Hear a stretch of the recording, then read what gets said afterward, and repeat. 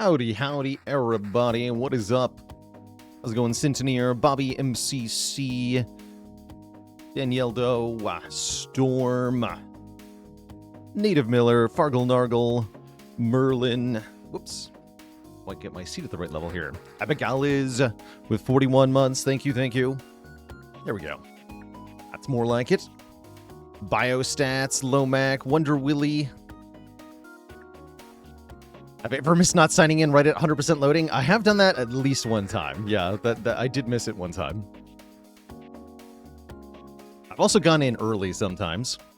iHazard, thanks for the Prime sub. Welcome to the Cozy Sub Club. Thank you all.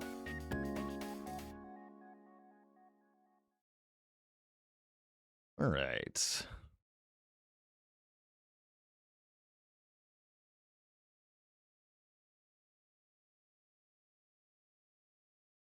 How's it going, CyberB? How feasible is it to add the patch to the description? Well, the thing is that the patch version is always visible in the top right of the screen when Spire is loaded. So all you have to do is just look at the version number displayed on screen in Spire. I don't cover that up with any UI elements or anything.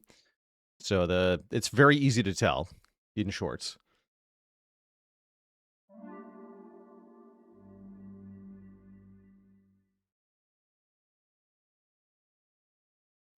And how's it going, Native Miller? Congrats on your consistency improvement. Well done. Well done. Let's see here. Oh, not that one.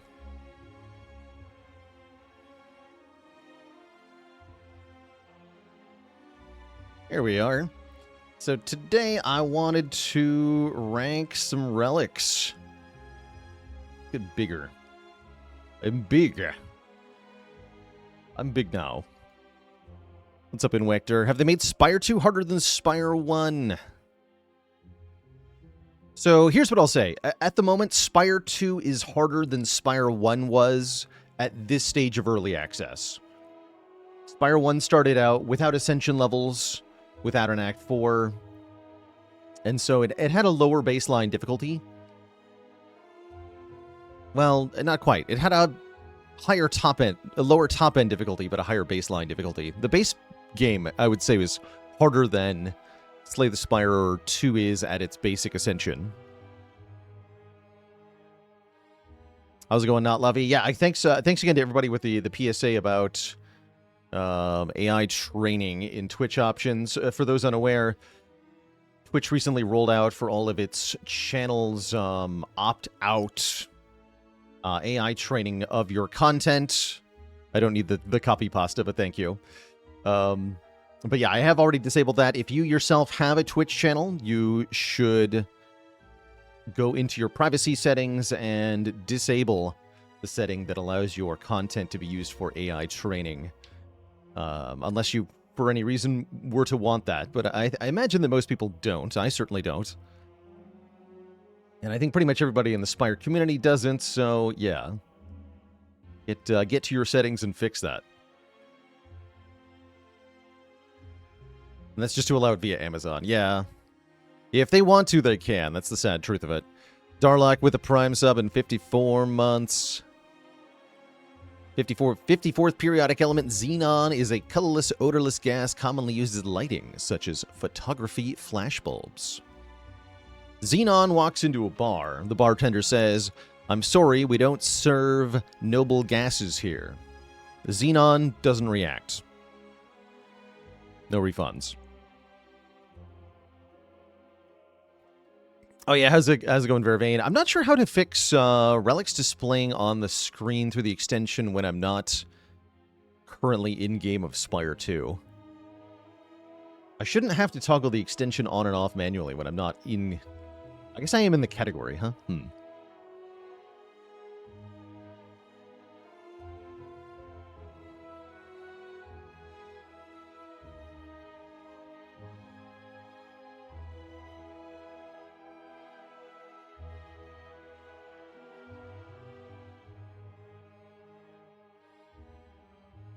Anyhow, we're going to be ranking the uncommon relics today. All of them. Wait. Tingsha's not uncommon, is it?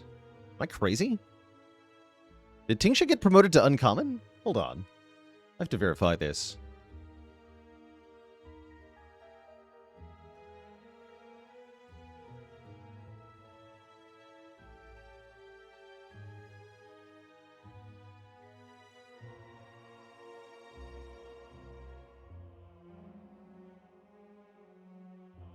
It is actually uncommon now. I hadn't even noticed that change.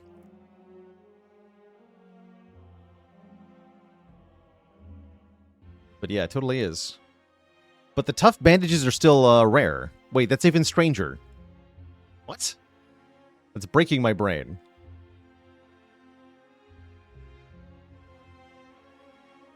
That's like if they made the Shuriken and Kunai different rarities. They made them both rare in Spire too. Today is patch day, that's right. Yeah, there should be a patch later today. My plan for today is, though, we're going to rank some cards here on the Untapped website. Make an uncommon Relic tier list for funsies. Yeah, it is uncommon. And then we're going to play probably some challenge runs in the Spire. And then I've got some variety lined up later today as well.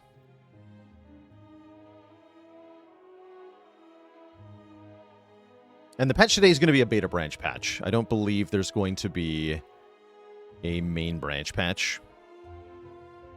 Don't know what we're going to get today. Kind of curious.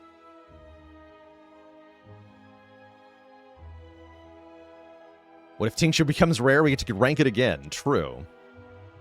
Very true. Oh yeah, I've got a...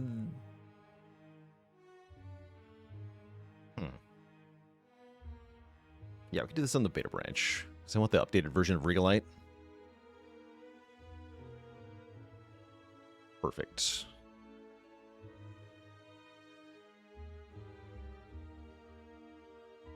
Yeah, first time you create a card each turn, get block. Don't think anything else changed from the uncommon relics. Is there any one thing I expect to change? It's finally time for Sleight of Flesh to get nerfed? I don't know. That's my only guess. Sleight of Flesh will get nerfed. The prediction I've been making every patch since the start of the game. I'll be correct eventually, probably.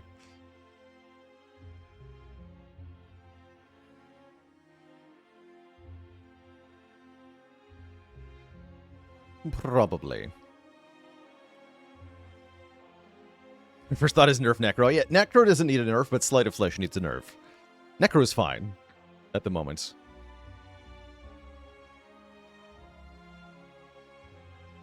Oh yeah, maybe a Synchronize Revert. That would be very reasonable as well. There was no need to buff Synchronize. I don't know why they changed it.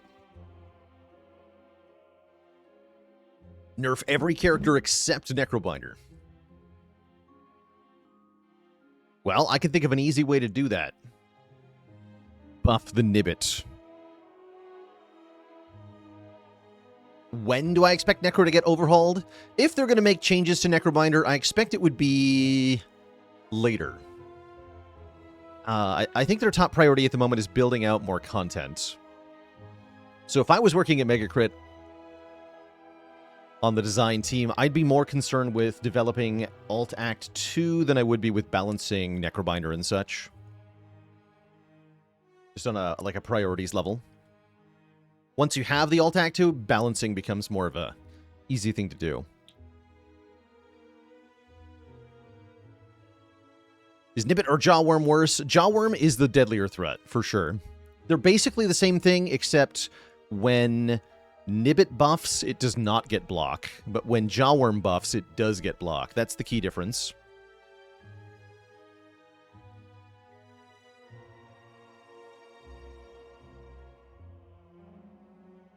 Just had the most insane floor 1 Scythe run last night. Cool. We got an early Scythe yesterday that ended up doing like 200 damage or something. And I never even upgraded it. Had I upgraded it, it would have been very big. Lion Cena with a Prime sub in 2 months. Would I rather find a Jawworm in my house or a Nibbit? Nibbit is at least kind of cute, and I feel like I could feed it successfully. Jawworm, you're going to lose a hand doing that, for sure.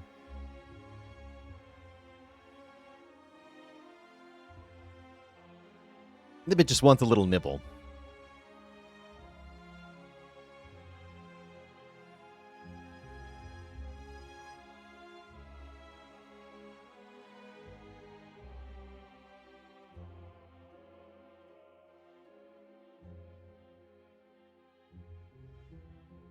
How's it going, Rien? Congrats on beating A10 with Defect. Trash to Treasure is very fun. As a build around. Very cool card.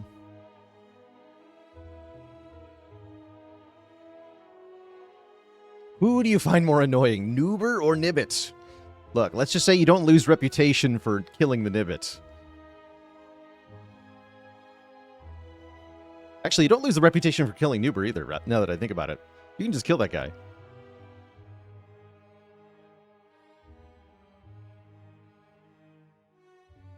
It's like a Jawworm and a Pikachu had a...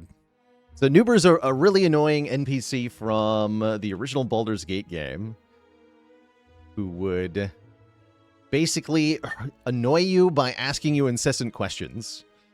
Like, imagine a stupid peasant who has nothing better to do with his day than to repeatedly bother an adventurer with mundane questions. That's Noober. Why is Noober is a good question. A question we should never ask.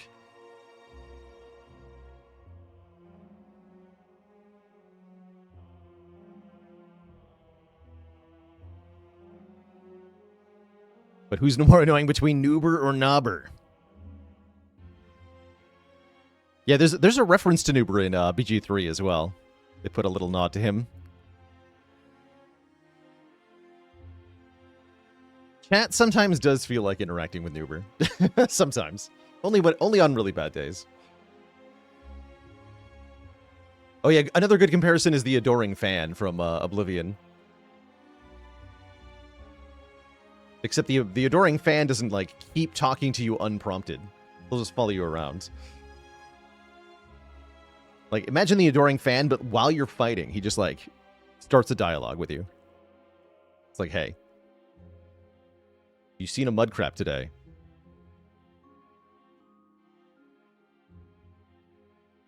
All right, chat. We should dive into our tier listing here. So during the tier list, I won't be as interactive with chat comments. Redemptions are turned off here because we're recording a video. We have 40 uncommon relics to get through, so this might take a little bit. I'll try not to yak too long about each.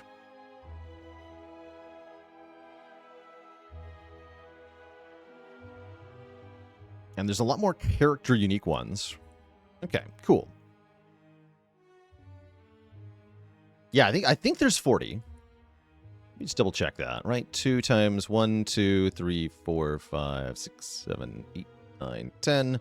1, 2, 3, 4, 5, 6, 7, 8, 9. Yeah, 40. Exactly 40 uncommon relics, including 2 character unique uncommons per character. So that means a given character has a uncommon relic pool of 32. Whereas the common relic pool, I guess, is only 27? Huh, it's not that different then. 27 versus 32, and then the rares would be 35 plus 3, 38. Okay, so it's actually 5 different per rarity. Yeah, 27, 32, 38. One of those is off by 6, actually. Huh. Are there more relics in Spire 2? Yes. Yes, there are. Especially when you count ancient relics, which are... There's so many more ancient relics than there were boss relics. It's kind of crazy. Like, Spire 1 had, I think, a little bit over 20 boss relics. Spire 2 has 70 plus ancient relics. It's quite shocking, the difference. There are way more Nia bonuses. There are more cards per character. There are more total characters. There are going to be even more characters. Yeah, it's a lot more.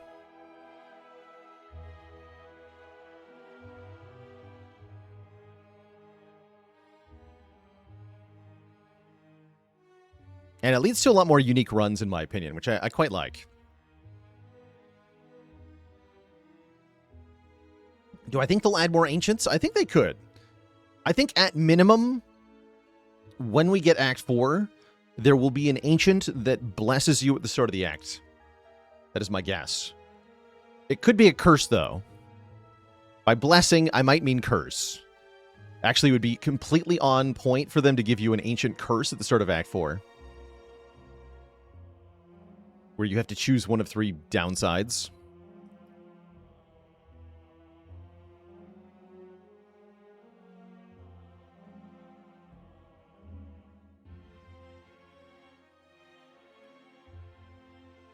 So I'm saying it's Vaku. Battle Cookie Joe, thanks for 10 months. Tier list time and Bookable Bard with 25.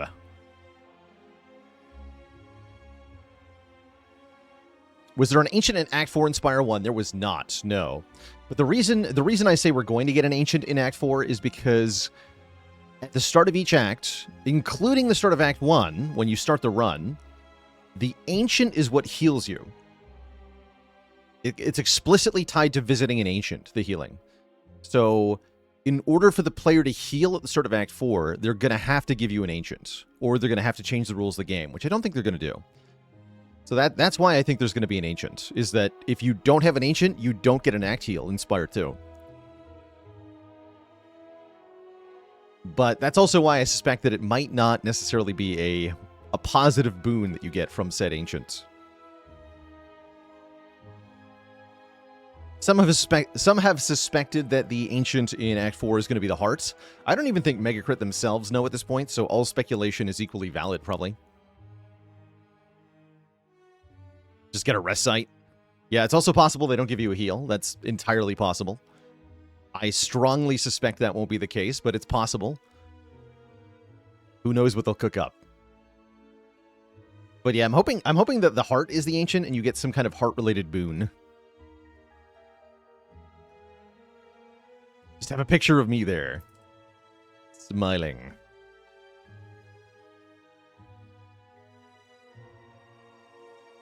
All right, we should actually start our ranking here. Let's dive on into things here.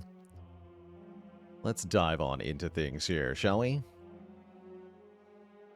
Hello and welcome back, everybody, to Slay the Spire 2. Today we're going to be ranking some relics, specifically the uncommon relics of Slay the Spire 2, on a ranking of S being the best, and why is this even a relic being the very worst? With the other rankings being, approximately how good they are.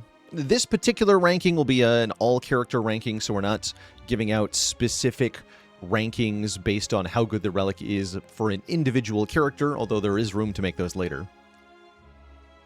So we're just going to try to sort of give an overall evaluation to what a relic is doing.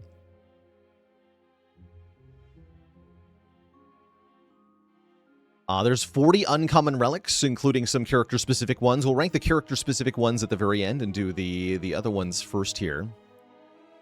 As always, we're doing this on Untapped, Untapped's website, who we are partnered with.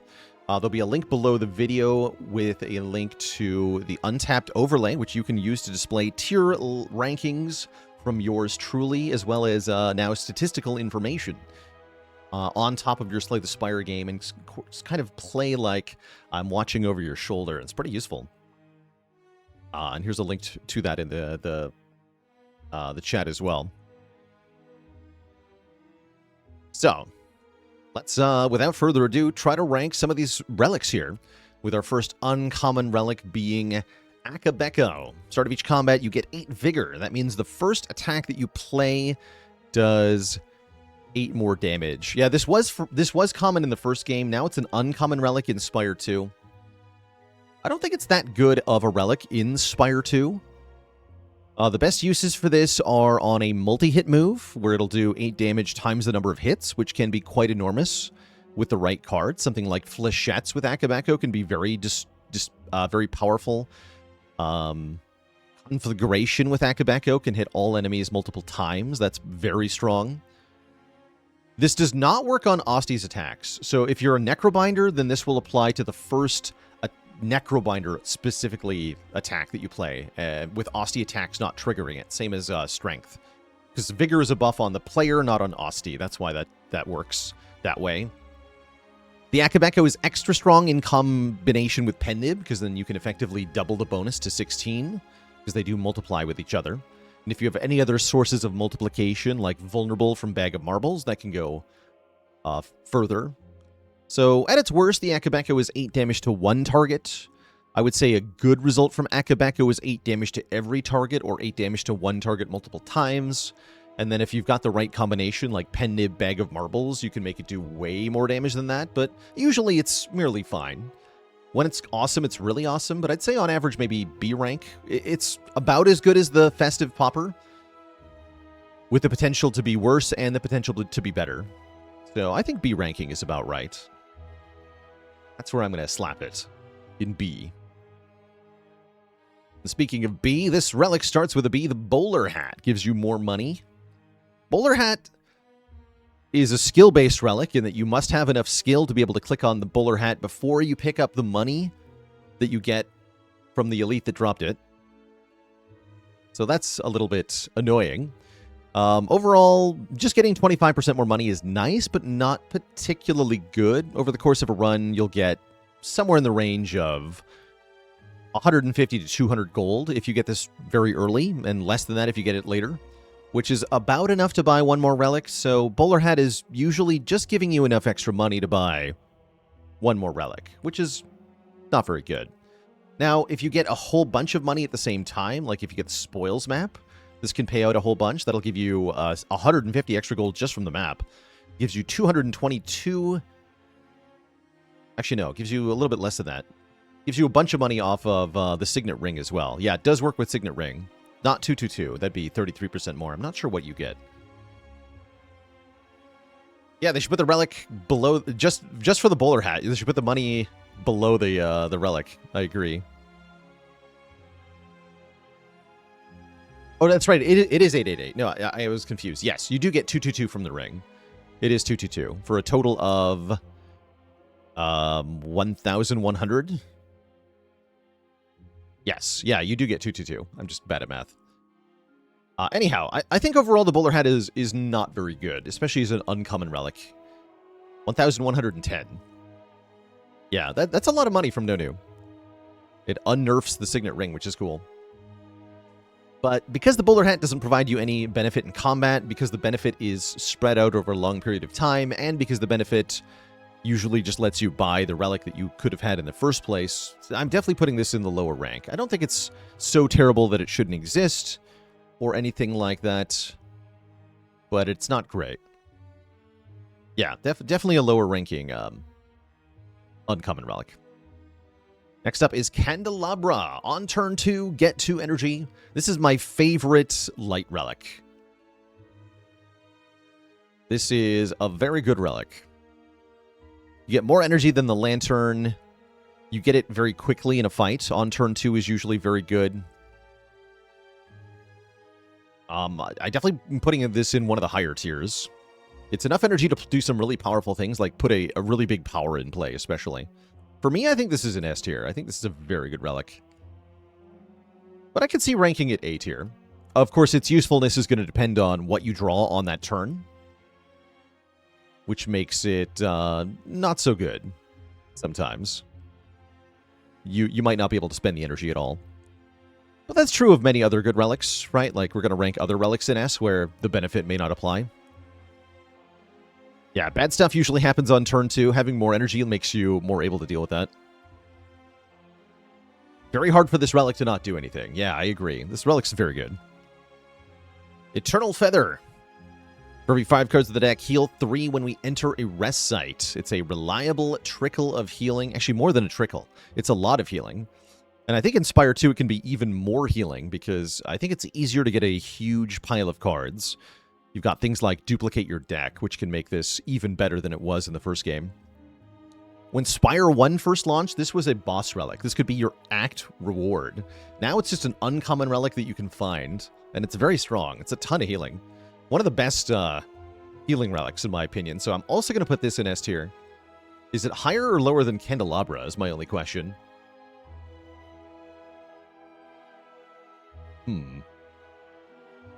Not sure.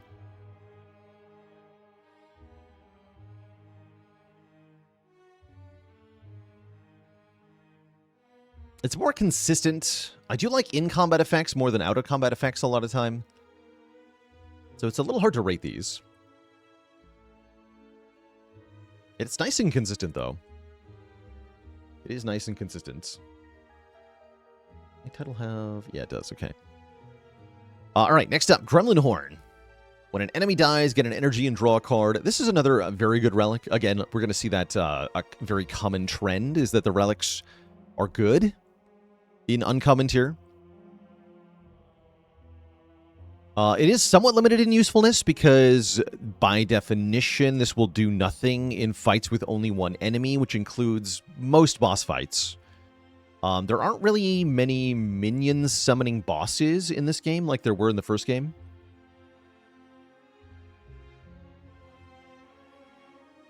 And that does somewhat limit Gremlin Horn. But there are also fights with more enemies. Like the fights where this does do work are more valuable. Fights like Decimillipede, fights like the bug that lays eggs, fights like a lot of fights like the four carapaces, the three knights. It's pretty good in the scrolls of biting. I think for me this lands in A tier. Gremlin Horn is very good. In any fight with multiple enemies, of course, but in fights without that, it's not so good, which keeps it out of the top tier. But it's a high-ranking relic for me, for sure. Less so in bosses, though. Boss fights are definitely a weakness of the Gremlin Horn. And yes, this does activate multiple times in Decimillipede. Every time one of the segments dies, you get 1 energy, 1 draw.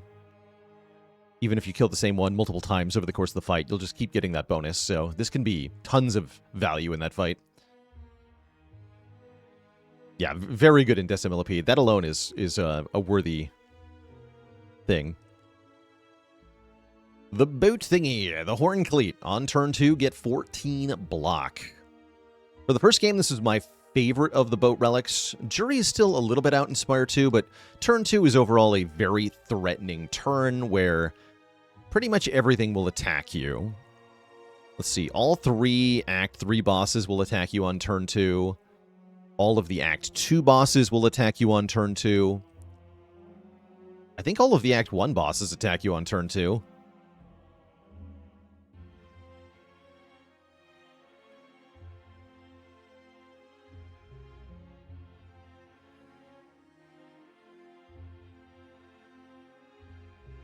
All the Act 2 elites attack on turn 2. Yeah, this is very consistent value. Oh yeah, Lagavulin won't, but you can change that. That's right, Lagavulin doesn't attack on turn 2.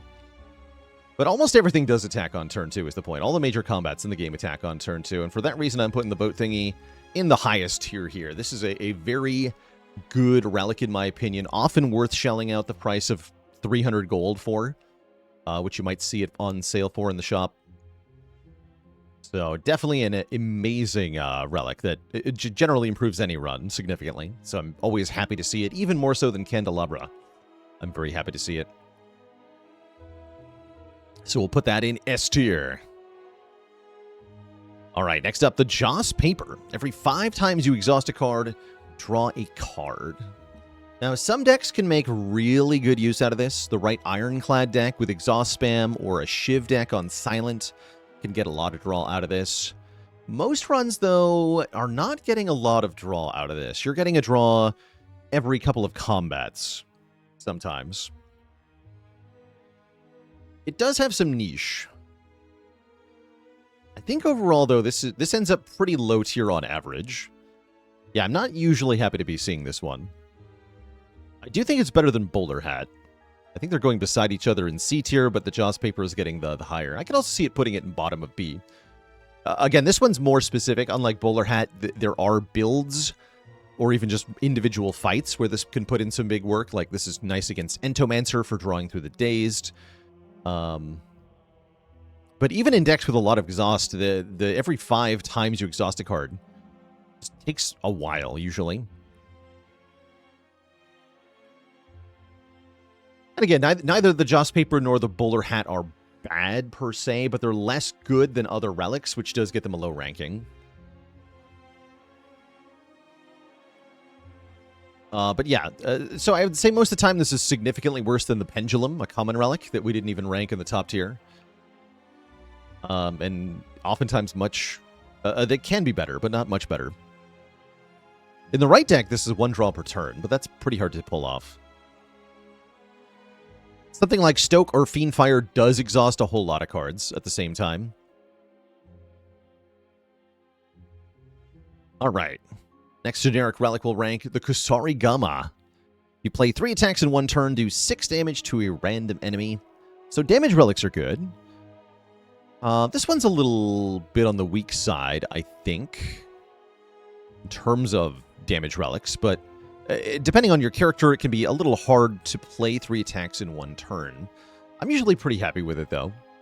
I'm pretty happy putting this in B tier. If you've got Shivs or something, it's incredible. Maybe not incredible. It's very good. If you don't have that, it can just be a little bit of damage sometimes, which is still nice, but not that nice. Merely good. Yeah, I would say merely good. Lasting Candy. Every other combat, your card rewards get an additional power card. This one's kind of hard to rank. This one is very much it depends. Powers are good, right? So that part is nice.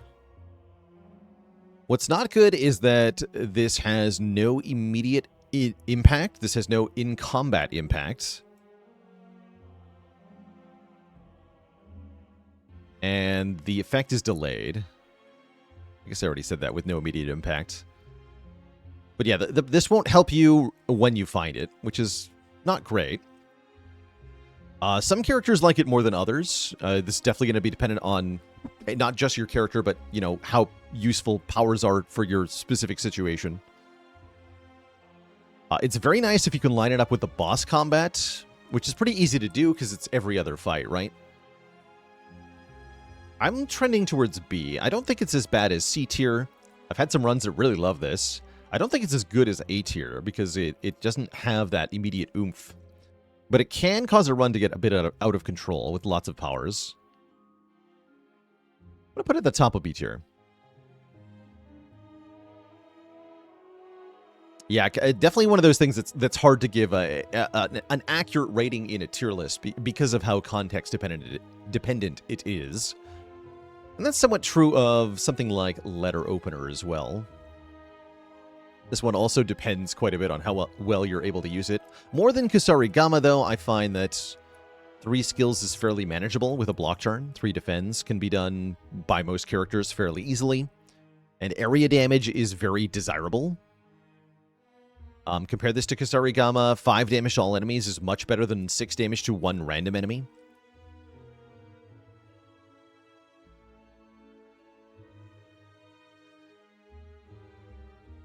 This might be low A for me.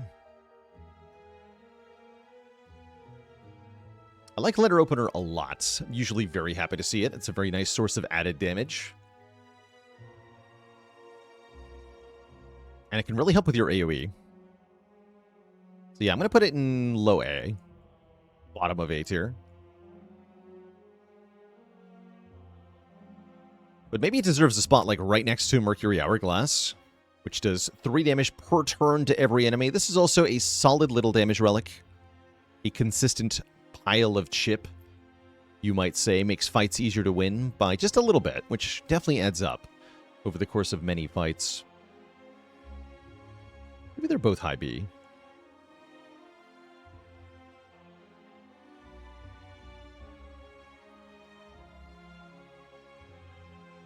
Letter Opener can do substantially more than Mercury Hourglass. Let's put it Hourglass in B, below Candy.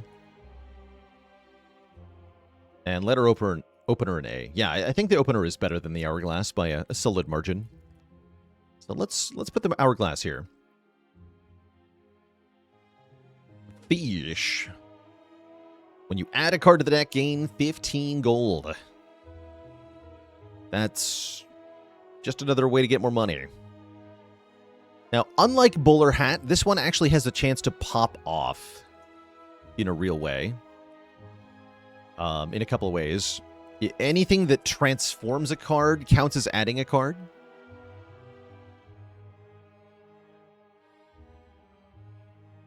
This gives a pretty good amount of money per card, too. So this can add up quite quickly. Makes Clone especially very good.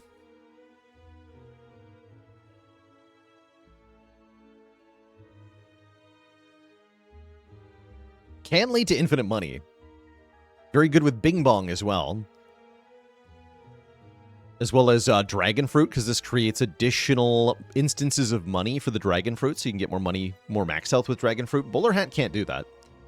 I guess I'm going to put it in the bottom of B tier then. It is better than Bowler Hat. I think it's more money pretty consistently. Bowler Hat is more money in certain circumstances, but I would say an average run gets more money from the fish.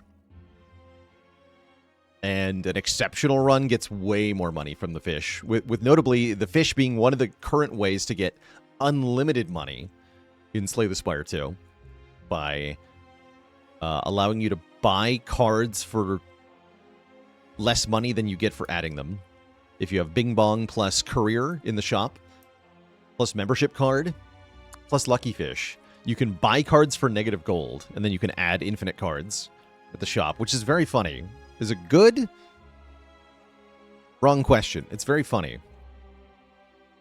Yes, it's very funny. So we'll keep it out of C tier with that. Mini Cannon. Upgraded attacks do 3 more damage. This thing is actually amazing. This has been kicking ass when I take it. It's not universally good because you don't always have upgraded attacks, but once you have it, you have good incentive to upgrade your attacks. And any multi-hitting attack is absolutely crazy with Mini Cannon. We had Mini Cannon Conflagration recently, and that really slapped. Mini Cannon Exterminate, the Bug Spray card, very solid.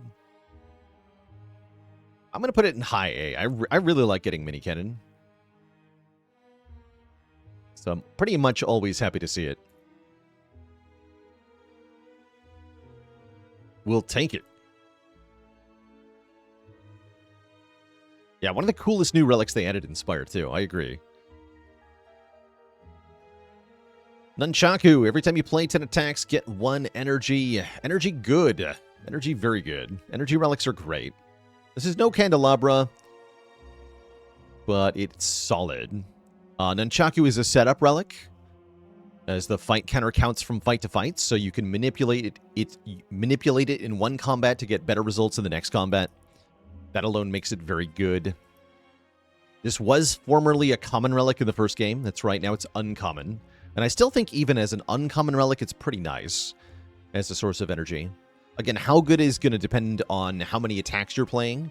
In a Shiv spam silent deck, it's incredible. In a ironclad like Hellraiser or Soup Strike deck, it's very good. Many other runs, it's an energy every 3 to 5 turns, which is still pretty good. And even if it's only giving you 1 energy per combat, that's still a valuable thing. So we're going to put it in A tier. I think above Gremlin Horn. Energy is just really good. And you know what else is good? Is block, which is what Orichalcum gives you. If you end your turn without block, get 6 block. Very nice relic. I have a distinctly higher opinion of this relic in Spire 2 than I did in Spire 1, where it was also a common relic. Yeah, big glow up. So why is it better? I think because there's more things that work with it. Plating is a whole thing in Spire 2, and plating plus Orichalcum works really well. There's other sources of end turn block as well. Works nicely with Osti. But the main reason for me at the moment is the Infested Prism fight. In Act 2, one of the 3 elites is an elite that does more damage to you for 1 turn every time you play a skill, making it very hard to play block cards, which means a relic that blocks without you playing any block cards is awesome. High A for me. I'm going to put it above Gremlin Horn, but below Nunchaku. I could totally get putting it in S. Early game or on Ironclad, I do think it is S tier. The later you get into the run, the less likely it is to be relevant. So I don't think it's as universally applicable as something like Orncleat, but it's great overall.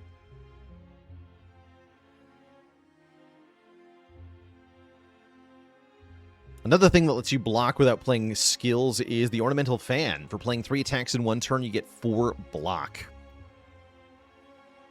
Oh yeah, the main problem with Orichalcum is remembering that you have it. That's true. Yes, that is true. You have to train yourself to not play defense with Orichalcum, or you will suffer unnecessarily.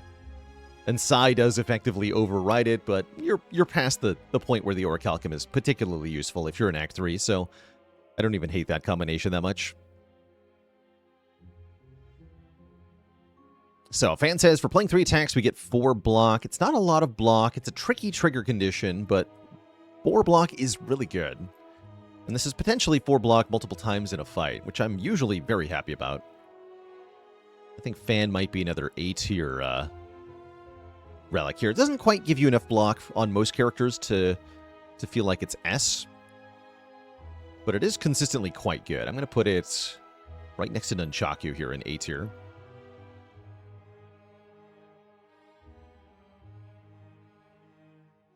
Let's rank the Pentagraph. Start of each boss combat, heal 25. One of the best healing relics in the first game, and in the second game, yep, same thing. It's one of the best healing relics. No question.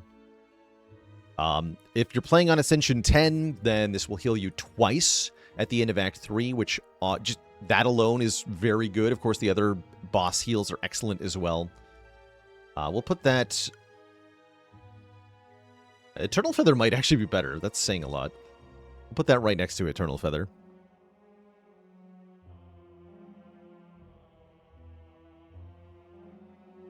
And then Parrying Shield. If you end a turn with at least 10 block, do 6 damage to a random enemy. This I like way more than Kusarigama. Because I would say in general, I am much more likely to end my turn with 10 block than I am to play 3 attacks. So this I consider to be a very good damage relic. High A, probably. I don't think it's quite S tier. The random targeting is a little bit annoying.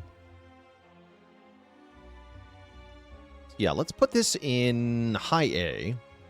Right below Mini Cannon. It's a very good relic, for sure. Pyre. Yeah, not much to say. Actually, I'll note on the Parrying Shield, this thing has a lot of favorable interactions. That is to say, if you have any end-of-turn effects that give you block, any end-of-turn effects that give you block, we're talking Orichalcum, we're talking Plating, we're talking Cloak Clasp, we're talking Powers or whatever, all of it works with the Parrying Shield. Anything, Frost Orbs, anything that gets you over 10 block threshold at the end of turn will trigger the shield, so works very well in that regard. Very good interactions overall.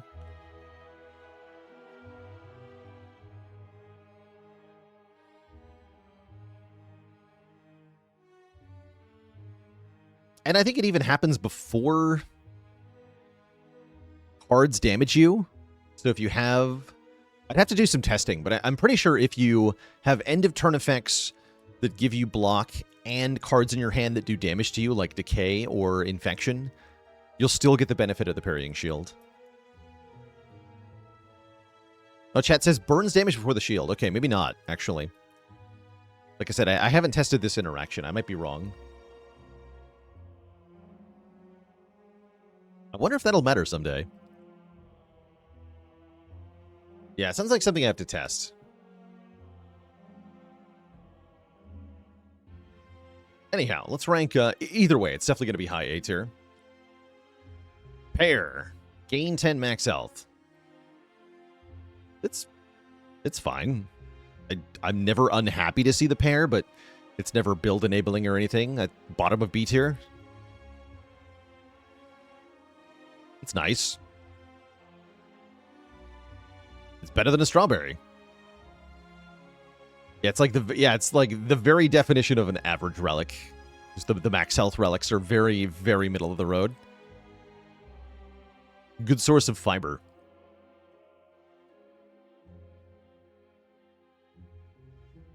Next up, the Pen Nib.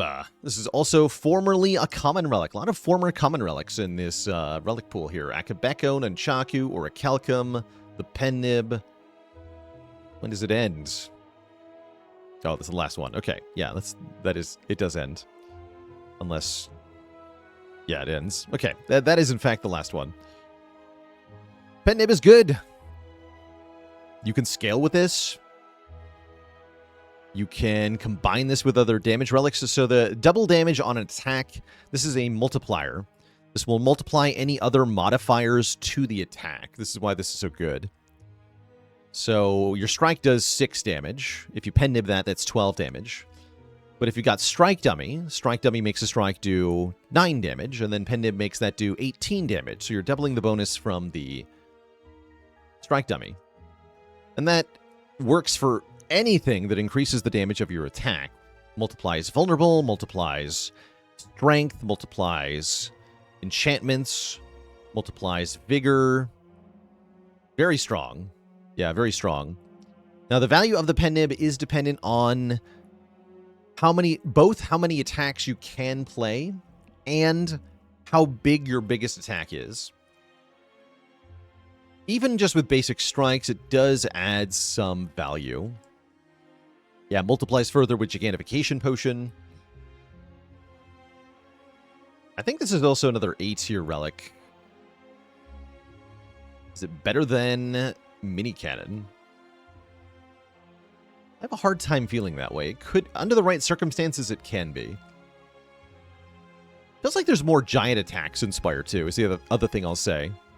More than in the first game, there are really big numbers on cards that can be used to exploit the multiplication. Like Berry and stuff. We'll put it at the top of A tier. Pen Nib, very nice. Permafrost. First time you play a power each combat, get 7 block.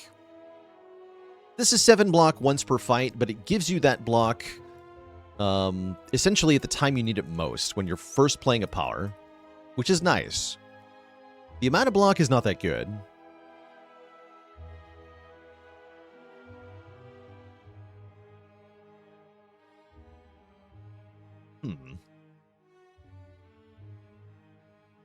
A lot of A-rank suggestions here. I'm not sure I feel like this is an A-rank relic personally. This might be high B.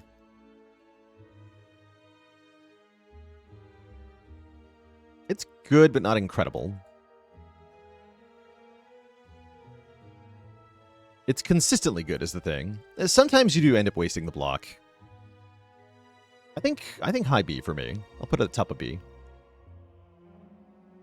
That's how I'm feeling. We need more C-rank relics is what I'm realizing. There aren't very many C-rank relics. That's what I'm realizing. Next up, the Petrified Toad. Start of each combat, get a potion-shaped rock.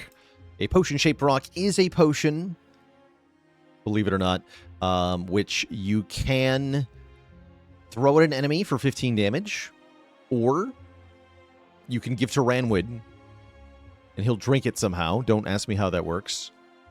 Or you can give it to the Future of Potions event, or you can give it to the Rock Lifting event. There's actually quite a few events where you can use the potion from this thing as one of your choices. So this is 15 damage per fight to one target of your choosing at a time of your choosing, but you can also preserve it from fight to fight. But also, it doesn't work if you have your potion slots full of better potions. So it's a little variable. I think it's a very good Act 1 relic, and not that exciting otherwise. This is a low B for me. don't think it belongs in C tier. I think low B. I'll rank it next to Pyre. It can be nice with a Reptile Trinket.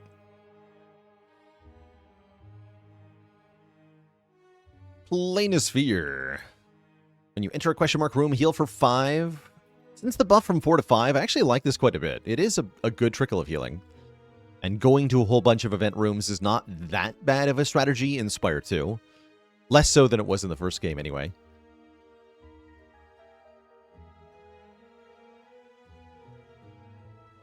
Feels too good for C tier, doesn't it?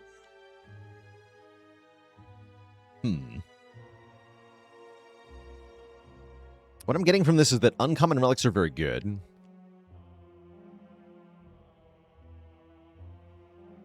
Bizarre to see Ornamental Fan at A, but Permafrost at B. Consider that you only have to activate this twice in one fight to make it better than Permafrost.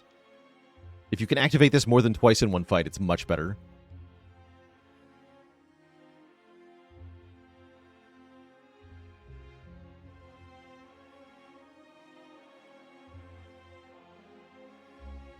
Planisphere for me, I'm going to put it in B tier as well here. Put it right next to Pyre.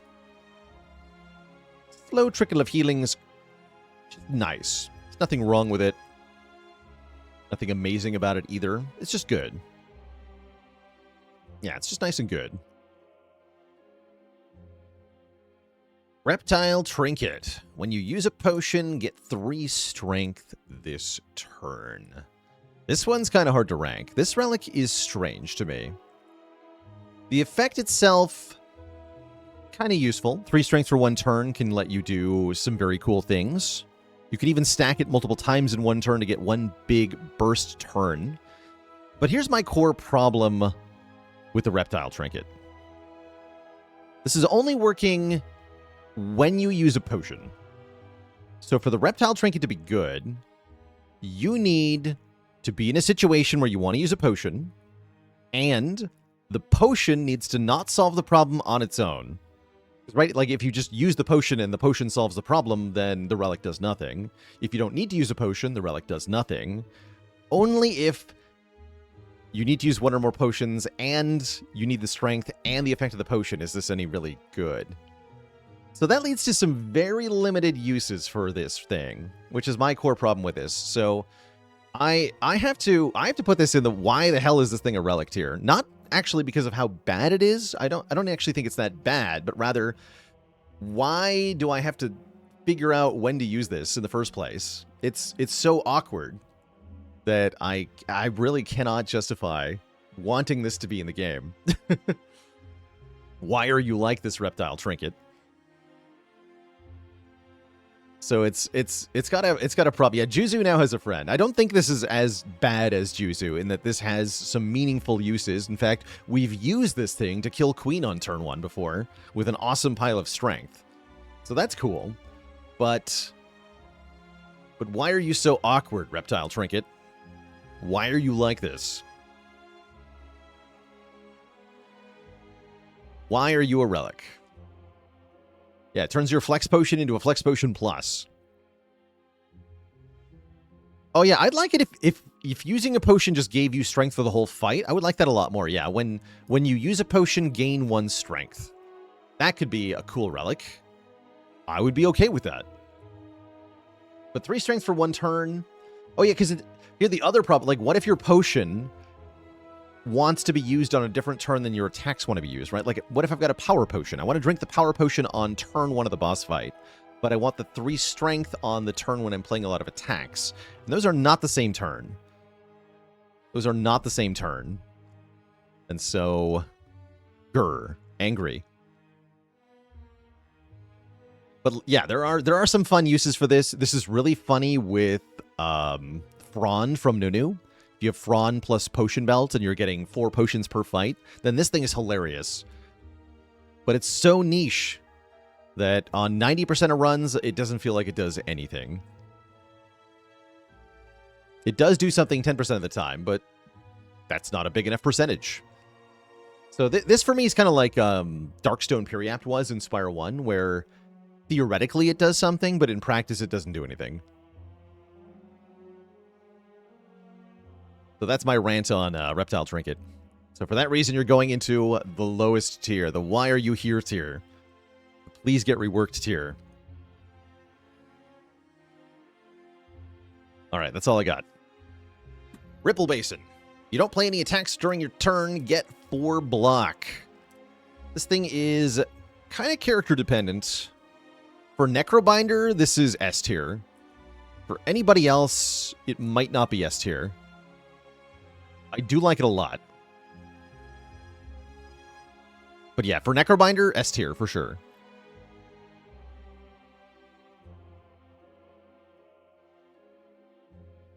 I think overall it might be A tier. Can be nice with Orichalcum to get 10 block total. Although, if you didn't play any attacks and you didn't make block, what did you do with your turn is my question. So I really wouldn't say they're good together necessarily. What are you even doing? Yeah, you played 10 powers. That's fine. If you're just playing powers, then that's great.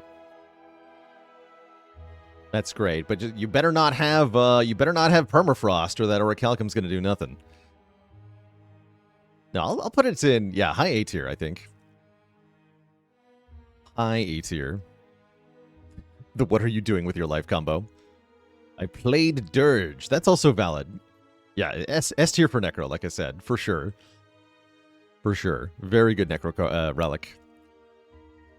Also very good is the Rouge. On turn 3, get 1 strength and 1 dex. It's like Vajra plus Smoothstone stapled together, but with a delay. It's still pretty good.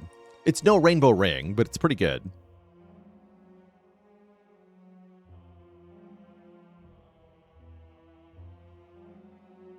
Can't give this one in good conscience to S tier. We'll put it in A as well.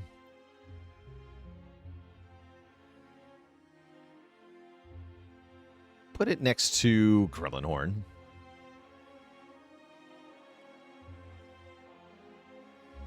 That feels right. Right-ish. Just like the flavor it has. Yeah, it's tasty. It's cherry flavored.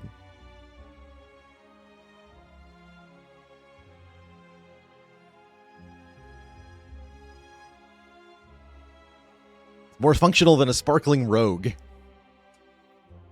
True. Think fan's a bit too high? Yeah, this one, again, this is another one that's very context dependent, right? Like, it all depends on how many attacks you're actually playing per turn. So, a little harder to give this one a decontextualized ranking, for sure. Stone Cracker. Start of each combat, upgrade 2 random cards in the draw pile. That's pretty nice. Not sure if this one is in a top tier, but it's definitely a high ranker. I'm very happy to see Stone Cracker. I actually thought this was a rare relic.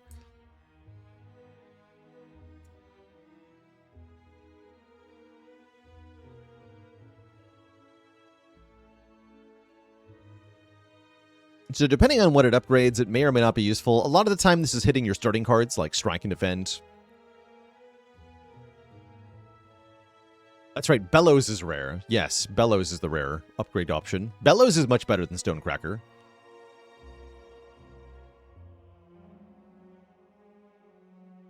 But it's like having 2 more upgrades in your deck per fight. That's not bad. We'll put it in low A. I recognize that a lot of the uncommons are A tier, which is a good sign for uncommon relics in general. In my opinion, they were the best set of relics originally as well. The most consistently good relics. Because rare relics are very variable. You know, they're build enabling, but they also might be complete garbage because they are build enabling. But the uncommon relics almost always do something really good. We only have a few more generic ones, starting with Tiny Mailbox. When you rest, get 2 potions. This used to be 1 potion, and at 1 potion it wasn't very good. At 2 potions, I love this thing. Another very solid option.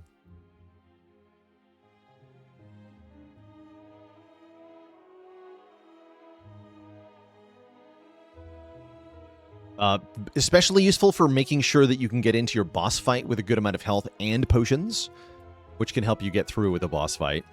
Yeah, I think mid A tier. I like it more than the Rouge. We'll put it next to Orichalcum here in A tier. All right. Only 2 generic relics left. They're both block relics. Tuning Fork is 7 block per 10 skills played. So it's a setup relic that gives block, can be activated multiple times per fight. Yeah, this is top tier. This is a reusable large amount of block that can be set up, which is very good. Very good relic. Big mainstay of a lot of my winning runs. Probably even better than Boat Thingy. That's saying something. Yeah, that's saying something. Is probably better than Boat Thingy. What if you're bad at setting it up? Then it can be less good than Boat Thingy. If you're bad at setting it up, that's what I'll say. If you're bad at setting it up, it's less good than Boat Thingy, but still gives you 7 block on a regular basis, which is very good. How's it going, Great Hummer? Gremlin Horn does help in a lot of elite fights, actually. That's the thing. Gremlin Horn is really good against the Gardener Eels in Act 1. It's really good against the Frog Parasite in Act 1. It's really good against Decimillipede. It's really good against the 3 Knights in Act 3. So it does have a lot of utility in elite fights, actually. But its use is more in the hallway fights. The multi-enemy jerks. This was, in my opinion, this was like even higher ranking in the first game. It did have more utility in the first game, but second game, it's still quite good.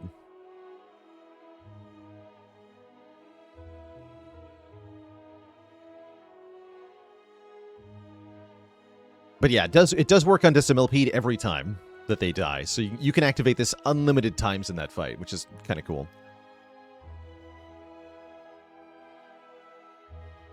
I like Gremlin Horn because it lets me skip area damage cards sometimes.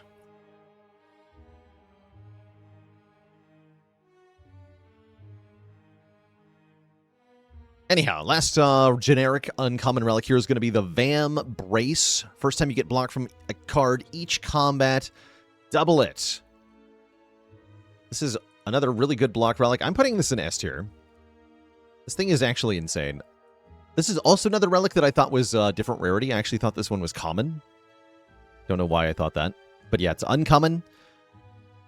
Vam Brace is generally very good. So the first time you're playing a block card in your fight, usually that means you need block to prevent damage. Doesn't always mean that. Sometimes you do waste this by playing a block card for a secondary effect. Like you might need to draw 1 from Shrug on turn 1, and then you waste the Vam Brace. But you can play around that. You can deliberately not activate your block card to get the benefit of the Vam Brace if you want to. It's funny with Escape Plan. So we learned that with Escape Plan, if Escape Plan doesn't give you block, then you don't waste the Vam Brace. That's kind of funny. So only if Escape Plan hits a skill will the Vam Brace get used up. But this works on all of the numbers that the card generates, like all the block values that the card generates. So, for example, Dodge and Roll would normally be 4 block twice. With Vam Brace, that's 8 block twice. Toric Toughness with Vam Brace is even better. You can get 10 block 3 times. Glitter Stream with Vam Brace, you can get twice as much block on both turns.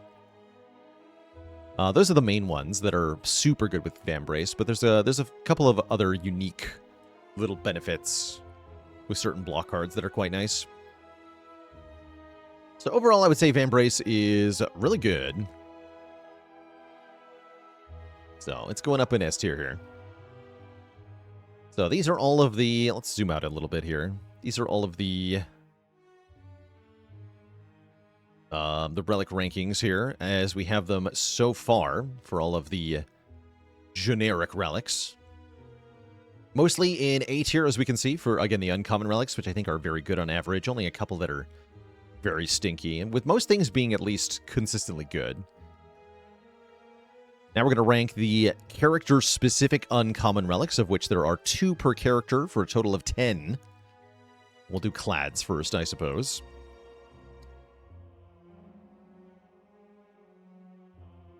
Starting with the Paper Frog, enemies with vulnerable take more damage. 75% more rather than 50% more. This is great. This is very good. Clad on Spire 2 is even more of a apply vulnerable to everything all the time. Yeah, it's like one cruelty, right? Yeah, this is like having cruelty in play. That's pretty good. All right, to S tier you go. And then Self-Forming Clay, when you lose health in combat, get 3 block on your next turn.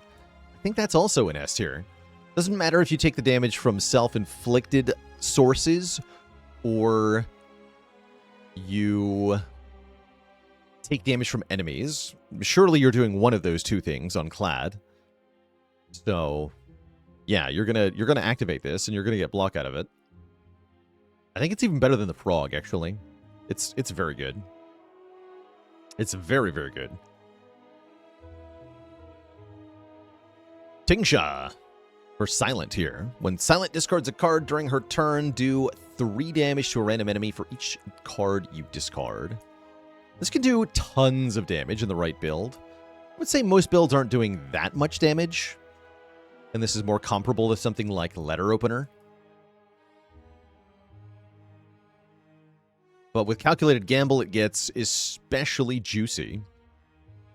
Oh yeah, it's also doesn't have a sound effect right now, currently. Hopefully they'll change that. I think it's going in A tier. We'll put it next to Letter Opener. We'll put it above Letter Opener. Good, but not incredible. That's also how I feel about Twisted Funnel, which gives 4 poison to all enemies at the start of combat.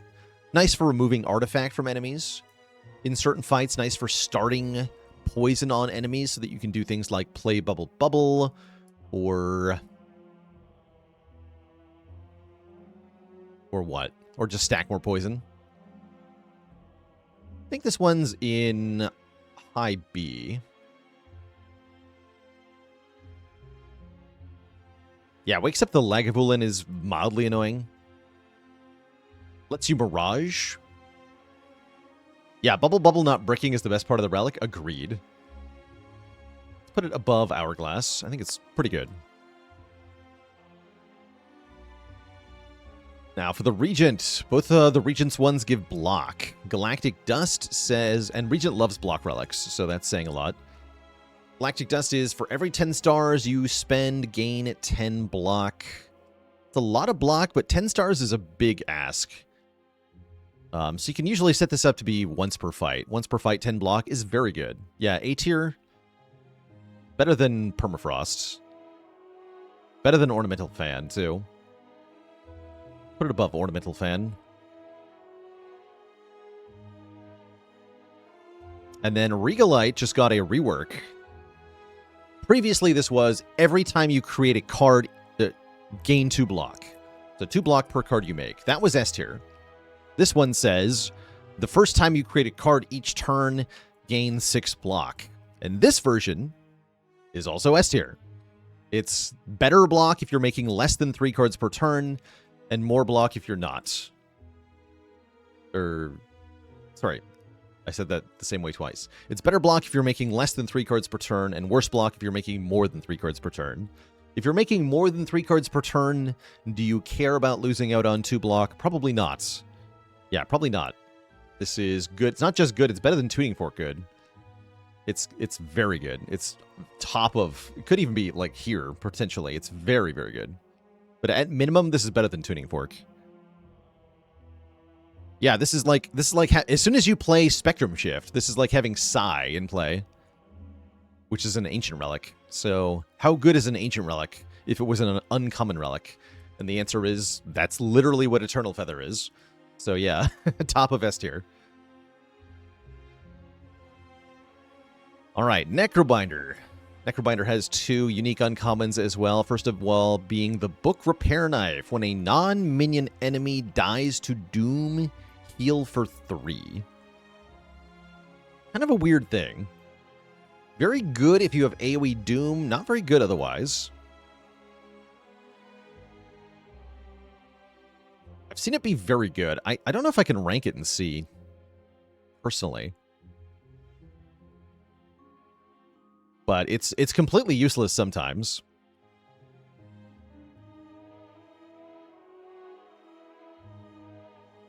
I think I'm going to put it in low B. Or maybe in C, just so that C has some company. Need some more company for Joss Paper.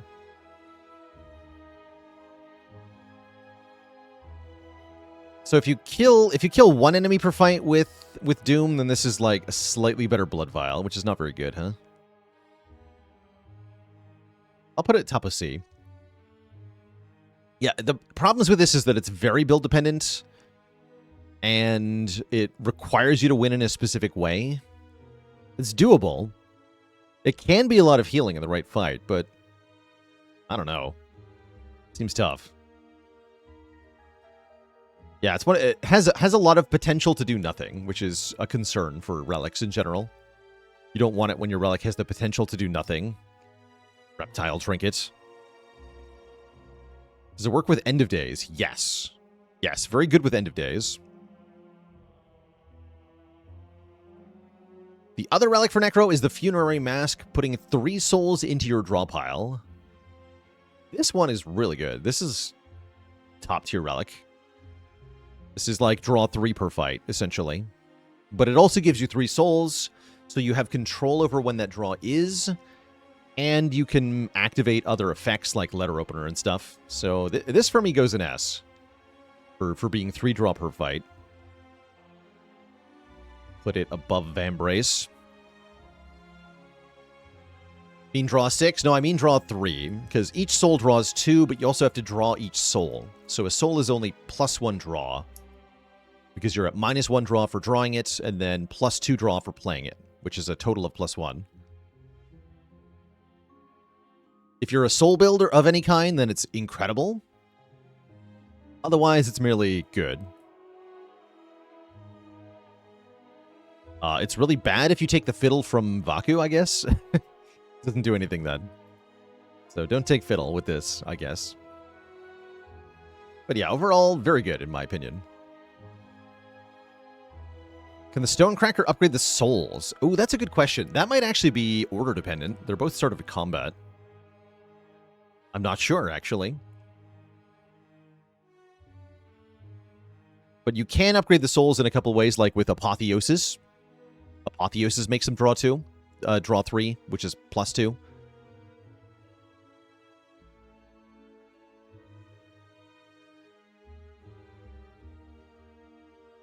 Alright, lastly, but certainly not leastly, the relics of the Defect. The gold-plated cables make your rightmost orb trigger 1 more time. This is crazy good. This is like having a loop automatically in play. Except it's better than loop. You know why this is better than loop? Because loop cannot benefit from your temporary focus. But this does benefit from temp focus. So this is better than loop. For me, this is an S tier. This is another very good relic. You're getting consistent per turn output of 3 damage per turn on a lightning orb, or 2 block per turn from a frost orb, or 6 damage per turn from a dark orb, or 1 energy per turn from a plasma orb, or more area damage from a glass orb. These are all good things. If you have focus, it gets even better. If you have emotion chip, it gets even better. There's a lot of ways to scale this into delightful ways. So we're going to put it high up here. I don't think it's as good as Candelabra, so I'll rank it here-ish.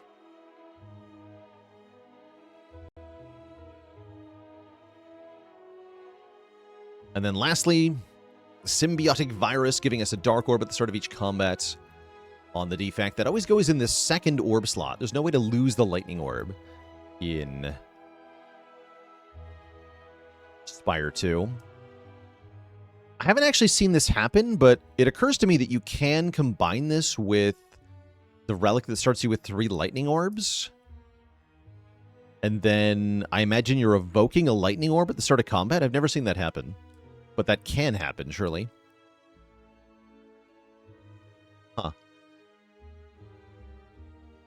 I wonder if that's also order dependent, where if you get the virus before the starter... No, the starter relic upgrade replaces your original starter relic. So it's always the first relic, right? Yeah, so it should always be you channel 3 lightning, then a dark orb, and you evoke the front lightning.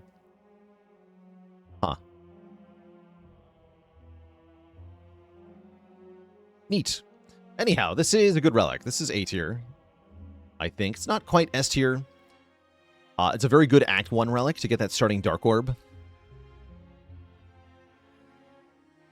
I'll put it below Parrying Shield. Just below Parrying Shield. But overall, pretty dang good. So with that done, we now have a full and complete ranking of all of the uncommon relics. Here they are presented all at once here. Mostly A tier is what I arrived at here. I could maybe see like shifting some of these down relative to each other, but honestly, what I'm seeing, having looked over these, is that uncommon relics are just really consistently good. With only a few exceptions. Not many damage relics in S. Yeah, the damage relics are more A tier, and the block and healing relics are in S tier.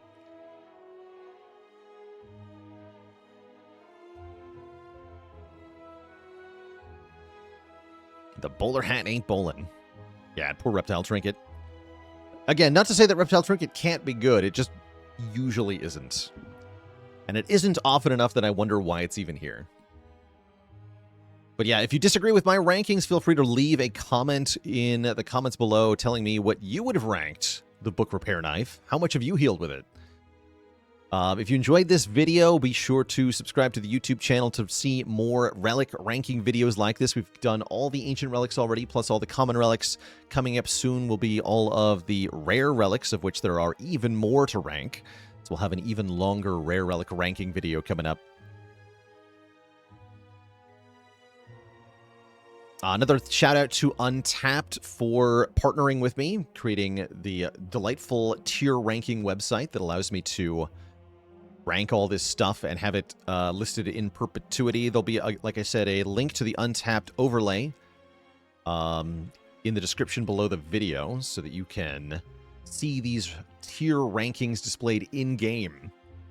An upcoming feature. If you disagree with the ranking, well, then you're wrong. That's right.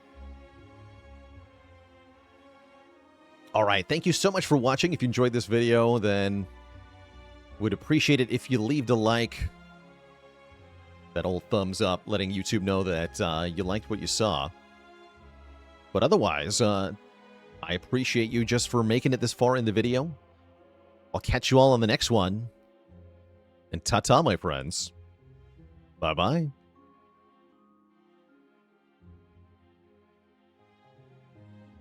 All right, that is our tier list video done. Let me mark that, actually.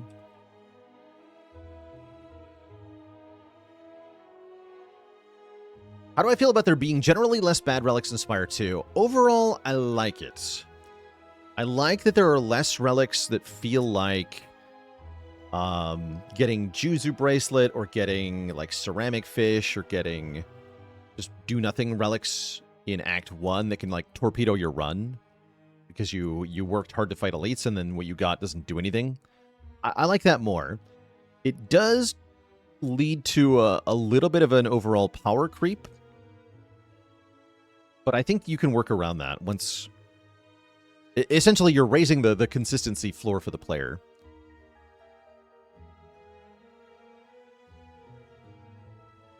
Yeah, don't we have Lucky Fish? We do, but Lucky Fish is 15 gold, whereas Ceramic Fish was 9 gold, I think. So it's much better. It's 60% better than it used to be.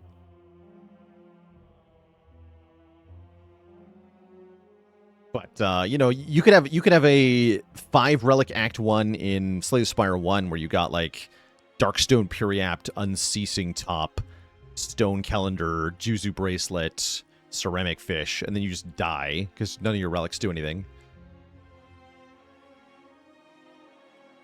Tiny Chest? Oh, I forgot all about Tiny Chest. Yes, let's hate on Tiny Chest.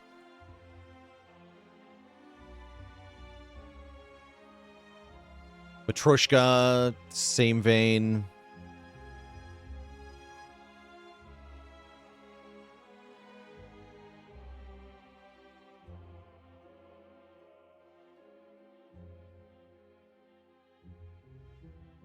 At the same time, there's I can see why there was some initial impression that the relics were worse, and I will say they sort of got rid of the very, very best relics. We no longer have no incense burner, no fossilized helix. Those are two relics being gone is huge, right? We don't have those. We also don't have Dead Branch. So they got rid of arguably the three best relics in the first game. Tori also. We got to keep Pocket Watch for some reason. That thing is busted. But some of the other really, really good ones are gone. And then they kept Pyramid for some reason. Tent was not in the first game. No, Tent is new to Spire 2. Oh, Sundial. Yeah, you know what I don't miss? Sundial. I'm very glad Sundial's dead.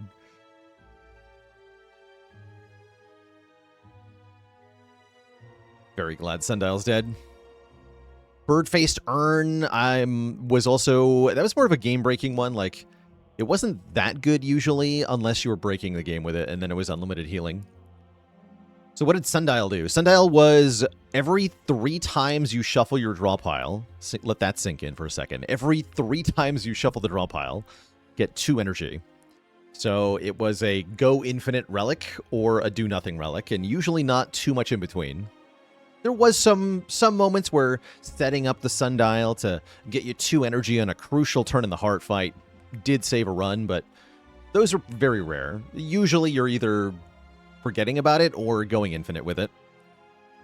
Going infinite with it as Clad, usually.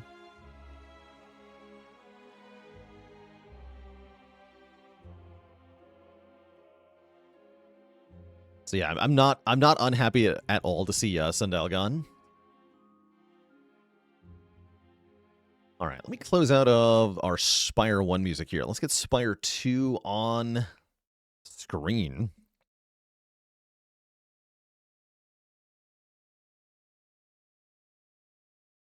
Miss Orange Pellets the most? Orange Pellets were cool. I like that we had to buff Bias Cog now that Orange Pellets are gone. The formerly best card in the game, practically. Now it's just like, whatever.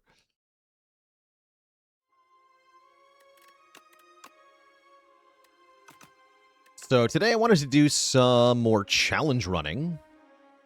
I'm kind of thinking that since we opened with a tier list, we should keep up with the tier list theme and do some more of our tier list challenge using the untapped overlay.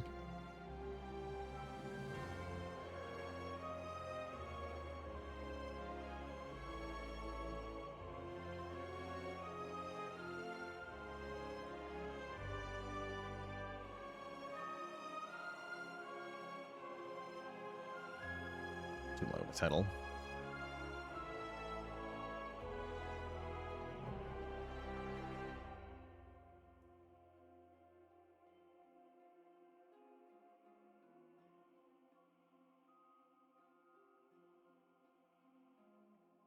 Yeah, so we have to finish all of the runs where we win by picking the highest rank card. Then we can try winning with the lowest rank card, or some other horrifying criteria.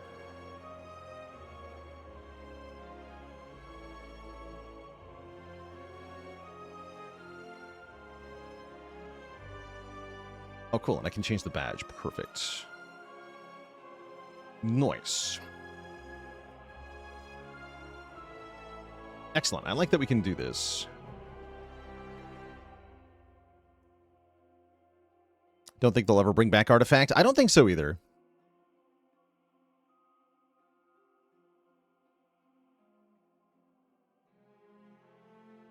All right, chat, before we get into some challenge runs here, I am going to need a break here. Got to refill the legs, get some water, having yapped for about 2 hours straight.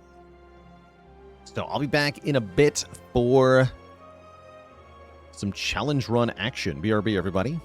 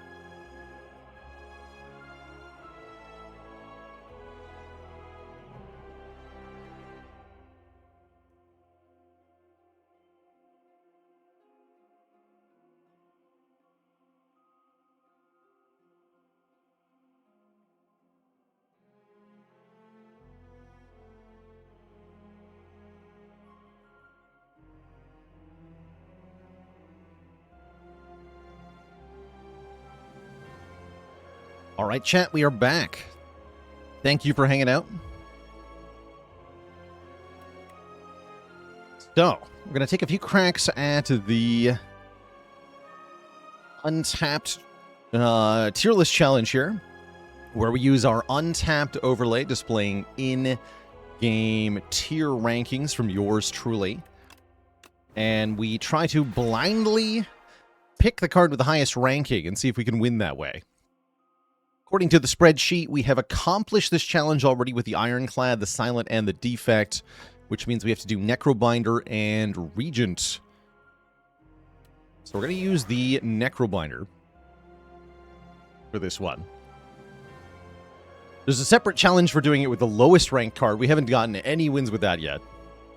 But today I want to start out by getting the final 2 wins with the highest ranked card. Trying to do lowest rank seems like it could be impossible, but maybe there's something that I don't know that the game knows. These characters are arguably more contextual. So here we can see the untapped overlay. If you want to try this for yourself, by the way, ! Overlay has a link to the download, which is free for everybody. Windows only, though. So that's going to display, again, a ranking from yours truly, and card comments, too, over every card offered in the game. And the challenge for this run is try to win by blindly taking whatever card has the highest ranking. This is not how you're supposed to build a deck in Slay the Spire. It's just blindly following a tier list. But we're going to try to do it anyway and see if that can let us win. So skipping is allowed only if all the cards offered are B tier or below.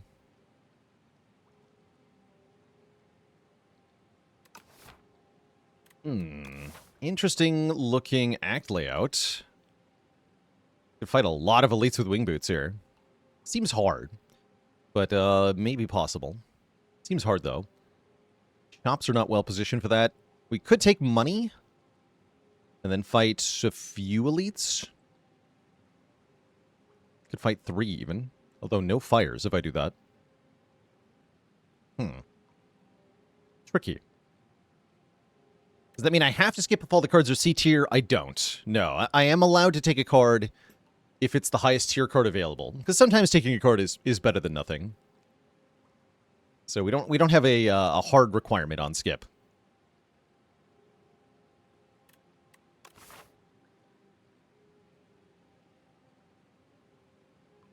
Kind of like the wing boots for letting me go here to start. And then I can teleport over here. That's pretty juicy. Then we get lots of fires into 3 elites. Yeah, that's a really good path with wing boots. Let's take wing boots. Is transforming allowed? Yes. Yeah, transforms are allowed. And they may just give me stuff. I think one of the last times I tried this challenge, we transformed into, like, Neutron, Aegis, and 7 stars or something. That was fun. Depending on how you define fun.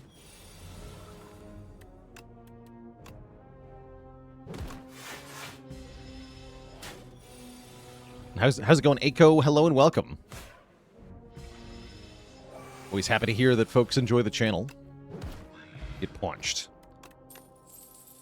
Alright, we're offered Blight Strike, Poke, and Defy. Defy is A tier. It's the highest tier card. I have to take this Defy because I previously said that this card is good. So, those are the rules of the challenge. And honestly, that is what I would have picked there. So, good job. Me, from earlier. Okay, our fight turns out to be slimes. Or our event, rather, turns out to be a fight. So, no event. You can't defy the tier list.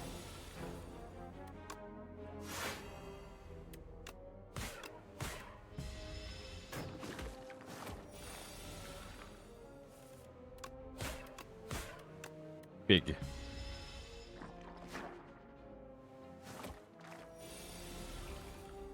What'll happen if you put Swift 2 on Calculated Gamble? Yeah, it should be after. So envision the enchantment as an additional line of text below all of the other text on the card, right? So it would say, discard your hand, then draw that many cards, then draw 2 cards. So yeah, it should be after. Gregory with a Prime sub in 16 months. Have you had any re-rankings from the tier list as a result of this challenge? Not yet. I think that's more likely to happen if we do the inverse challenge, where I have to take the lowest rank card. All right, we get offered a Grave Warden, and that's an A-tier card, which we'll take. I'm happy with more block cards on Necrobinder. We are in Overgrowth, so we're going to want a way to do damage, though.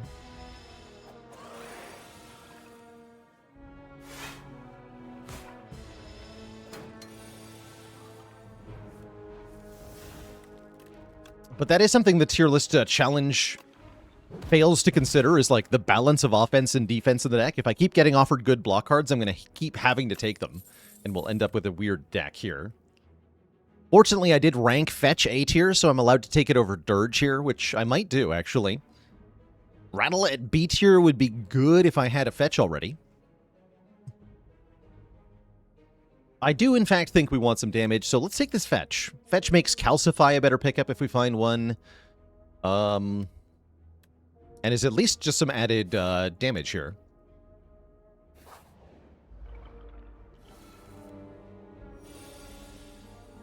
If Overgrowth wants you to push damage and Undergrowth wants you to push for block, what do I think the Act 2 question will be opposite relative to Hive? So Hive, to me, feels like you are being asked to hit multiple enemies a lot. There's a lot of multi-enemy things going on in Act 2. And there's a lot of, like, enemy multi-hits. And I'm wondering if maybe those are the things that change. Maybe there'll be fewer multi-enemy fights.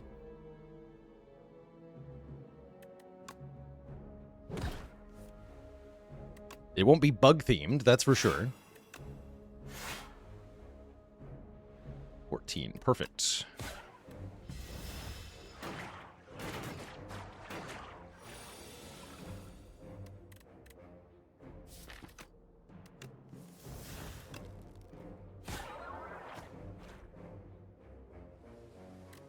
Yeah, can't kill this one, sadly, so we just defend twice. Take a little bit of damage. Gonna get weird, though, right? Well, kind of.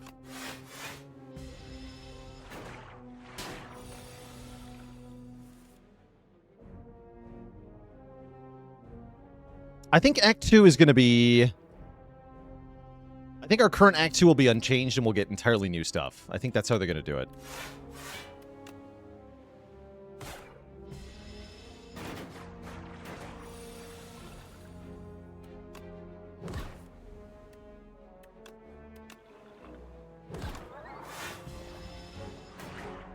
Okay.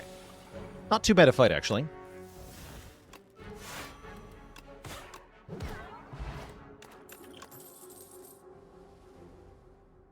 All right, the highest tier card here is Invoke, so I can take Invoke. We can also skip.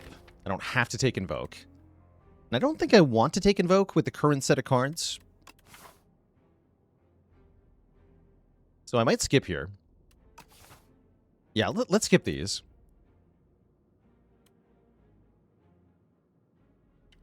Didn't know this got C ranking. Yeah, the problem with Pull From Below is mainly that if you have played 0 Ethereal cards, it doesn't do anything. It doesn't even hit one time.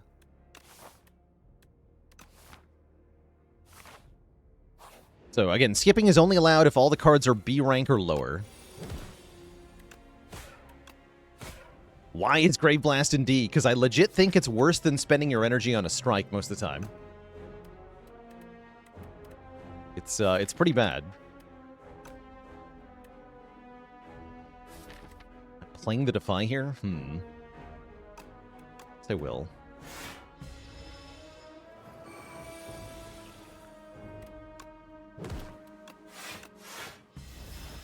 Attacks for 10, then attacks for 12, then does Really gnarly multi-hit. We're kind of scared of. And yet, I don't have much of a choice here, do I? Let's build Osti's power.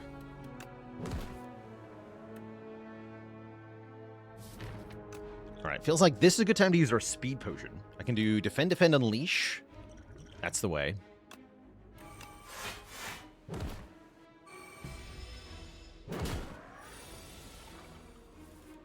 Okay, now we have to win before it does that again. There's another multi-hit.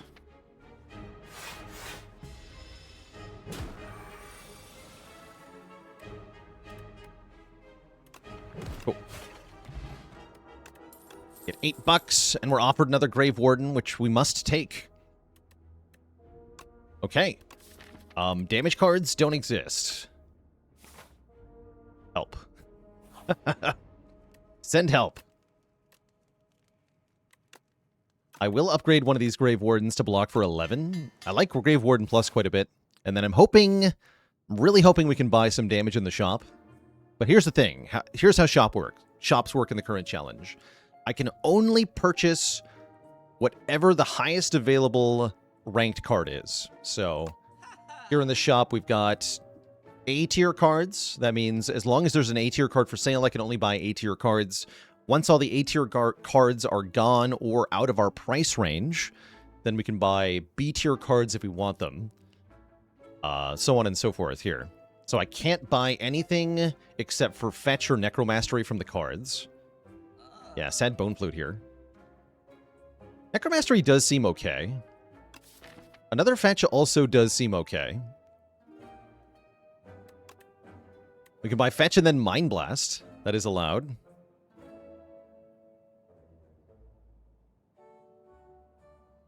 I can remove. Yeah, removal is like relics and potions in that I'm allowed to do it independently of cards. If I take Necromastery, I have to upgrade Bodyguard. It's nice to have a way to do damage. It is nice to have a way to do damage. Paying 145 gold for a mediocre power, though, I'm not that thrilled about.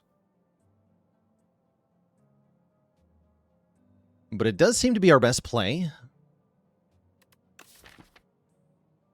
For Super Dead to Statue? Good luck to us.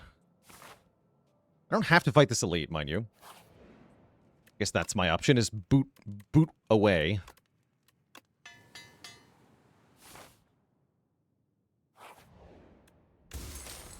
That's not damage either. Okay, so I could fight this guy instead. But I won't. We're gonna go into it. It's Bird. Okay, Bird is bad.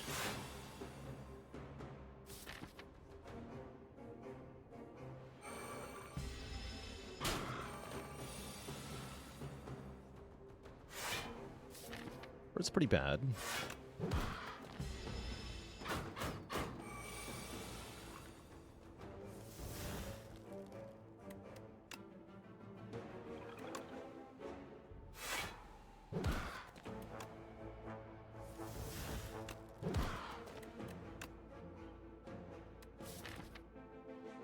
I want to defend because it's more damage on Unleash, right?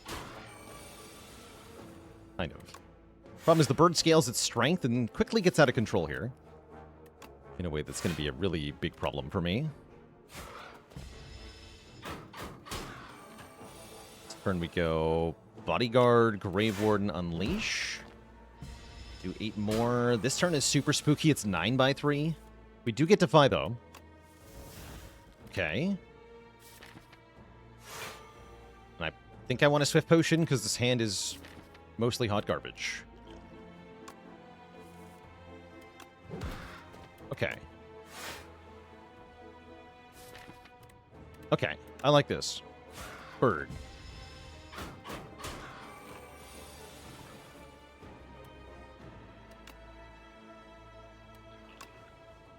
Please redraw Unleash. Dang. We Grave Warden, then we win next turn. We don't even take that much. Excellent. Okay, we get a pantograph, an S-tier relic. And thankfully, Countdown is ranked the same as Defy, so I can take Countdown here, which allows us to apply Doom every turn, and that's going to be really good in conjunction with all of our block. So I'll take Countdown here.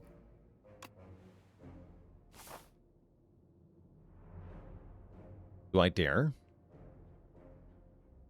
I don't have to.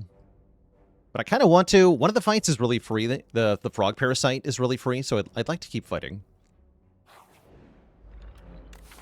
By the way, we beat Bird with only 14 damage taken, which is pretty nice, actually. We need to use our Swift Potion, though. This guy I'm actually less afraid of, because this guy, unlike the Bird, does not scale.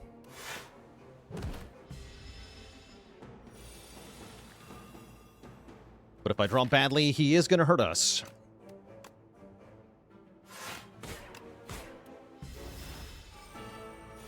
Operation Wait for Them to Die is go.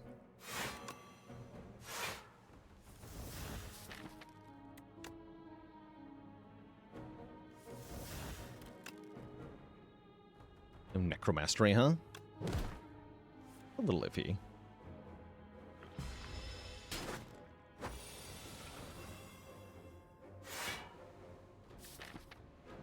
Good.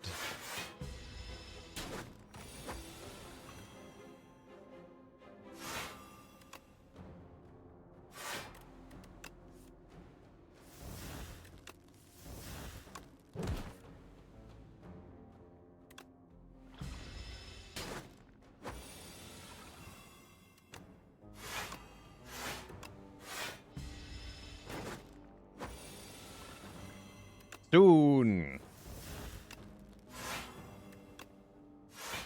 Sure is a deck.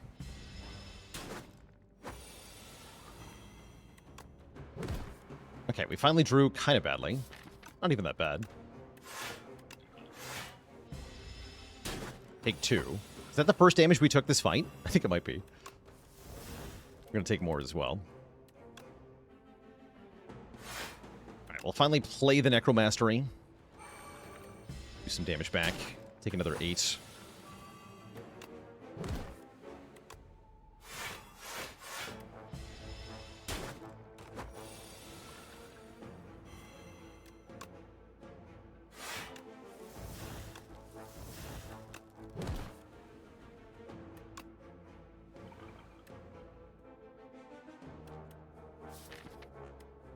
Next turn, I'm very likely taking nothing, so I'm just going to block. An Explosive Potion to end this fight now. I don't think I need to, though. Oh, yeah, because of the Necromastery. Right. I forgot. All right, we have to take Capture Spirit. The enemy loses 3 health, and we get 3 souls. Kind of ending up with a bit of a soul build here. Interesting. Very interesting. And I know that I don't need to rest into the last elite here.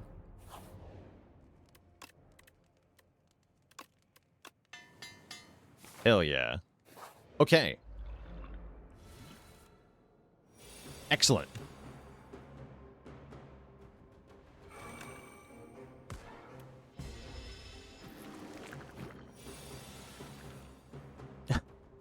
Yes, Iceman.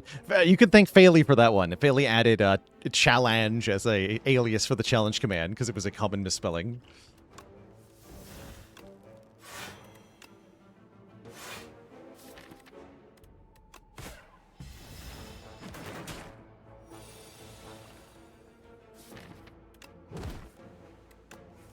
Was happening often enough that it was worth it. I want to shuffle without my blocks. Okay, we're a little slow on the kill here, but trust me, it's going to work out. It's not going to work out. Don't trust me.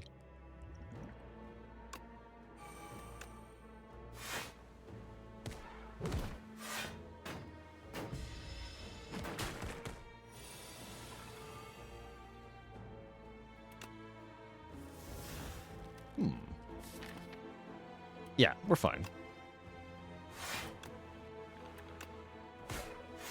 You get 3 more. But don't panic. Insty, thanks for 27 months of support.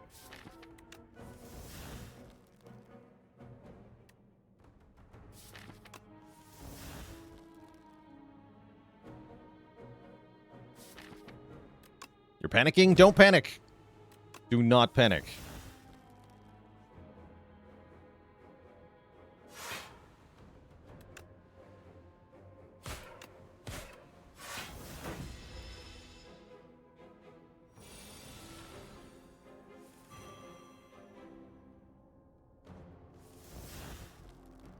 Okay, perfect. I have 9 block exactly. Perfect. So we're going to do 7 area damage. Make this one die after the damage. Chip this one.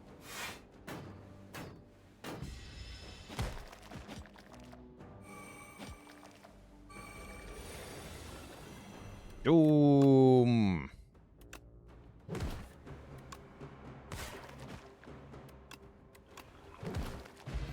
Easy peasy. We get the beloved reptile trinket. When we use a potion, gain 3 strength for 1 turn. Calcify is here. Calcify would be good. We have to take lethality instead, which is actually, I think, worse. Oh well. It's still good. It'll multiply any attacks we do, which is nice. Lethality fetch. The power. This fight's quite scary with our relatively low damage, by the way. We should be somewhat afraid here.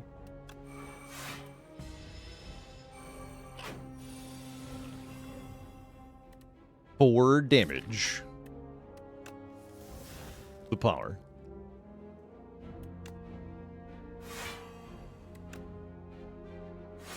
We're going to play Unleash with bonus damage. Trying to kill you first.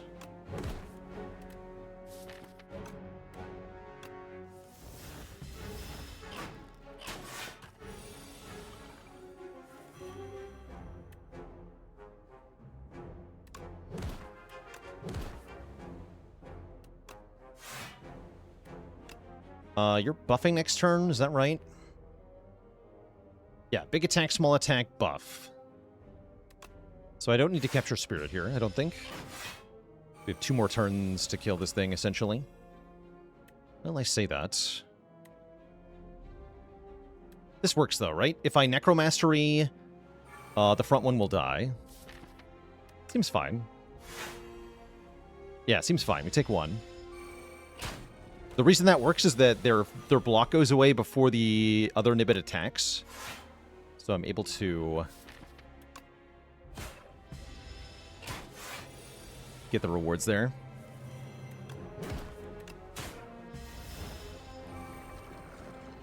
Okay, that worked out well. We can take a Poke or a Page Storm. We don't have to, though. Poke seems kind of good with this sort of deck. It's helping our damage. Yeah, I'll take a Poke here. Omabi with a Prime sub and 42 months of support.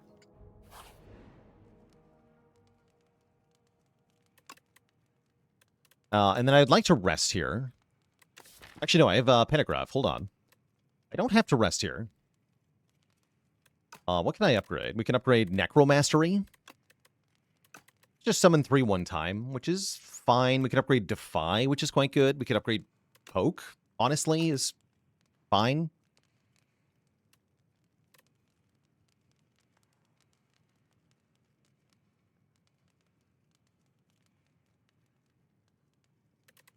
Or Fetch for the same reason. Yeah, we get a potion if we rest, but I don't think I need 1 potion, so eh.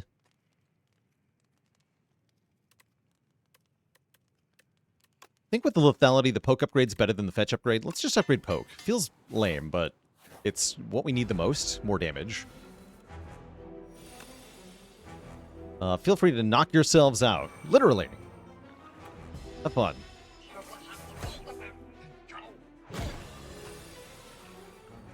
Okay, good start. We actually do some damage. I have heard that such a thing is good. And unleash. Ow. Ow again.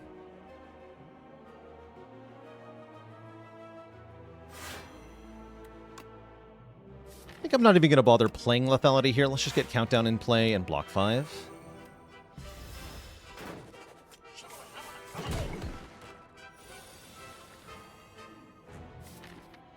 All right, this is probably the turn where we use the explosive ampule. This is likely the only turn in the fight where I play strike. Although, am I even going to play strike is a good question. Probably not, actually.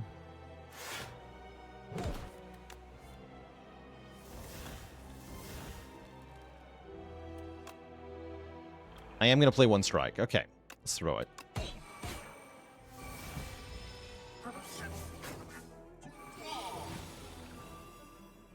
Aqua. Big numbers today, huh?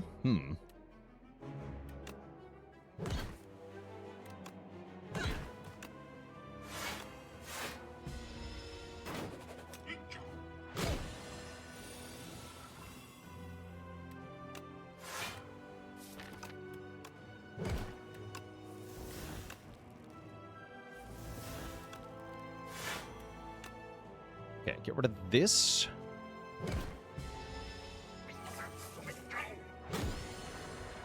It cannot be. Oh, yes, it can.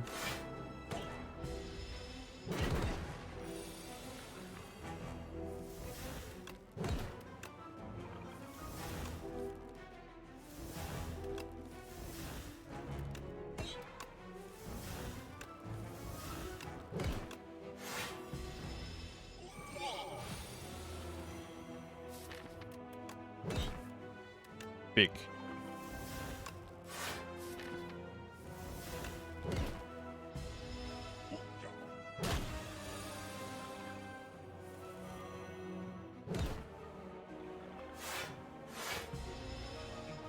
Huge.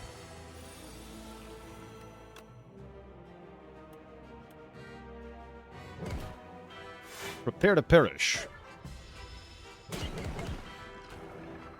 To doom. GG. Okay, we made it through. We got a block potion. I wouldn't say our relics are amazing so far, but I don't hate them. The deck is working, although it's definitely too defensive. And we have a good solution to that, actually. We have Hang. Hang is actually going to fit very well with this, which is our force take here. I might be tempted to Devour Life in a normal run here. If I was allowed to choose my card freely, Devour Life does work kind of well, thanks to Capture Spirit Double Grave Warden with Necromastery. So that would have been cool. However, the Hang is still very good. Wait, actually, this Hang is secretly amazing. Lethality has a use, but wait, there's more. There's more. So Hang multiplies the damage it does, right? Like, the first one does 10, then 20, then 40, so on and so forth. And that also, yes, we have Reptile Trinket payoff, because that's also going to multiply bonus damage from the Reptile Trinket. So 13 goes to 26, goes to 52, so on and so forth. And with us able to play a lot of souls, that actually might work out pretty well. We'll see. Is it actually going to be good? I'm not sure. With Brightest Flame, it's going to work even better, though. So I'm highly inclined to take Brightest Flame here.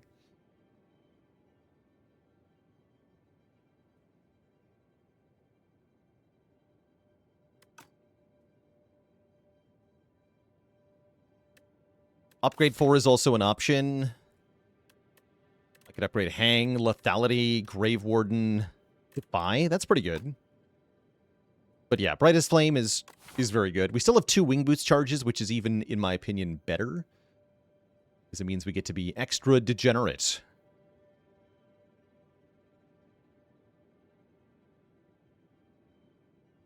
Or something. Ancient Relic should be part of the challenge. Yeah, they could be, actually, if once I get that working for Untapped. That's on the to-do this month, actually. In which case, Storybook is definitely going to be the pick, right? It's the highest ranking for sure. So let's take Brightest Flame. Adhere to our own Relic tier list, too. Mini Murph, thanks for the Prime sub and 17 months of Murph in it.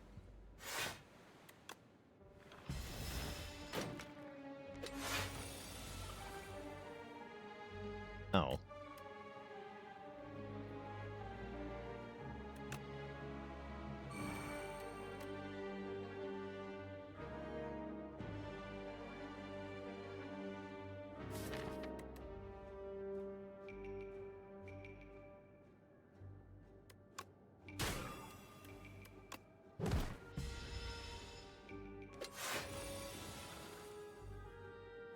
Did consider using a potion there. Ah. Terrible news. Yeah, I should have potioned. Oh well. Oh, annoying.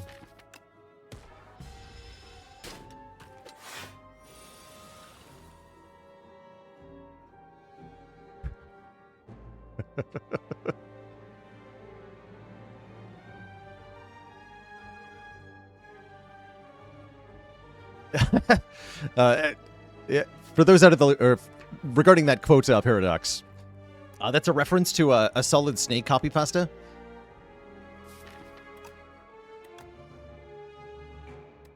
Somewhere on the internet is the actual voice actor for Solid Snake reading that copy pasta out loud in the Snake voice.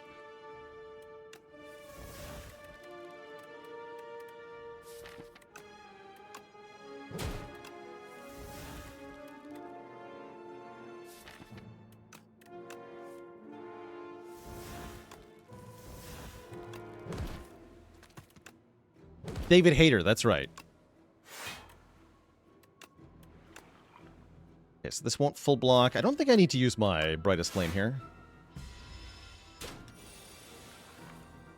Nope, did not. Okay, not terrible.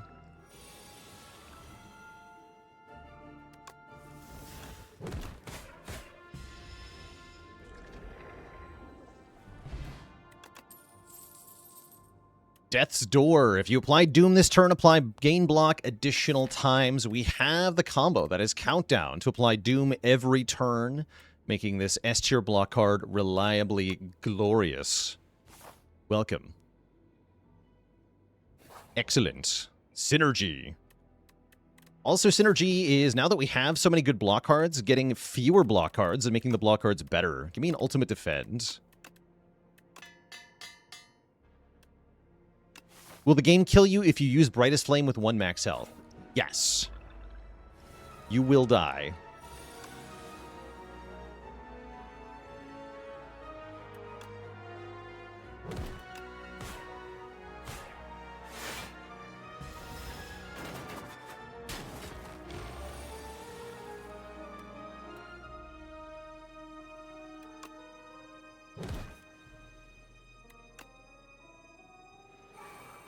Cool. Necromastery goes pretty hard here.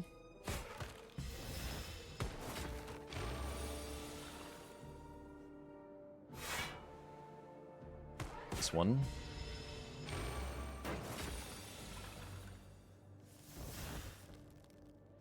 Souls.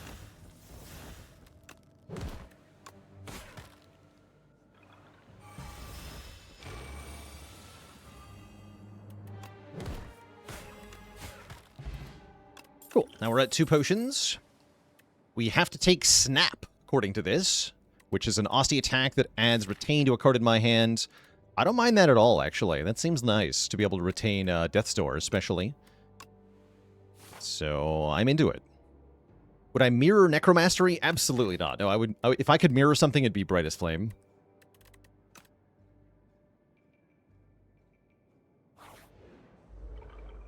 Even unupgraded, I would mirror Brightest Flame. For sure.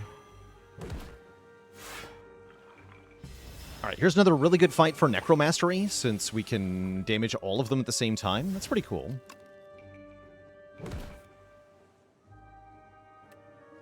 Here is our chance to snap Death's Door. I think Snap Unleash is better. Just play the Death's Door and the Ultimate Defend here.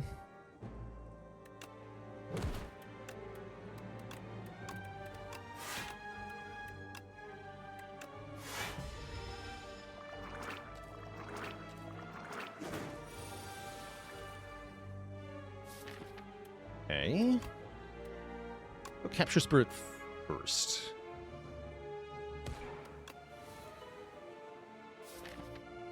Boo! My Necromastery. Boo!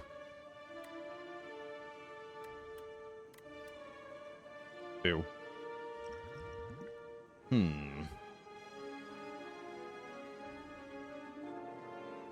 think this is Defy, Defend, Unleash, Strike. Unleash Strike kills the back one.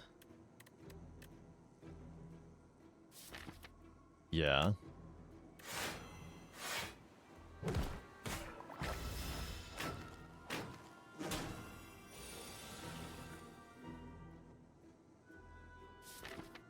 Become big.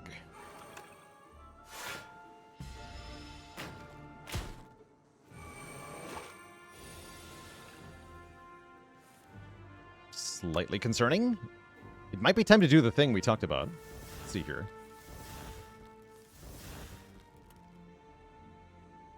Kind of looks like it.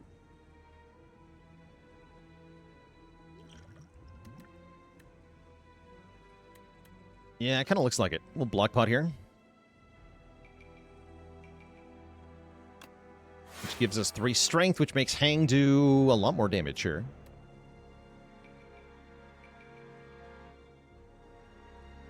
The way this works out, I don't actually care about Necromastery, huh? Okay, that's fine. Still take some damage here. Just 2, though. It's not that bad, I guess.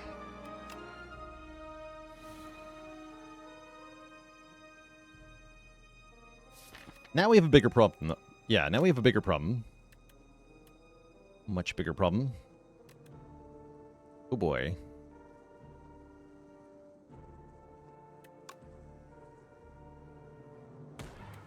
Already killed one of these things. I'm gonna get Bodyguard here. Bodyguard would have saved a lot of trouble, for sure.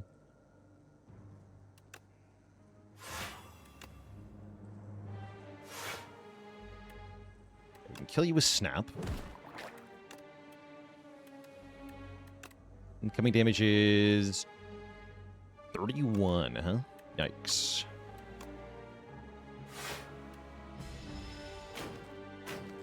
Next turn's really bad, right? We're vuln. Not that bad, actually. We have some outs here.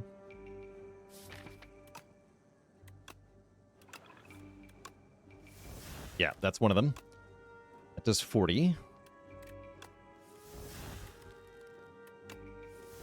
Probably want to snap that.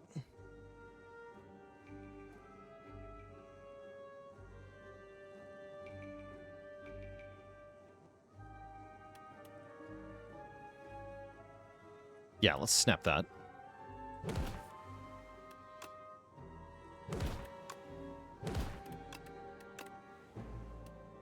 Unleash here. Oh, I'm dumb. Wait, I miscounted something. What happened there? Something went wrong.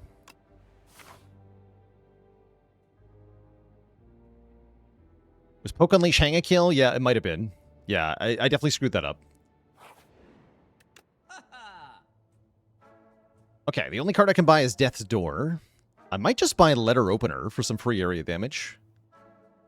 That does sound pretty good, actually. We can play 3 skills a lot, thanks to Souls. Yeah, Souls make this very good. You see a mate and 1 look for better. That's right. Yeah. Okay, we can finally upgrade Brightest Flame. Then I can use my wing boots here to get to an extra rest site, which I think is what I want to do. Going over here.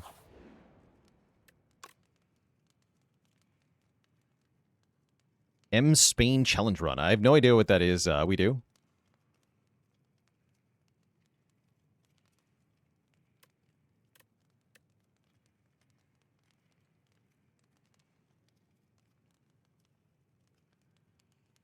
Oh, the M... Oh, MS Paint. I see. Yes. I have heard of that mod.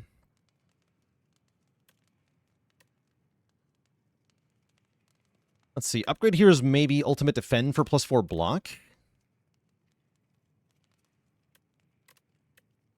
Making one more soul is more desirable now. Let's do +4 block. I like that.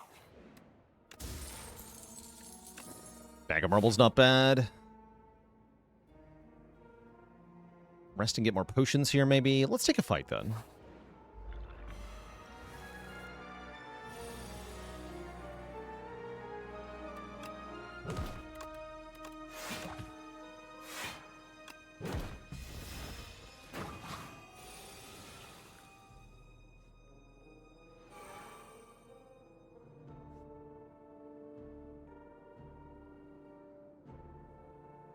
Snap or hang, I guess. Use Defy. Probably have to Heart of Iron here. From the looks of it, yeah, we do.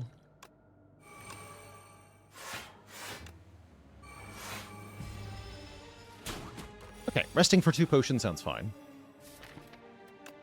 And it looks like I get to win this fight without having to use my...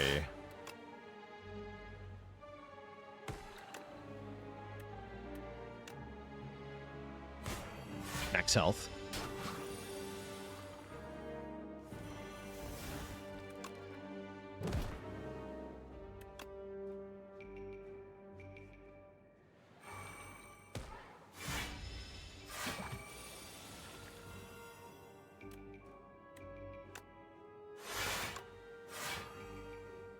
Doom.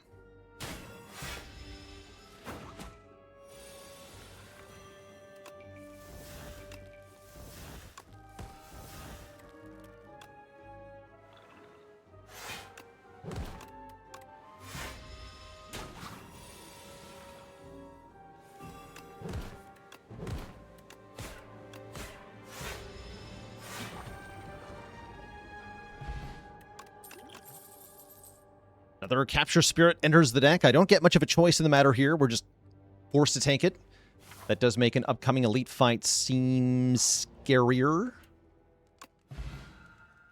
With a Dex and a Strength Potion, though, we might be okay. Is a Strength Potion any good? Yes. Okay.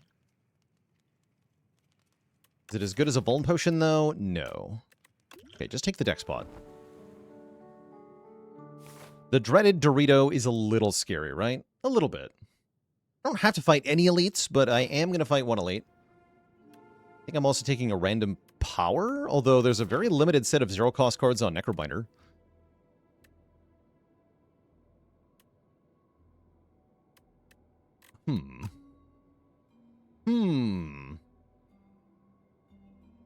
Now, give me a power. Light of Flesh. I've heard good things about that card. It's not even the Dorito. See, everything's fine. Except for the part where I drew terribly. That part's not fine. The guys.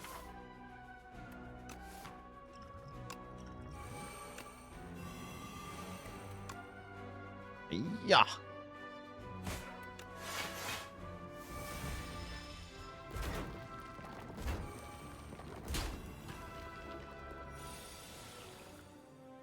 Okay, this is better. Snap the snap.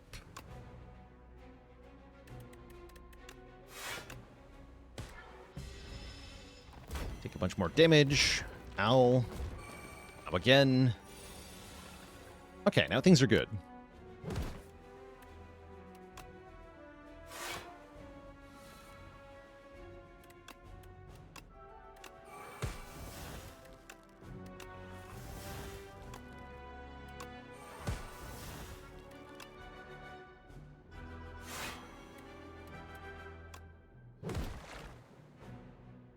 Then retain Death's Door, yeah?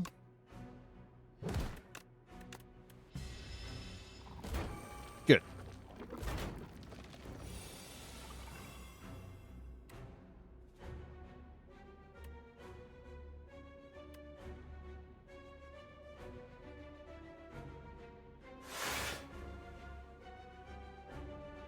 Yeah, that's a lot of block. That's a bit ridiculous.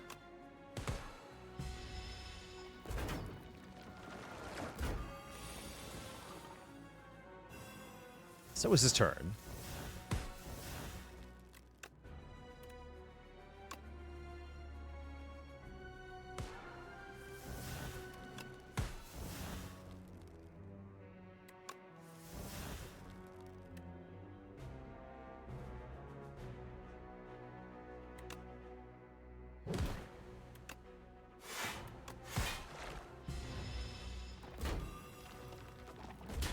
Doom.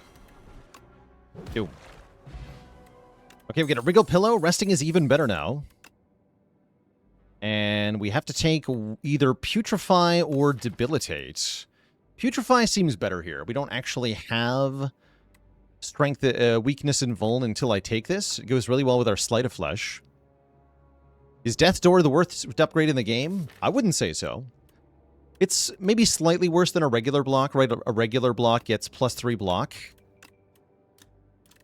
And this gets +1 block 3 times. But only if you activate the effect. Now, there's a lot of bad upgrades in this game. My number one nomination for worst upgrade, though, is the same as it was in the first game. Which is a defect card called FTL. Which upgrades to do 1 more damage and increase your draw threshold by 1. So you can play 1 more card before playing the FTL. This upgrade almost never does anything.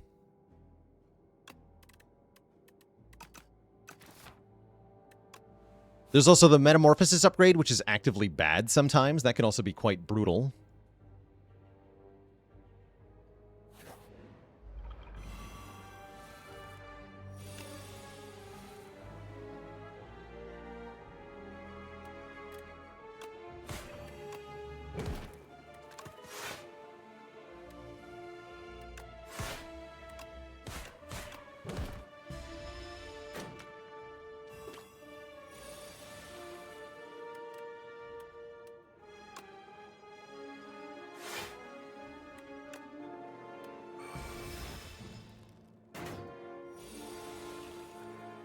Or like Osti Mastery. Also, I drew no block. That's unfortunate for me. Because it means I'm taking some big damage here. Oh.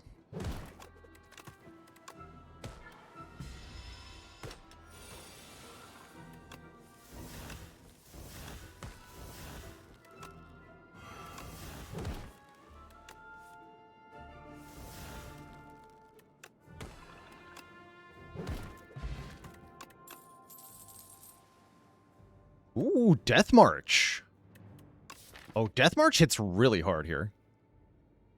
Sometimes.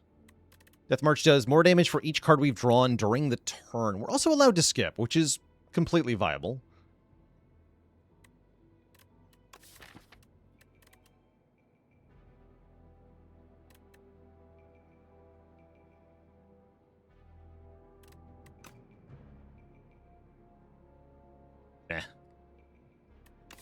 Yeah, we can retain it too. I have Hang, though. I don't think I need it.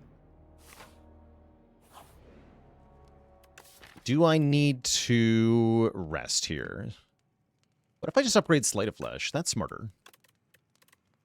Potions are dumb. Since we are healing 25 anyway. Perfect.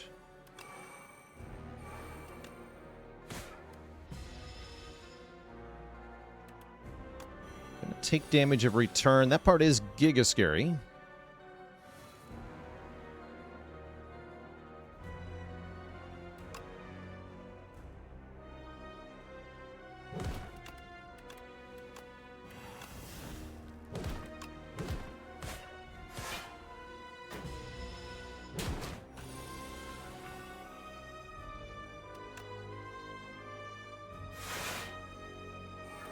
must get played. Here we go.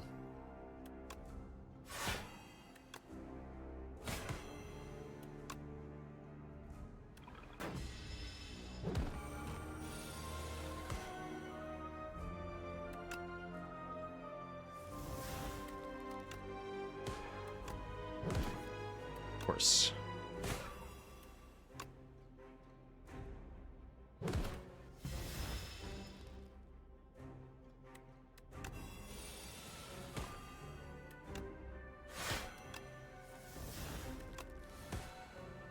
Damage not happening as fast as I was hoping for.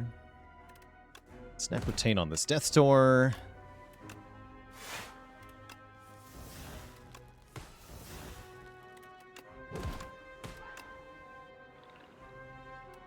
Snap Retain on Necromastery, I guess. No, just block, right? Taking 13 at the end of turn. We gotta block more. This lets me block on this turn. Pretty well, I might add.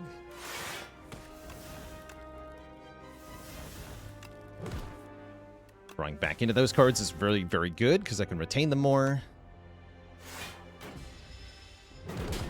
You have to win pretty soon, though.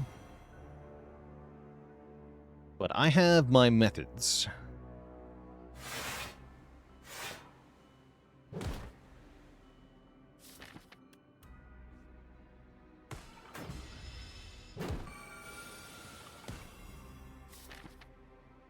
Do have to play this. Okay, Hang does 60 damage, and we win. Great.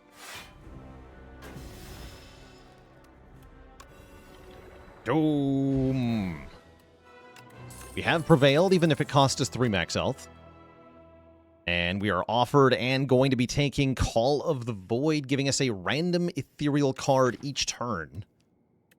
Gotta say, overall, the deck works pretty well here at the end of Act 2, even though we've been blindly picking cards according to some abstract ranking and not contextualizing them at all. It's still working very well, which is a pretty good sign. What's up, Nunu? I would love... Honestly, you have a number of offerings that do appeal to me. Looming Fruit is one option, raising our max health. I also like the Signet Ring a lot, giving us 888 gold. What about Brilliant Scarf? Scarf is also pretty solid, allowing us to make the 5th card free. That's very good with the souls. But yeah, they did nerf the ring. All 3 shops are on the same path. Don't know if that's worth anything. Yeah, Scarf is an energy relic, and we're very short on energy. True. Especially being able to play a 2-cost card for 0 is very nice. Getting Sleight of Flesh down, getting Necromastery down. Yeah, let's go Scarf here. Aeon Glass is going to be a big problem at the moment. We're definitely going to need more ways to solve that. Sleight of Flesh can help. For sure. I suppose we have to not avoid elites entirely here. We got to do some elite fighting. I'll go to this shop.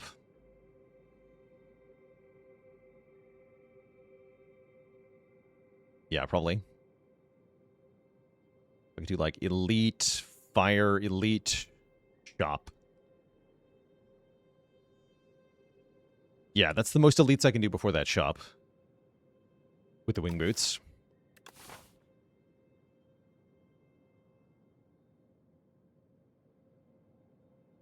I want to take a number of combats. More combats equals more lost max HP, right? Also more cards offered. Which might not be a good thing. Let's go one event.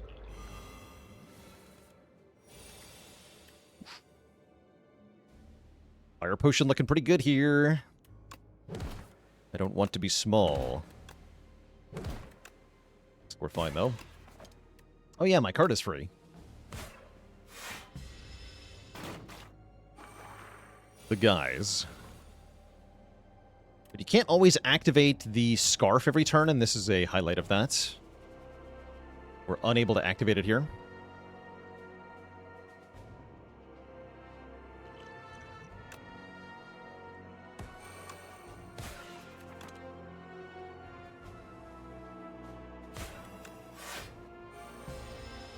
Could lose 2 max health. A little sad.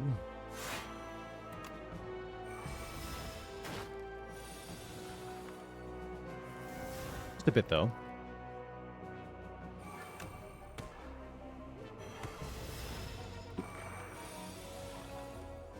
Bonk. Okay, we have to take Grave Warden according to the tier ranking. Upgrades don't change the tier ranking of a card, unfortunately.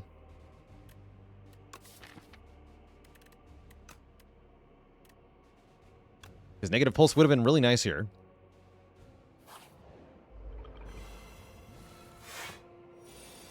Probably should, but doesn't. Also, ow, I'm getting demolished on turn 1.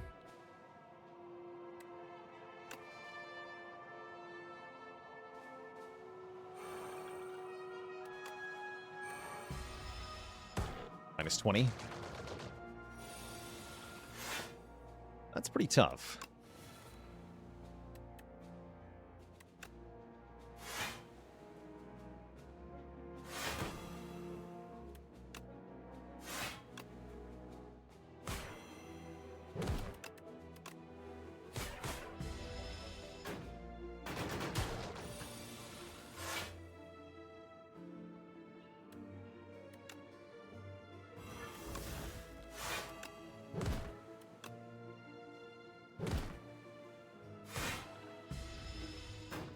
Doom. Doom.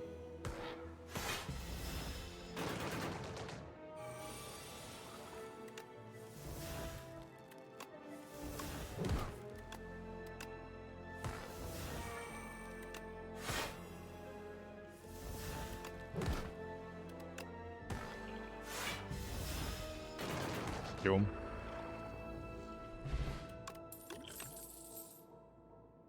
Okay, we are allowed to skip these cards, and I will.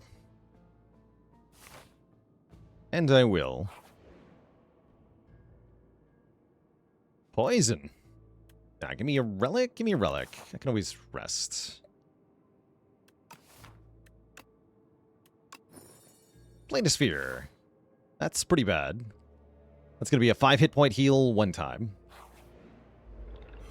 And that's assuming I even make it that far. This fight is super scary.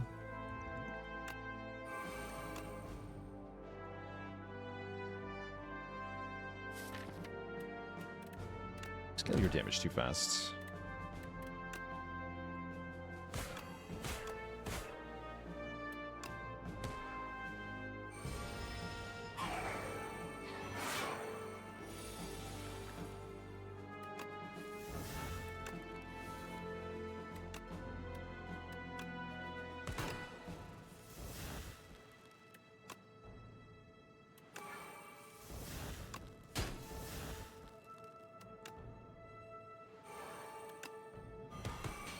Nice.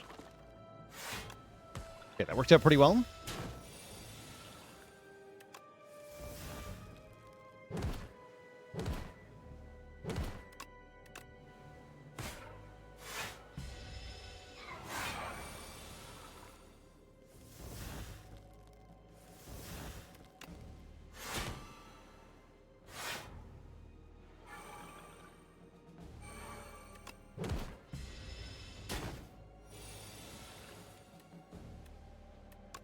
It's twice? Sure. Why not?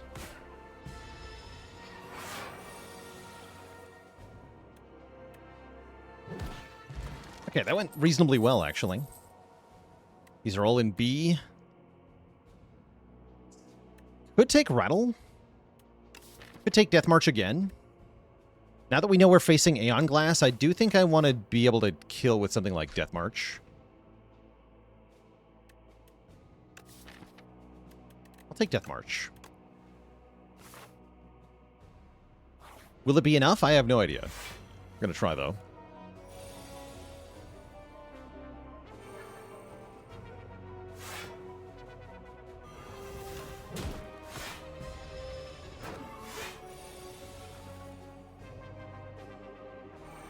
Not looking that good so far.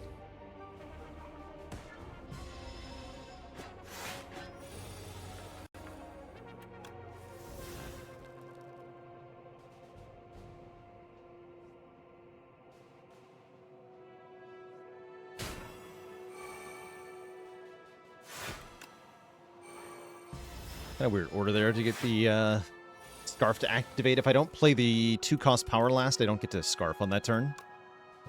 I think it was correct to do that, but kind of bad.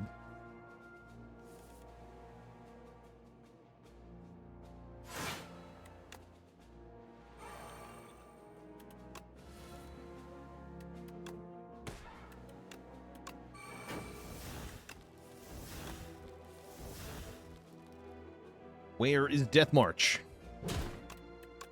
Where is it? Yes! Glorious.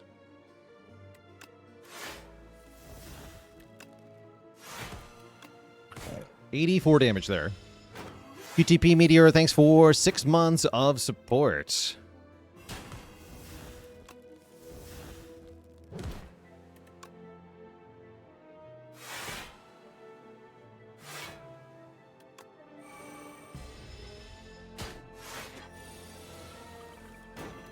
At tier 3.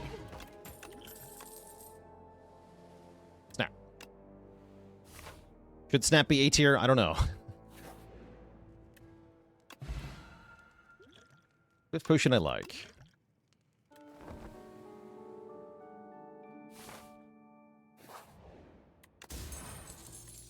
One strength is fine. It's not very good, but it is fine. This fight, however, is not fine. The potion right away here. Okay, Death March doing good stuff. Reptile Trinket doing something as well. That's nice.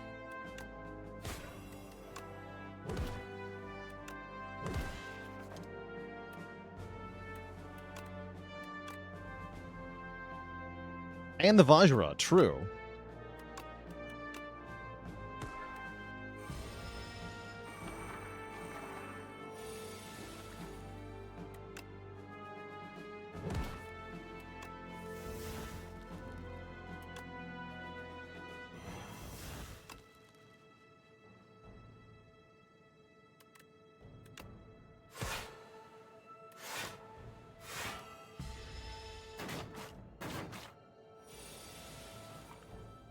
Why are you both attacking again?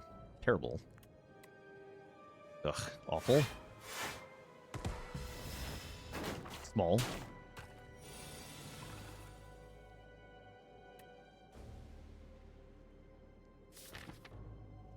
That's because I haven't drawn any souls yet. Nice draw pile, idiot. What? Crap. Alright, give me this, I guess. I don't want a Bright Flame here. Probably I should, but I'm not going to. Not with that draw pile, no way.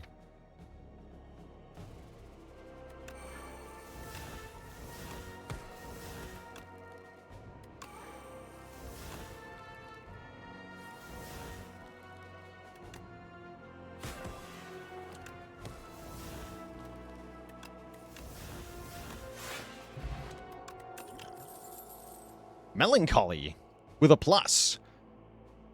Reduce the cost of this card whenever anybody dies. That does sound kind of nice.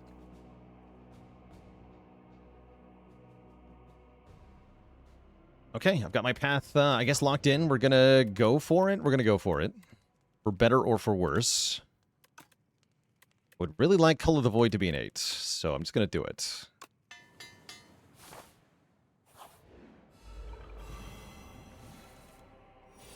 Freaking ow.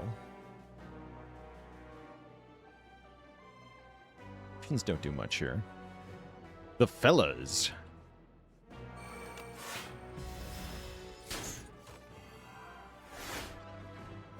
Guess I should use a power pod, huh? Yeah, I don't really get much of a choice now. The dudes.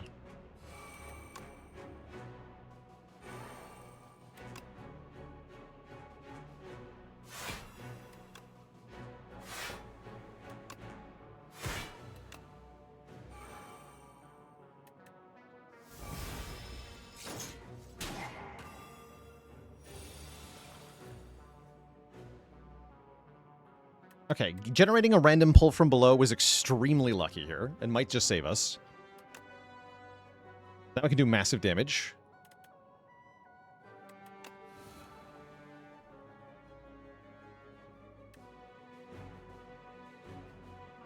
Doubly so if I use my potion.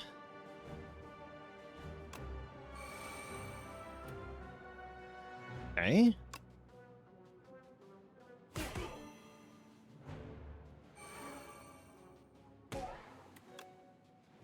Actually, that didn't change much. It does change the damage, though, right? It does.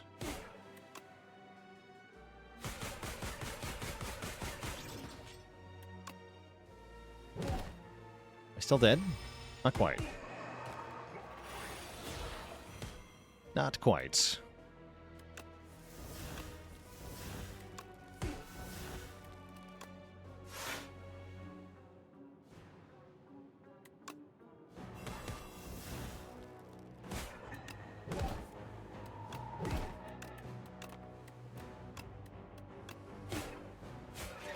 Okay, we're alive. But only barely. Could add an Eidolon. Don't think I will, but I could. What do you got, shop? Yeah, Waffle would be very good here. There is no Waffle. There is Mummy Hand. There is another Sleight of Flesh. There's another Defy. I have to buy Sleight of Flesh before Defy, though. Kind of looks like I'm dead.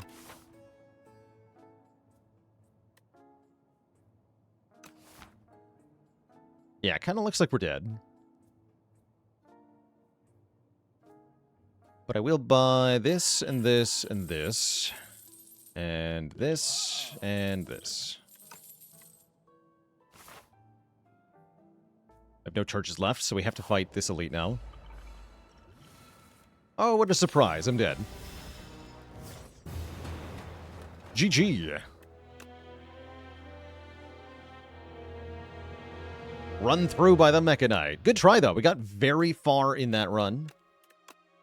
Didn't end up being that cohesive of a deck, ultimately. Now, we could blame some of that on the tier list, but honestly, this is a common fate for my Necro runs, so whatever. Seems fine to me. Next up, chat, we're going to try the same challenge with the Regent here. Before that happens, I am going to refill the leg, stretch the water. When I return, there'll be some more Spire. BRB.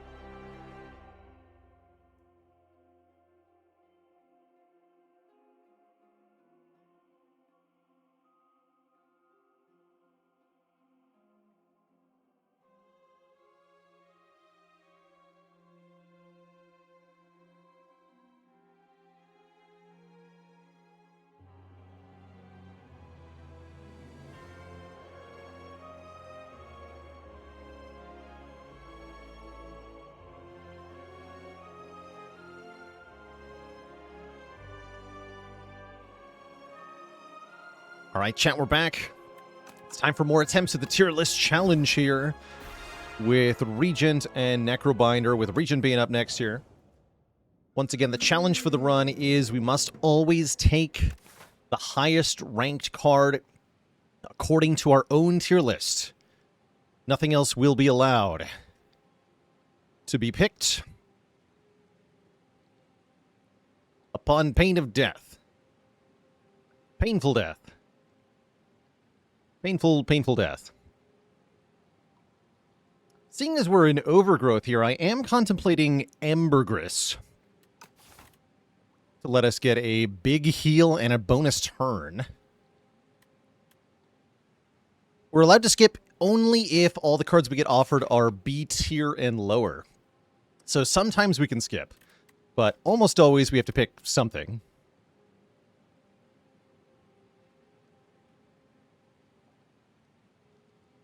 Yeah, let's take the sacrifice. So we get a guilty curse that will be removed in 5 combats. What I'm hoping to do is fight a lot of elites. Will that be viable? I'm not sure. But I'm going to try it.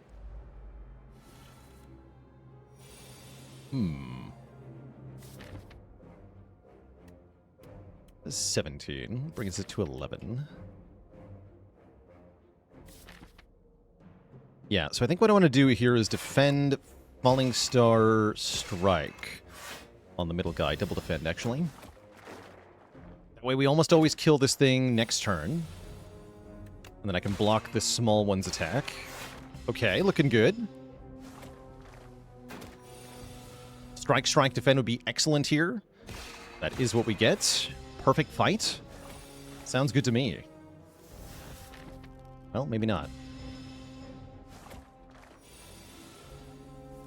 Perfect fight.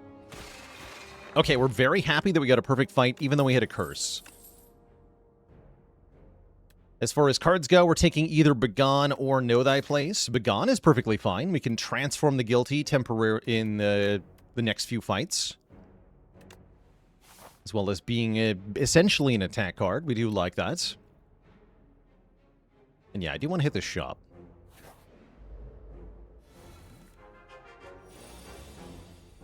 An M159852, thanks for the Prime sub. Welcome to the Cozy Sub Club.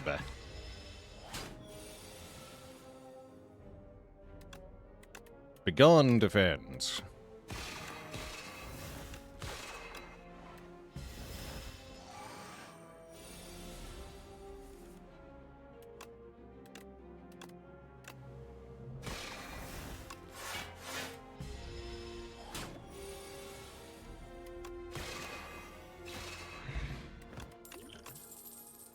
Oh, S-tier Bulwark. Yeah, we're clicking on that for sure. For sure, for sure. For sure, for sure, for sure. Both in accordance with the rules of the challenge and the card I would have taken there anyway. It's big block plus big forge. What's not to love?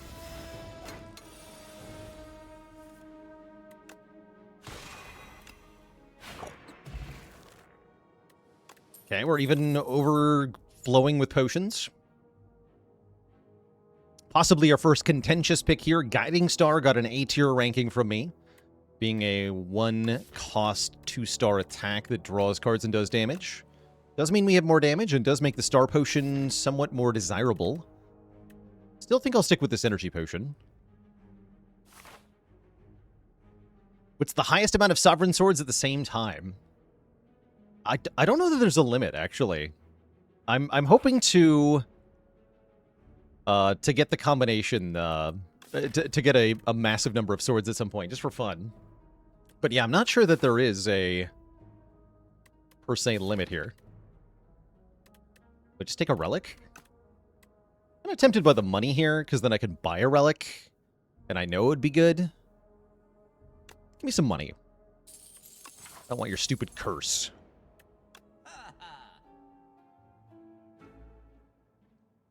Okay, if I buy a potion, if I buy a card, it has to be either Shockwave or Alchemize. I'm probably going to buy Shockwave. Or I could buy Punch Dagger. Enchant an attack with momentum 5. That's cute, but not that good. After we buy Shockwave, we don't have money for Alchemize, so I am then allowed to buy an A-tier card if I wish. Including Kingly Kick. Or Pillar. So we could buy Pillar. That might be worth doing. We're likely to end up with card creation stuff in the tier list challenge.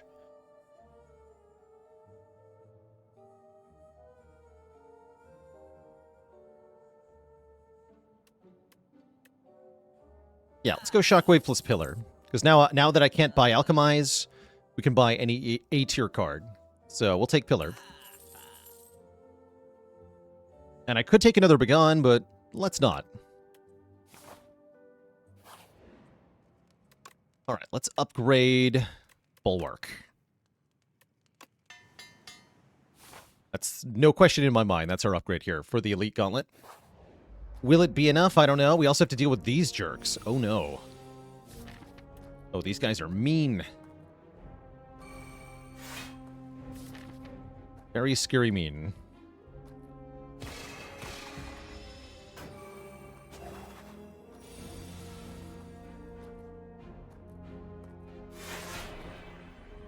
Okay, if I Energy Potion, I can just kill the Jackfruit right away and then play Venerate. Probably I'm going to do that. Yeah, let's do that. Don't mind using a potion here. Bulwark upgrade went pretty hard there. Get our Shockwave down and defend. So I am taking 3 from Constrict here. And then Bulwark. Good job, Bulwark.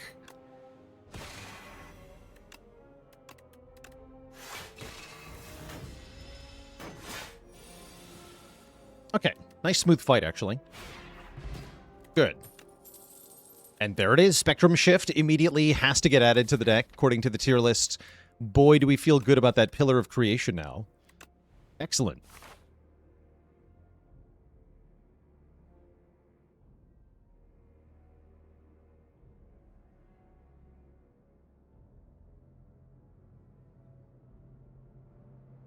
Okay. Bird. That's a pretty scary turn 1 from the bird. Let's see what we draw. Okay, Shockwave is pretty good.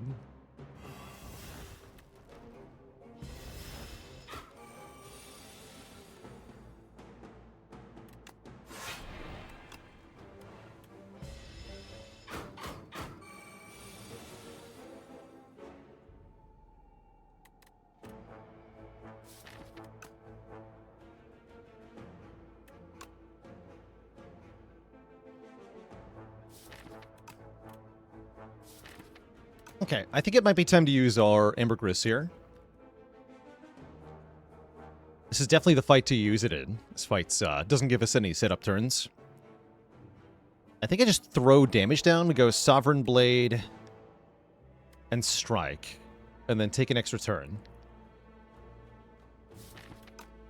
I could play both powers and do that instead, but I'm not going to.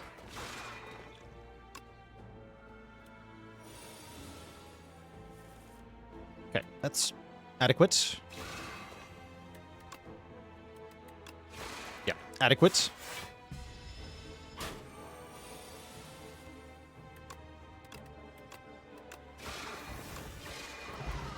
Okay, we lose the guilty. We gain big money here. 300 gold.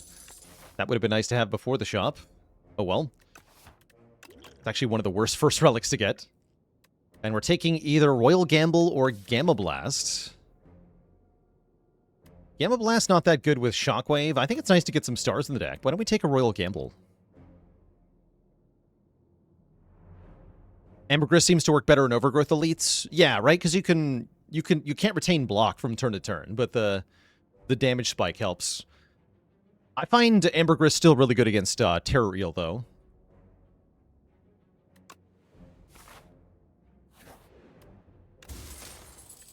Okay, not the relics we wanted at the start here. Too bad?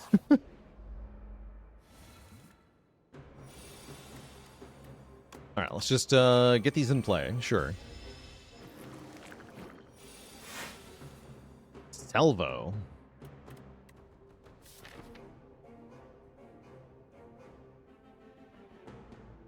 Guiding Star could draw into some block. Looks better to just weaken it, though. Take 5, which I can block with Speed Potion, which I might as well use. That works fine.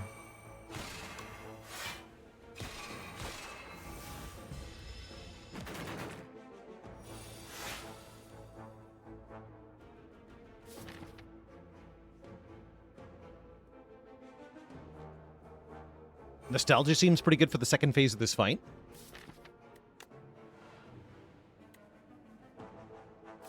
It does. I don't think I want a Guiding Star here. I might be blocking another turn here. That's fine if I do.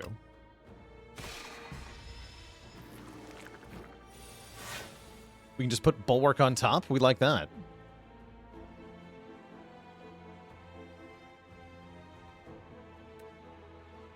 Although, I actually don't want Bulwark on top. If anything, I want Begone on top.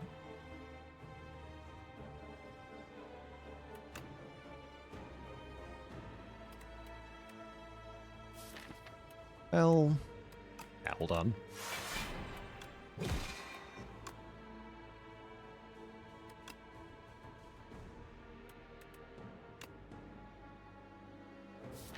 I'll take 1.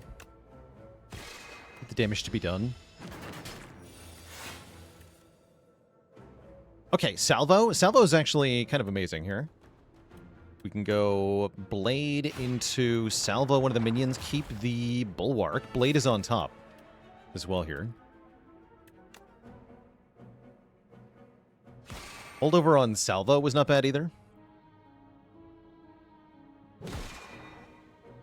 Take 1. Okay.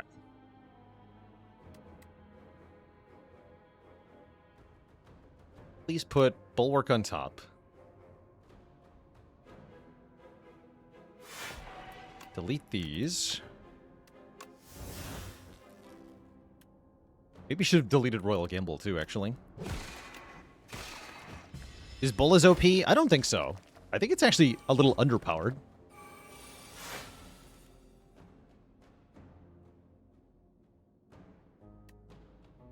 Sometimes too weak.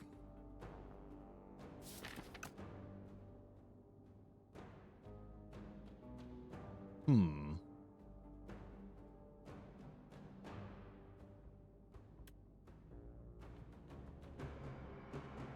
$24 incoming here. I don't quite have an answer to this turn. If I kill one with Sovereign Blade, then we're taking a decent chunk of damage here.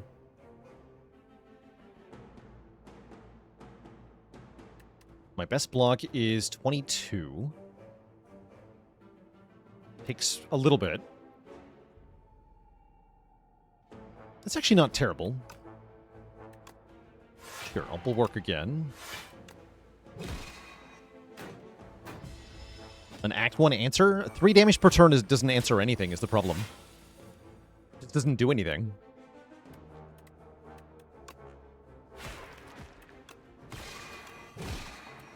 Okay, now we have this solved.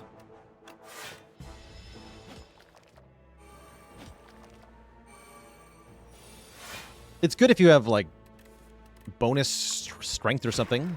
Yeah, Hatchet's a lot better.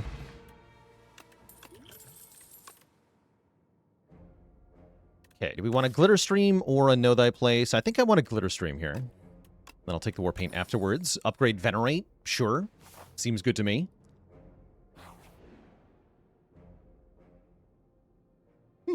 Very convenient that I'm missing about 9 health, actually. We can just get 2 random upgrades for 9 max HP. That's not bad. Or I can heal up to full. Or I can go to 1 max health with a fully upgraded deck, which is not going to work. Now, I'll lose max health twice, upgrade Falling Star and Royal Gamble. That's actually pretty good. Pretty happy about that. And then we'll fight the Statue of Limitations. Am I able to Bulwark here? Probably not.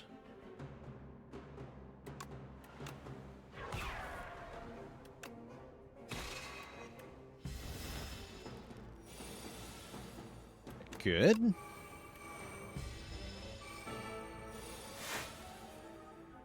Here's Shockwave, even better.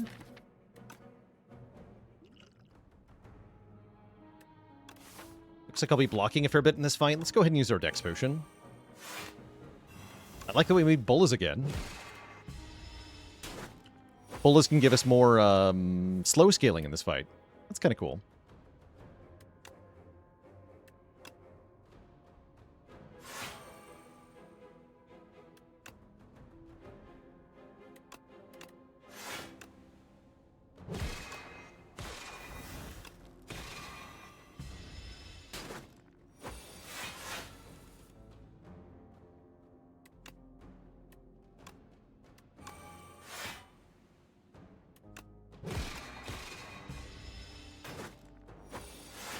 Okay, Calamity. Calamity, get out of here. Anointed, you're even worse.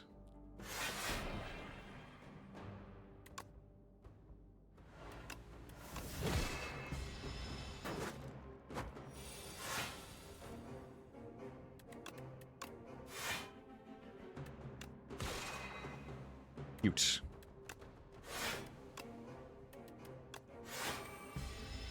Forgot to play Bolas. Doesn't matter, though. We kill with Falling Star here.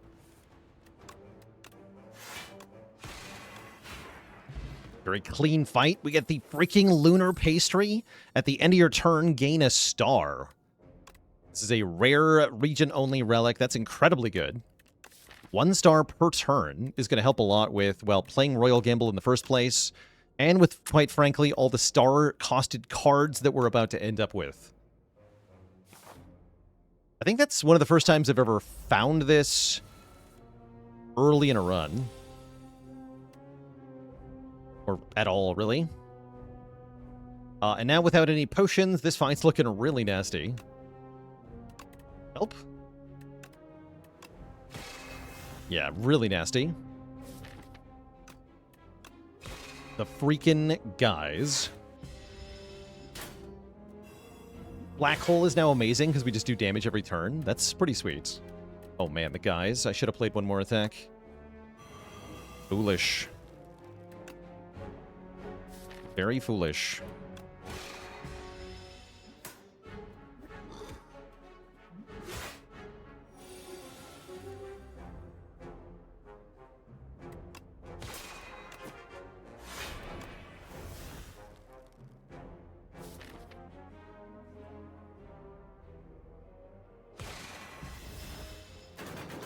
Just had a sword, right? Play sword here. Kill you. Okay, that was quite brutal. There's the black hole, but guess what? I have to take another Begone because the tier list does not care how many copies I already have. Only it cares that it's an A tier card. So, by the rules of the tier list challenge, we just keep taking Begone. Brutal. Is this the end of the Regent?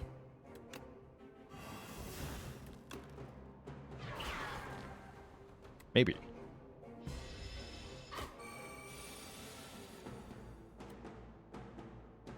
Begone the Begone.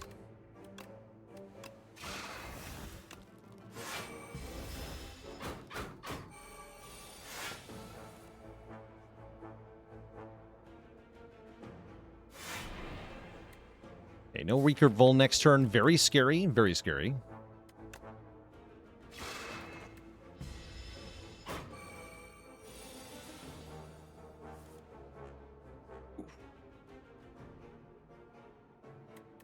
Guiding Star?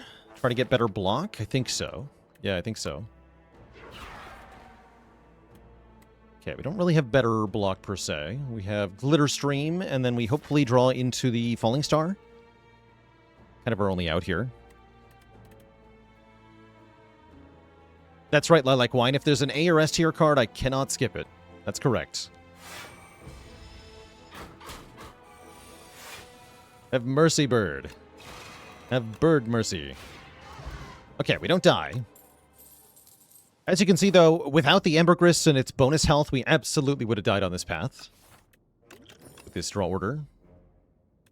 We are taking an orbit. And then I'm super resting into the boss here. Do we beat the boss? I'm not sure. Radiate would have been pretty good here, actually.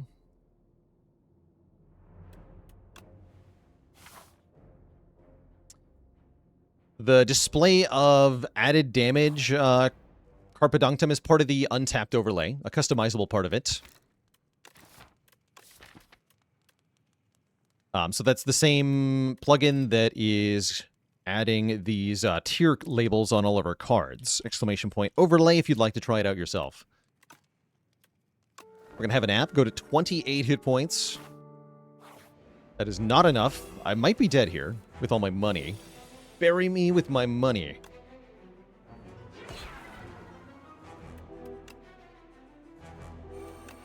We'll do our best, though.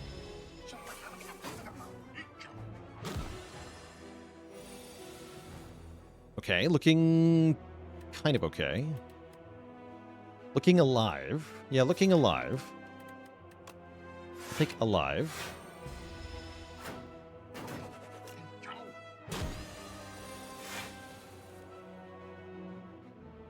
No shockwave, but yes to bulwark. Okay, we get to do damage. Damage is good.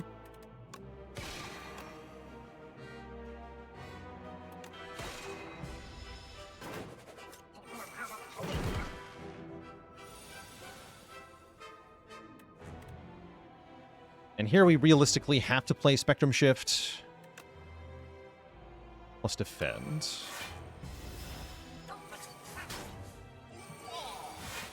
And then we have to hope. Okay, Dark Shackles is huge.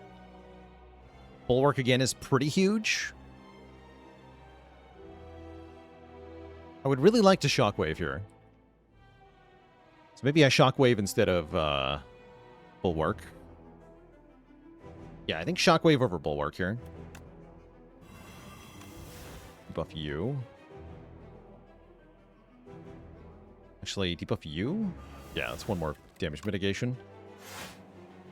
Still take a little bit of damage, which I don't love.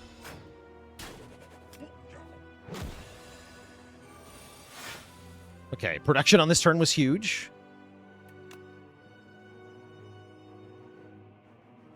Can I stay alive, though? Spooky. We need...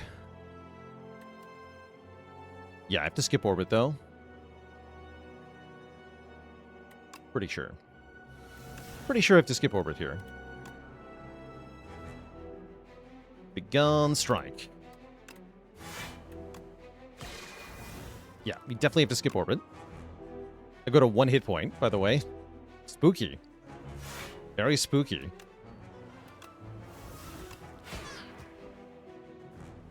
Feels like we lose this fight. But there is a hope.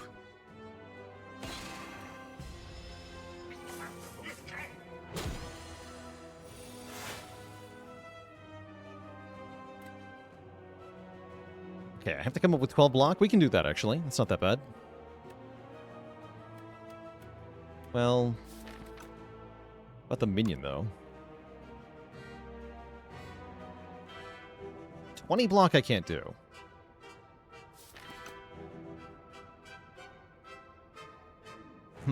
Sounds like we're dead, then.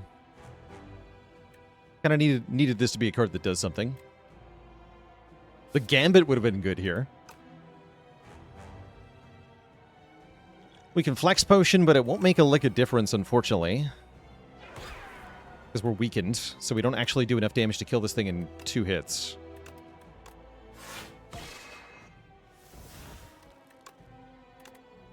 So we die, as you can see. GG. Was there a way to go to a shop after getting that old coin? There wasn't, right? No, there wasn't. Okay. Yeah, well, that's unfortunate, but that is kind of the way things go when you get 2 relics that do nothing back to back.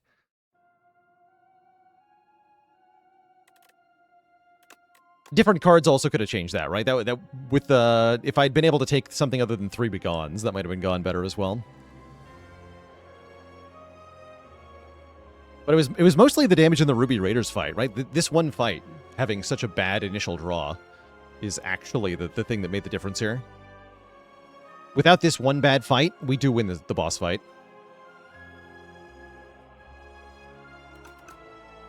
Oh well, let's give Necro another chance at the challenge.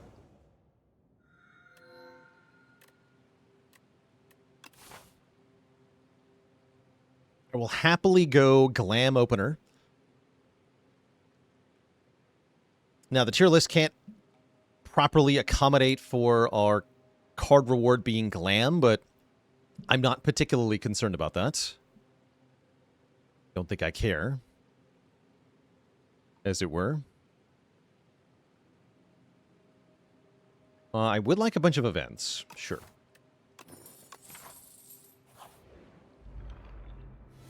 Glam Snap.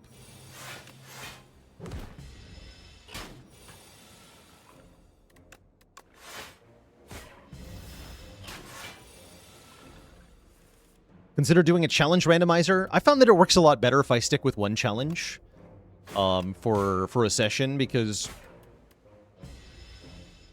it causes a lot less. If I'm swapping the challenge around constantly, then there's a lot of confusion going on.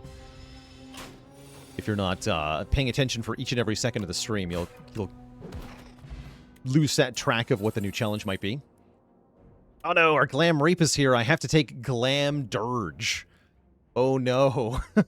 Oh no. All right, we have a Glam Dirge. What do we do now, chat? What do we do now? It's a pretty good card. Let's just say that.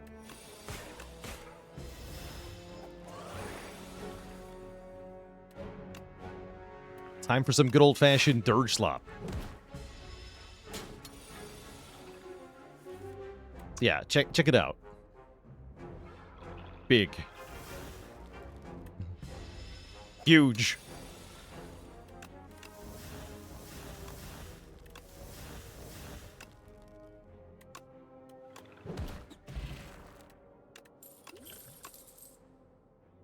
And we get a Putrefy. So from here, the right choice might be to make the deck very small, but we don't get that luxury with the tier list challenge, sadly. So we are going to be taking a lot of cards, whether we like it or not. But I can't avoid combats.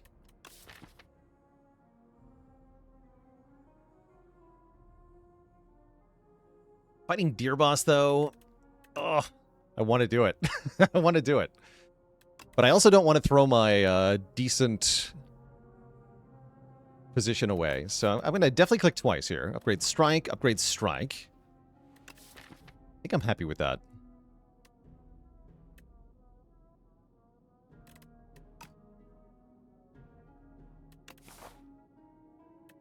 Yeah, I think I'm happy with that.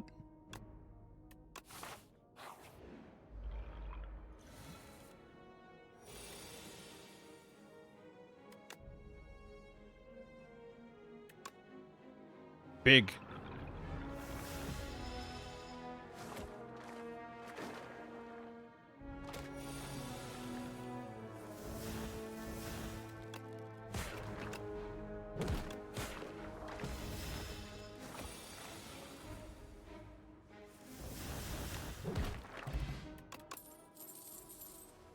Okay, I'm allowed to take Negative Pulse or Afterlife, but I don't have to. Afterlife actually looks pretty good currently. With the Dirge, we've already got a lot of Summon. Yeah, give me Afterlife. Even more efficient Summon. And give me the Chosen Cheese to replace my lost max HP. Cheese deck.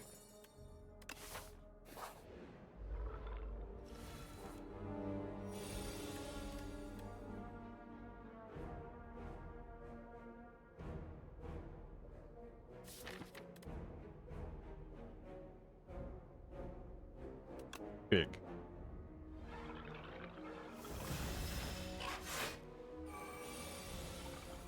Become large.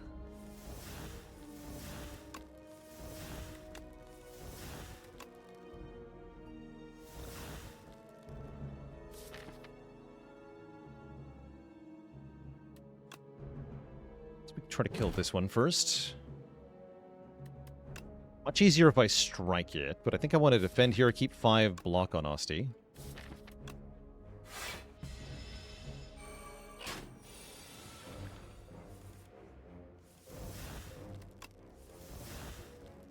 Adequate.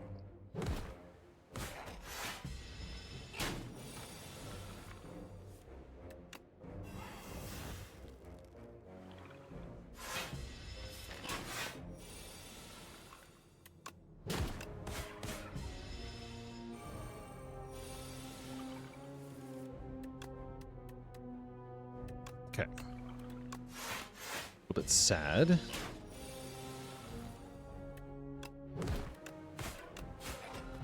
We escaped the fight, though. Death March. Death March. Oh my god. Get in here. Thankfully, all the cards were B tier, so I'm allowed to take the contextually good Death March. We'll definitely do that.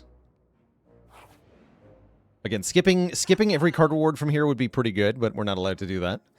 I am allowed to buy this Flatten if I so wish, which I don't. I could also buy the Sow.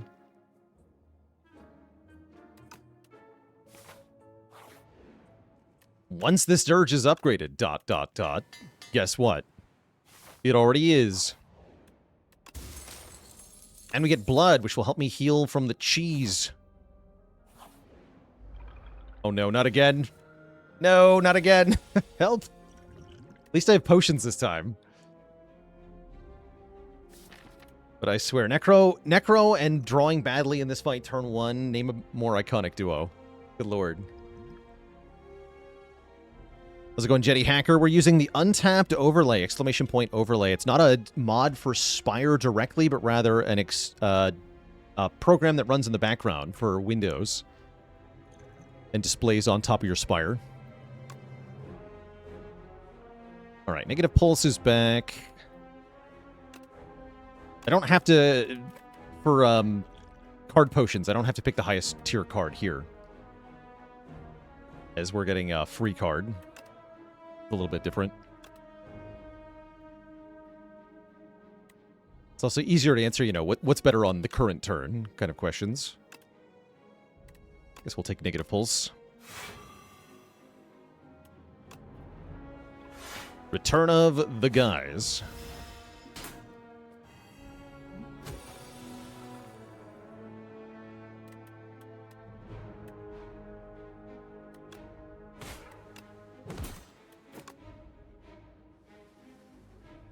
Okay, this is still decent.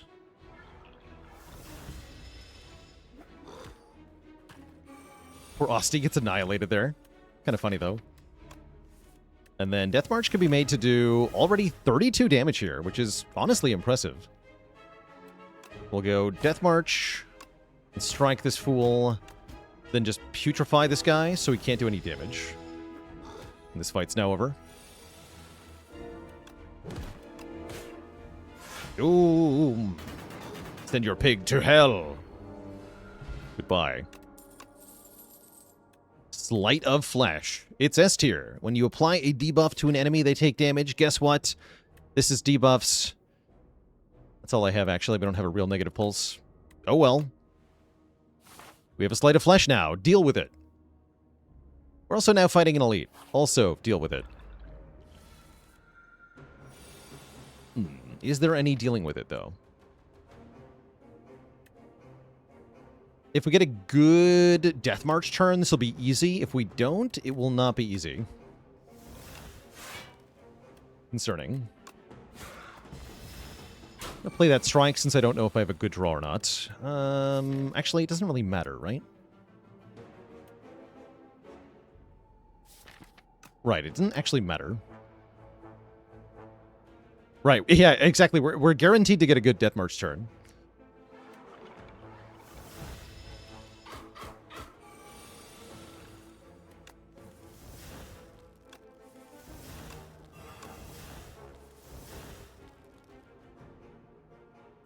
Right? I'm actually not guaranteed. Because I can only look at 4 of these cards. So if it's the bottom card, we're in trouble.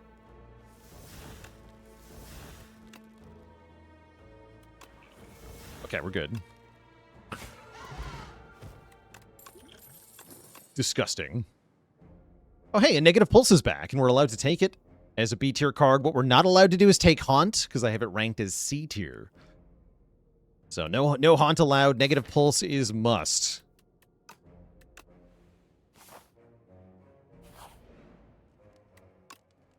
I'm going to upgrade Death March to do 50% more damage.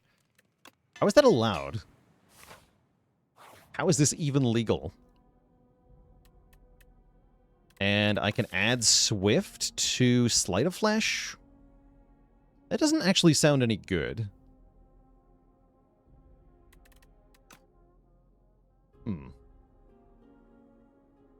I might just make Nimble negative pulse here.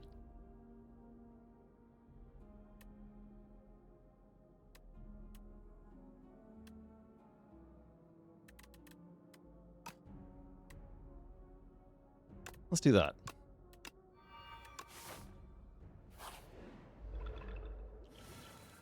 Okay, really good turn one.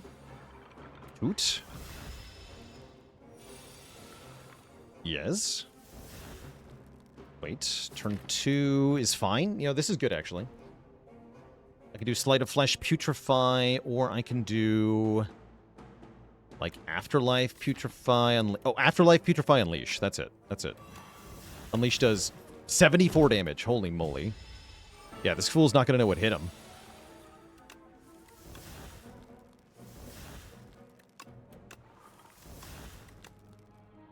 $132.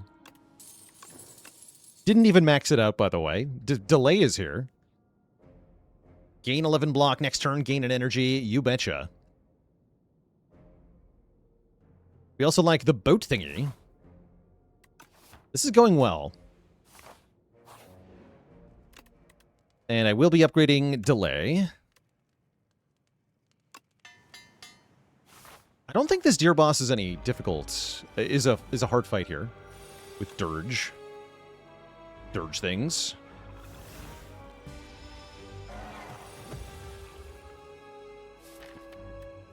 March in the drop pile. It's a little awkward, actually. There's Death March. I think I just want to stop. Go like Bodyguard, Unleash, Death March.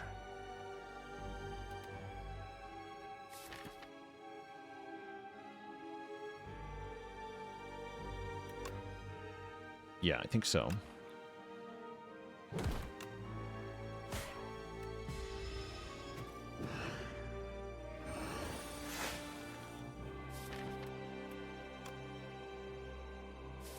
Okay. Could draw into the Delay here. Don't really want to.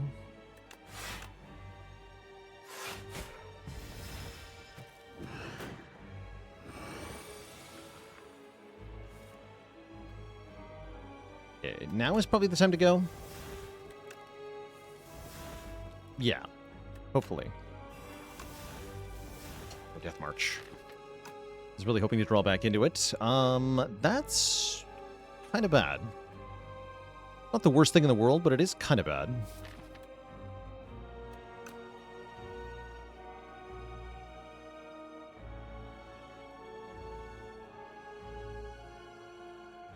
But I do my turn next turn. I can do pretty good damage. Oh yeah, Unleash is still plenty big to stun, actually. Yeah, we just go Afterlife Unleash. Or maybe Bodyguard Unleash, keep the Afterlife. That sounds even better.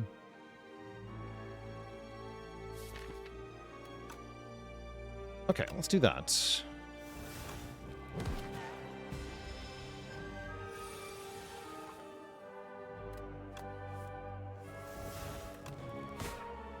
Still get 40 out of that Death March. Kind of impressive, TBH. Yeah, I know, I said one line and then I did the other one. It's, whoops.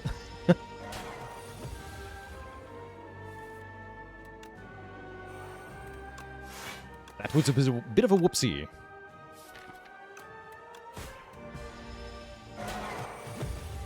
No attack here. We can do negative pulse, Death March, and strike. Next turn I delay again. This is going okay.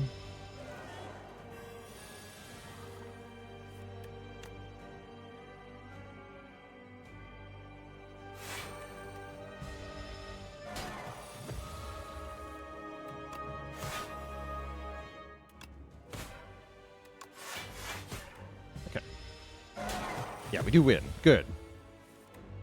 Very good.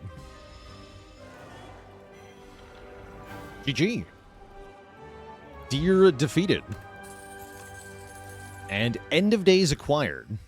Apply Doom to all enemies and kill any enemy with as much Doom as health. That's nice with Sleight of Flesh. It's also a really good shrimp target if we happen to get offered shrimp. Give me that. Any shrimp enjoyers? I guess I'll take Fire Potion over Dex Potion, although the Dex Spot's pretty good. Now, I'll keep my Dex Spot. Shrimp? Shrimp? Shrimp? No, no shrimp. Instead, we get Protector, which is honestly probably better. Protector is nuts here. Allowing us to turn our Unleash into something that scales with Austy's max health rather than current health. As well as being able to upgrade it to cost 0, which is huge. So we are very happy about that. Extremely very happy. So I'll be taking that.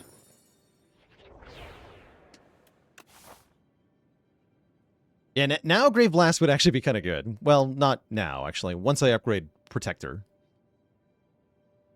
I think we're going maybe this way. I will end up fighting this Elite. We're not that afraid of the Elite, though. We have a couple of answers. The Dorito's not that bad with this deck. Gulaps McGee, thanks for 41 months of support. Ow. None of this says block.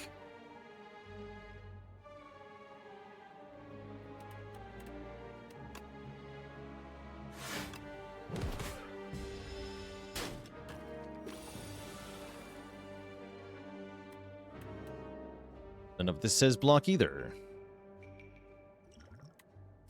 Screw it, I'm out of here. Goodbye.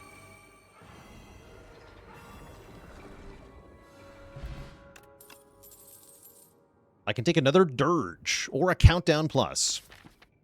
There's that Grave Blast we just talked about. I think a second Dirge is pretty good here. Yes, I would love another copy of Dirge.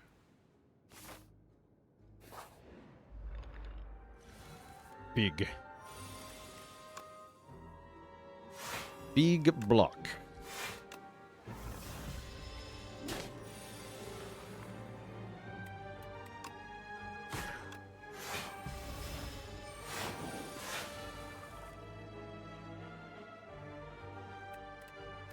Big.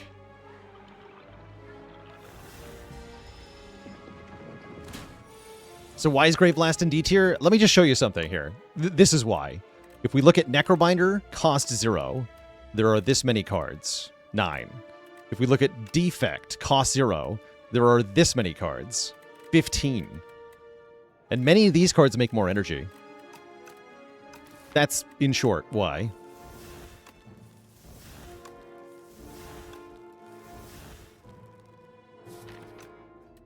Does massive damage. Bonk.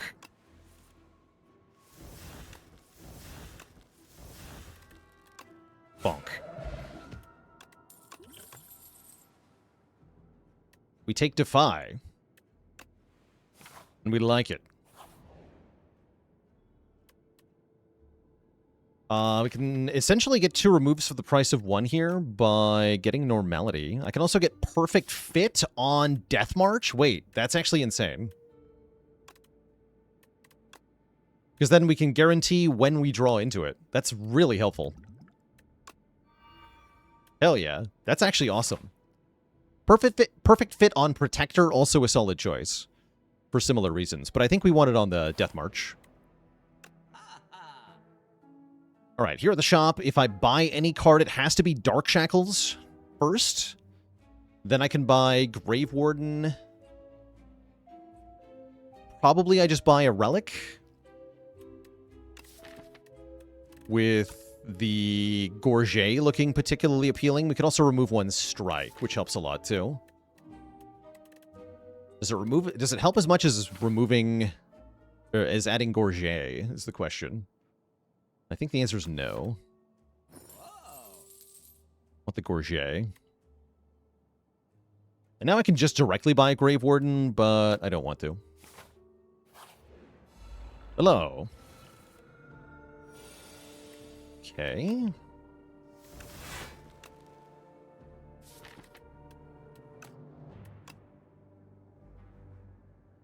Try to kill the back one. That's going to make for a rough turn 2 here. Ooh, it's going to be rough anyway. Okay.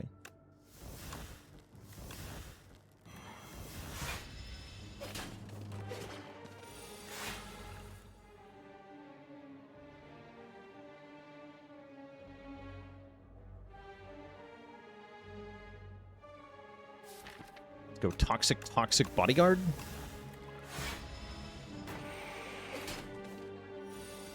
Now we can Glamour Dirge. I can even delay first. Delay and then a smaller Dirge is not bad. We'll have a really good Death March next turn with lots of energy. Let's do that.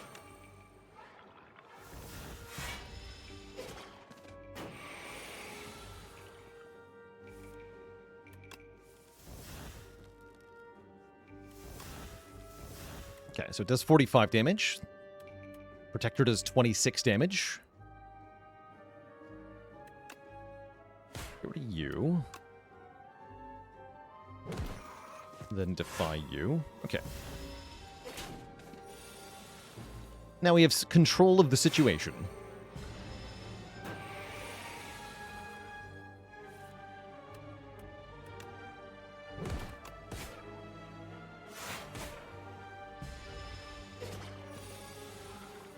Doom. Okay, great. Another Dirge. I'm actually required to take this one. Okay. I guess we have that now. Sure. Dirge Slop is fully online. We upgrade this bad boy. We get +5 damage and 0 cost, which is arguably in contention for best upgrade in the whole game. Very big upgrade there. And yeah, Chemical X, we're hoping for it. I would love to see it. Alright, we just slop some Dirge. Sounds good.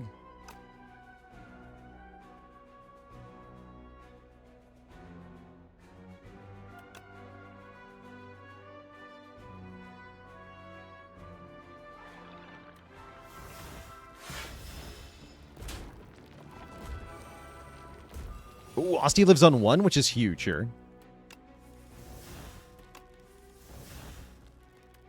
Huh. Really? Okay, we could Gamble Brew if this is bad. Not that bad.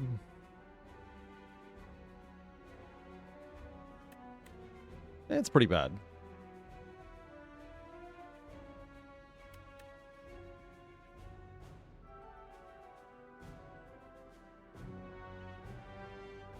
Yeah, I think we want to gamble here. I don't see... Yeah, the Blessing Potion won't do enough here.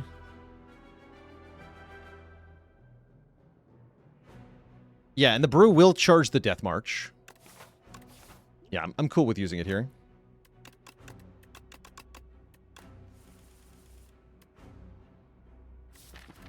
Very much so. Nice. Then we can... Yeah, we get all 3 of them, guaranteed, actually, because we can Putrefy Protector, roll with my souls. We guaranteed get Death March back. It does even more damage. GG. Good potion. We get the Juzu Bracelet, and we know that it is smart to pick it up now, so I'll take it. I'm also going to take Invoke, as that's going to allow us to gain energy to charge up the Dirge. Juzu's Revenge. The Juzu's Revenge. Okay, we like getting more max health. Okay, nice. Good. What's wrong with Juzu? Who's got the clip? So, what's wrong with skipping Juzu Bracelet? Well, what's wrong with it in the first place, maybe, is a better question. The problem with it in the first place is that it does mostly nothing. Mostly nothing at all. You can't even tell when it does do something, by the way. So it's actually impossible to tell.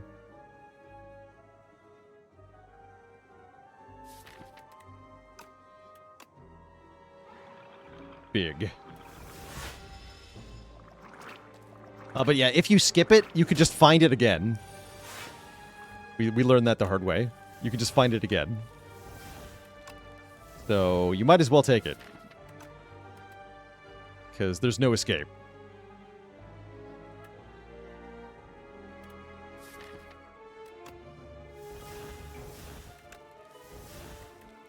There you are.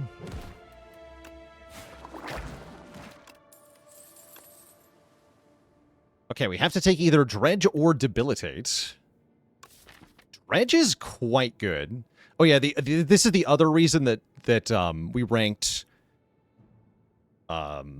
Grave Blast so low, is that sure, Grave Blast exists, but on the same character you have this card, which is way better.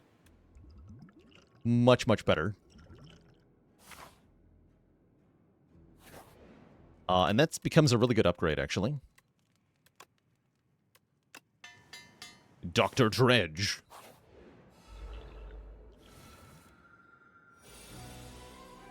Okay, here we can delay Putrefy Protector. That's pretty good. We could consider Forge Potioning just for the extra turn of Weaken Vuln on this enemy. That's actually not very relevant. Well, it's kind of relevant.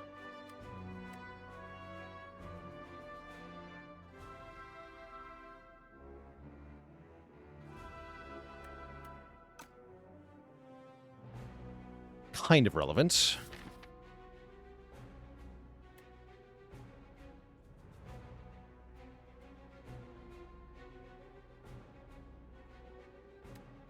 Yeah, I'm going to do it.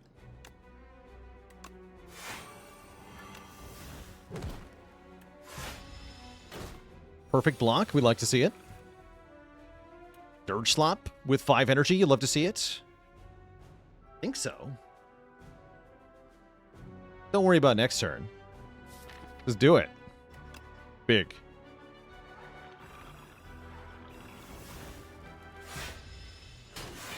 Huge.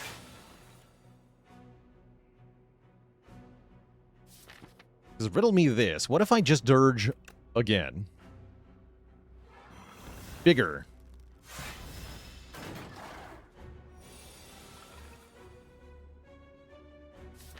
Alright, so that extra turn of Vuln didn't matter. That's alright. We have Protector in the discard pile. That is pretty good. We have mostly souls in the draw pile, which is great.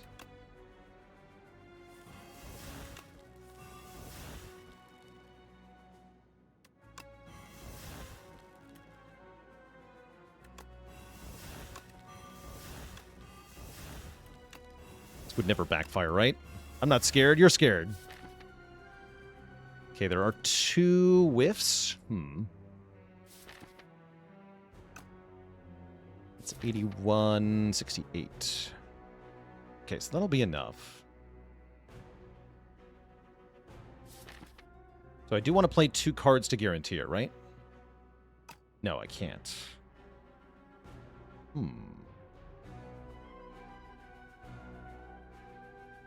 Awkward.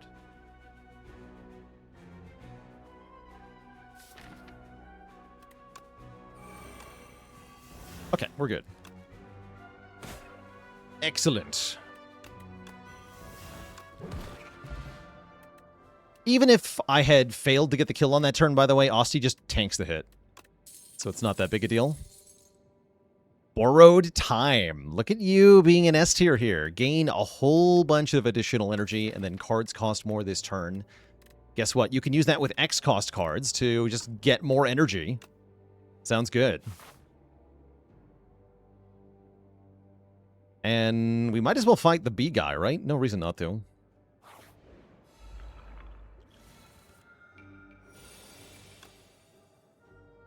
Turbo Dirge Slop.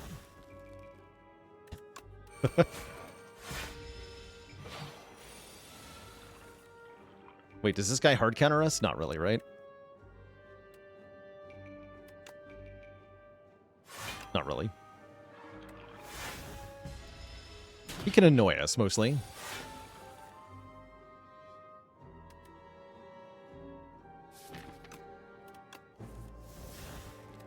Send it. Yeah, you can't debuff Asti. And if I have minus 20 strength on my 100 plus damage Death March, I'm not going to care either.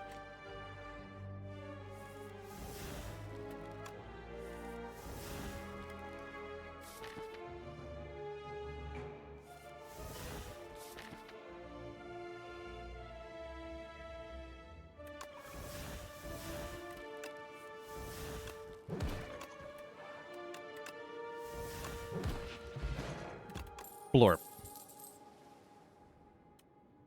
Both Dance Macabre and Dirge seem kind of good here. What if I just keep taking more Dirges?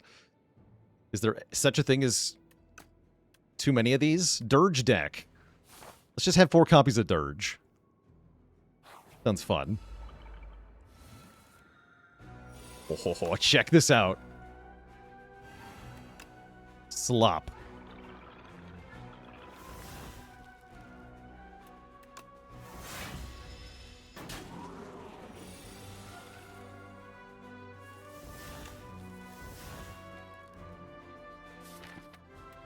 Didn't draw any more souls? I'm kind of impressed, actually.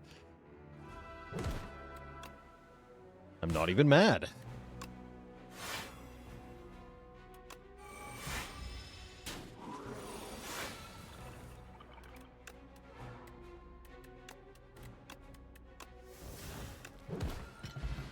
Punch. Okay, we seem to be kicking butt. I am now required to take this Grave Warden according to my own tier list, because it is an A rank common. All right, get in here, Grave Warden. It is 1 more soul, but honestly, it doesn't really help the deck very much. That's all right.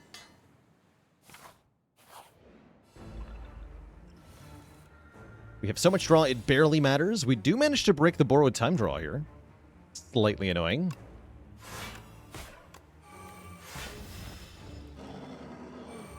This guy adds a bunch of statuses, which will further convolute our draws.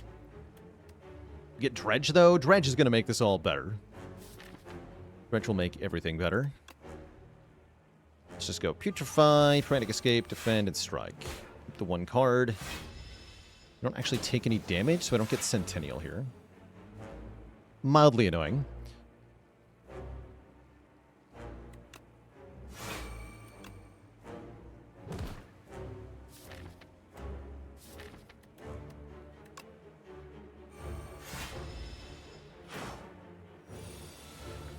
Okay, perfect time to see Dirge Plus. So we dredge the Protector and the Borrowed Time.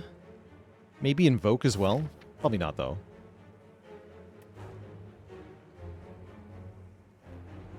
Yeah, probably not. Although more energy next turn is tempting. Make my Dirge a lot smaller. It's like 8 less summon and 2 less souls for 2 more energy next turn. Which would turn into more summon and souls, admittedly. Interesting.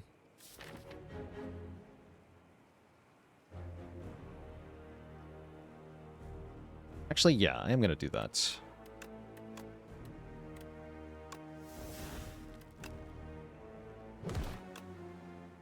We still get to Dirge for 8 times 2. It's huge.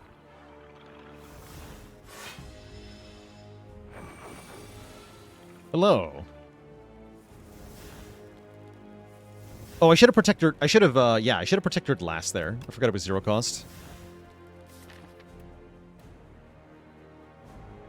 Oh, no, I can't, actually. You're right. It wouldn't be 0 cost. Yeah, it wouldn't be 0 cost. That's right.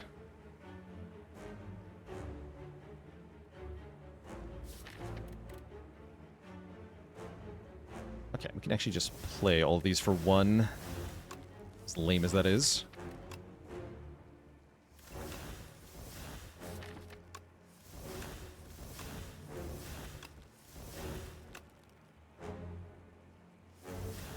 $141 damage.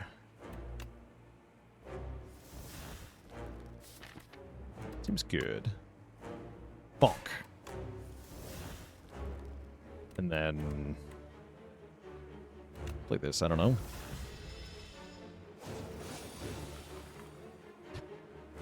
perfect hand doesn't exist.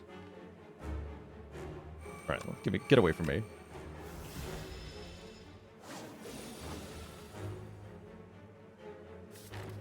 All right, Nasty gets chunked too. Thing is, though, it doesn't actually matter. That's the fun part. Does not matter. Because Protector scales with Osty's max health. Not Osty's current health.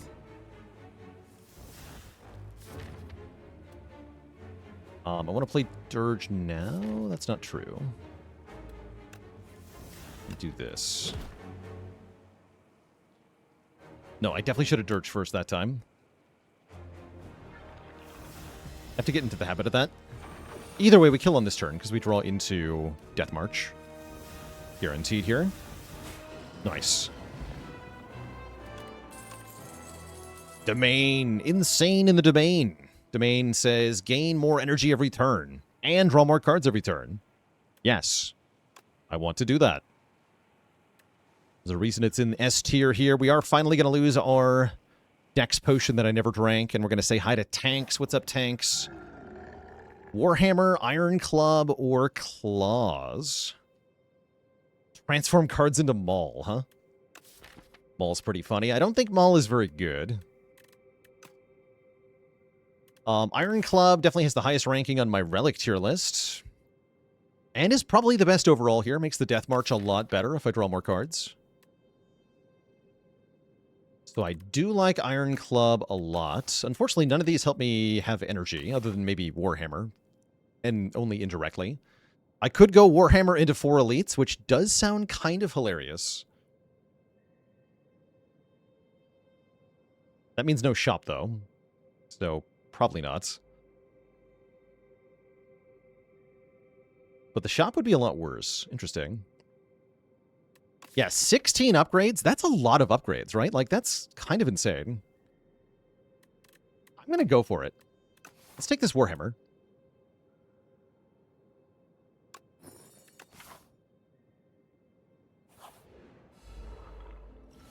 Let's go for it.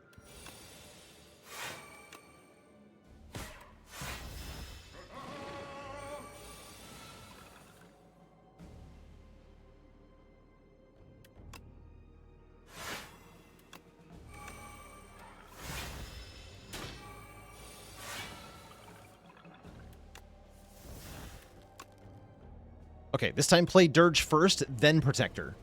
Genius. Nice. I managed to do it, chat. I'm smart.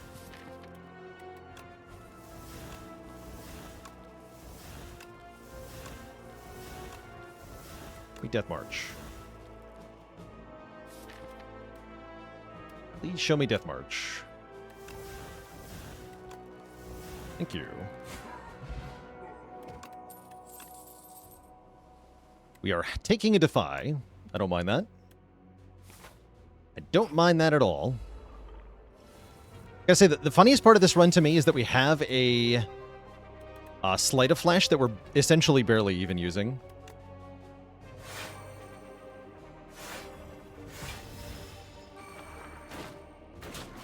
Osty, no!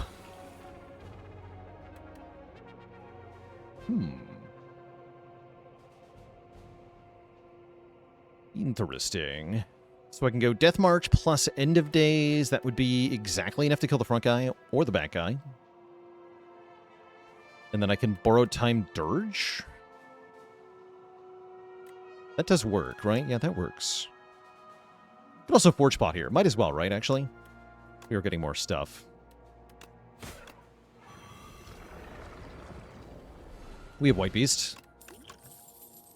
Energy Potion's pretty good.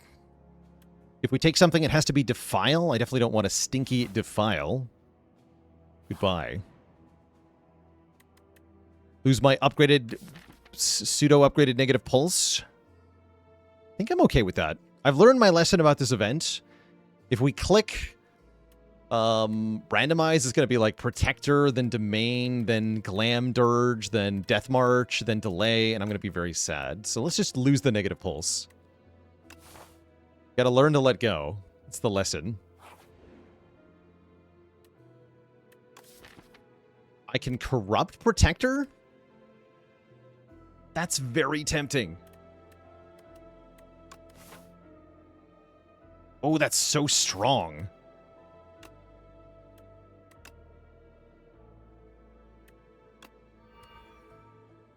And we have Puzzle. Oh, that's draw.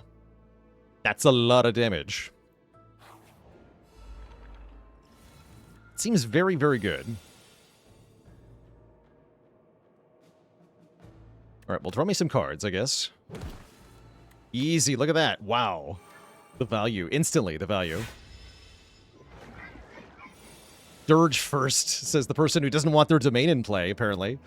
Yeah, you gotta get that domain down.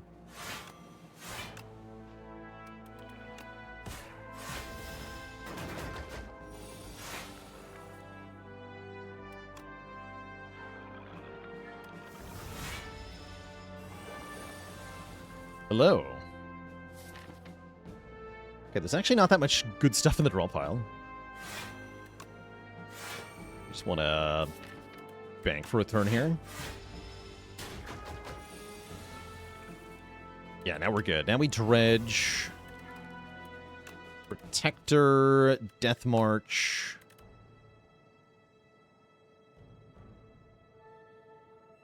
And Hecate Soul. Why not?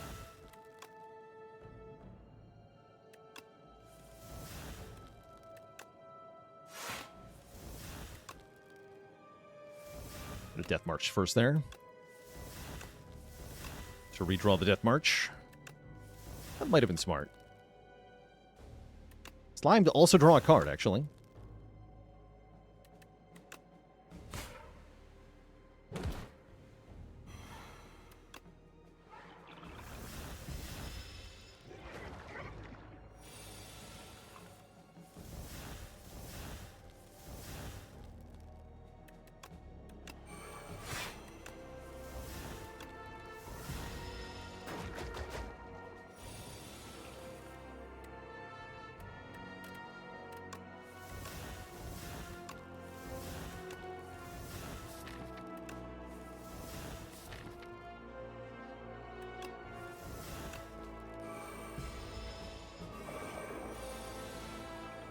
Boom.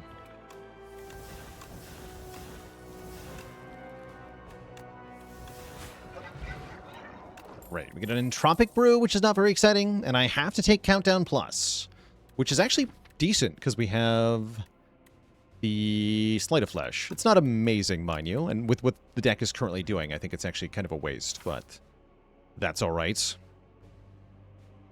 Also, I don't think I'm going to take this Entropic Brew, because these potions are good, and we have White Beast Statue. Low. Deck needs a Speedster, true. It does. Okay, nice. So let's go... Countdown, Defy, Borrowed Time...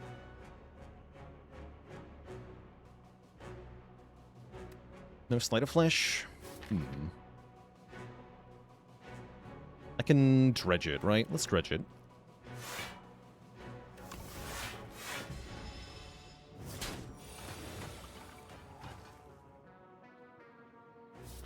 We'll have more important things to dredge, potentially?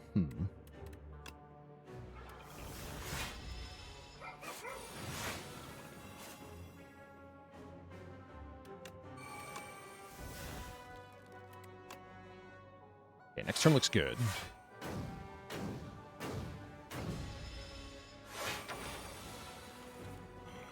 Oh, yes. Oh, my.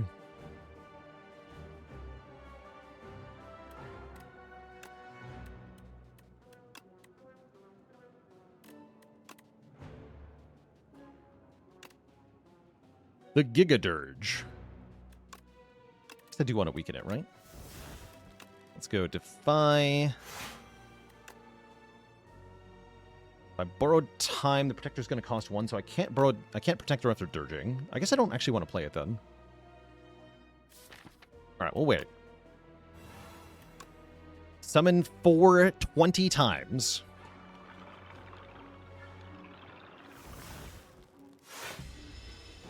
Huge.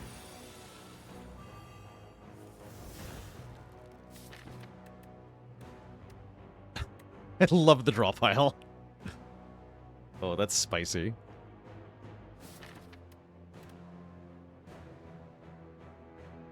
Oh yeah, we just go now, yeah?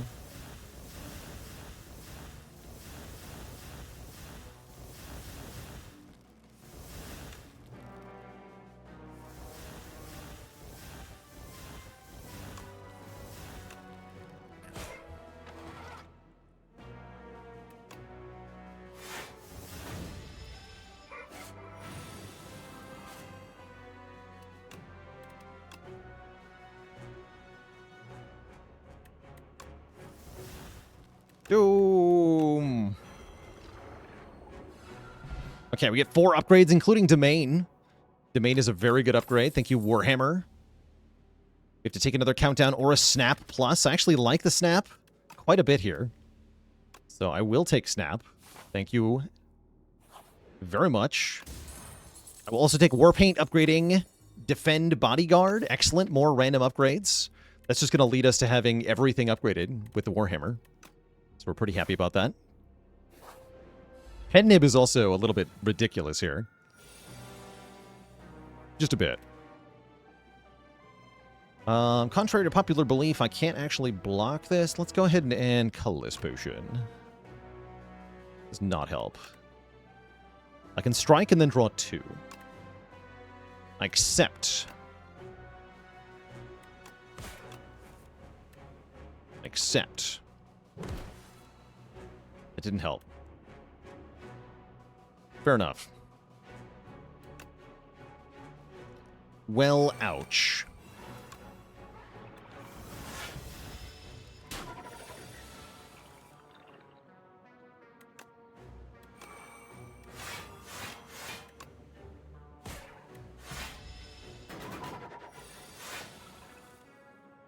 Shouldn't the challenge be on potion cards? Shouldn't I have to play only high-tier cards out of my hand?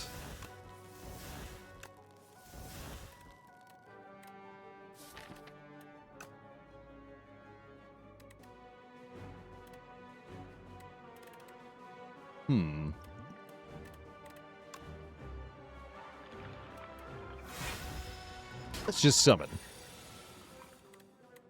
Okay, here we go. Give me the stuff. Perfect. Super perfect. So let's go Protector for massive damage. Take 2.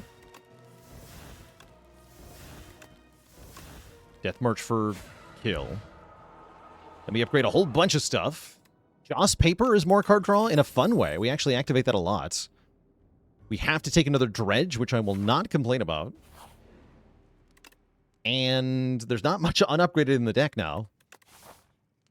I could rest up to full HP, actually. Since we're getting 8 random upgrades, there's only going to be 2 cards left unupgraded. I think I'm actually just fine with that. Let's go to full HP, just to be sure. Yeah, build your own apotheosis.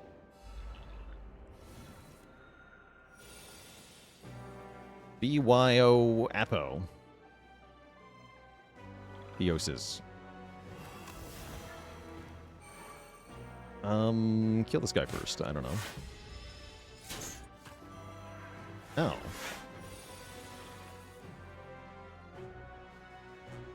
Dredge is here. Dredge is good.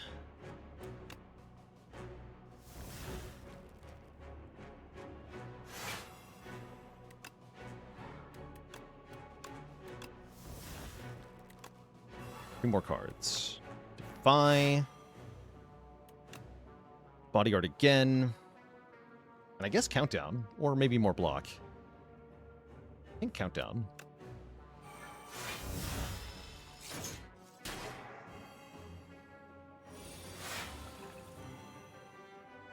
My upgrades. You dare. You dare take my valuable upgrades. I needed those. Did I actually? I could kill him right away with the Doom Pot. You know what? Let's do that. That's fun. Die.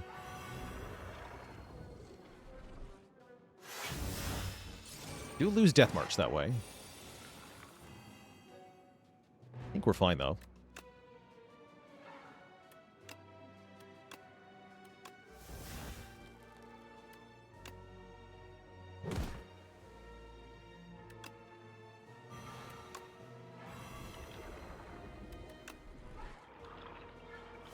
Dirge.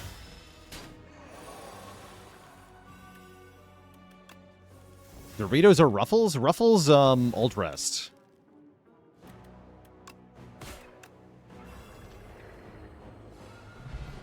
Oh, look at that triple Dirge upgrade from the Warhammer. Wow. You ever upgrade 3 Dirges at the same time, chat? I bet you haven't. Manny, thank you so much for the Prime sub. Welcome to the Cozy Sub Club. We also get Potion Belt, and guess what? Dredge.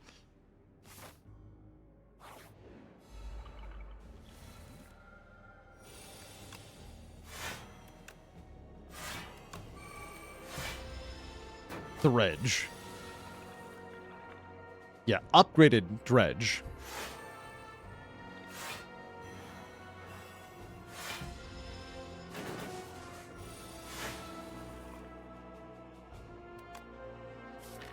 And I can Dredge Borrow Time. Do the thing.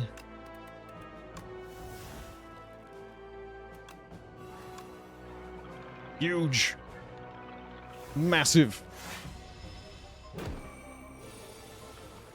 Absolutely, positively delicious.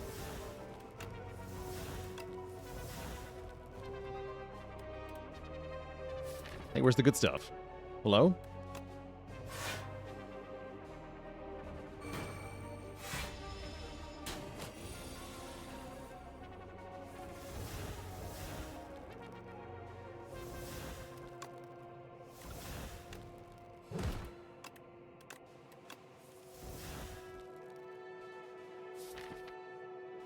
Literally the last card, so I can go Death March, Soul, Death March.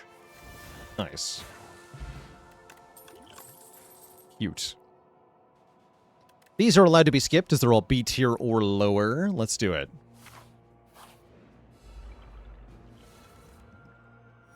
And you're back. I'm gonna rest after this fight anyway, so I'm not gonna put up too much of a fuss here. I probably should have just drawn with Protector there. It's back.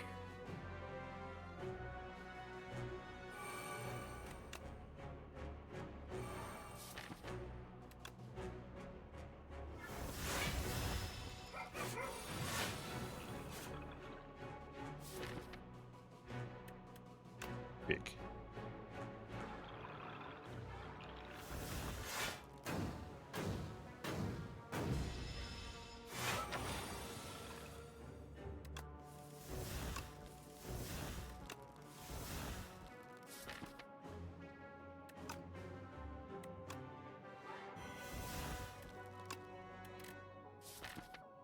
And I can Dredge, Protector, Death March. That's probably just the way to go here, yeah?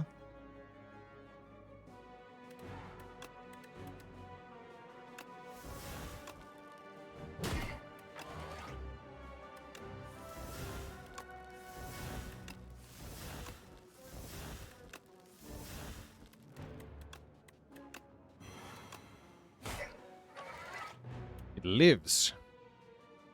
End of Days won't quite kill it. Not quite. Oh well. Hosty's face, though.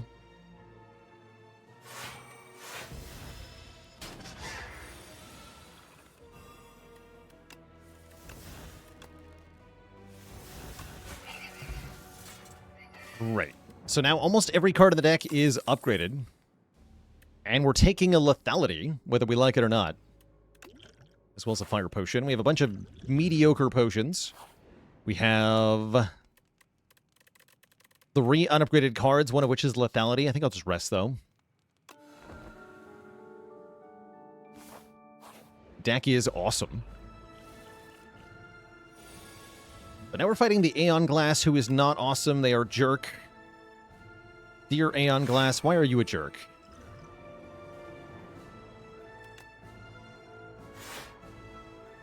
a very minimal amount of damage, which activates the puzzle here. I think I'm okay with that. I'm not going to use my potions yet.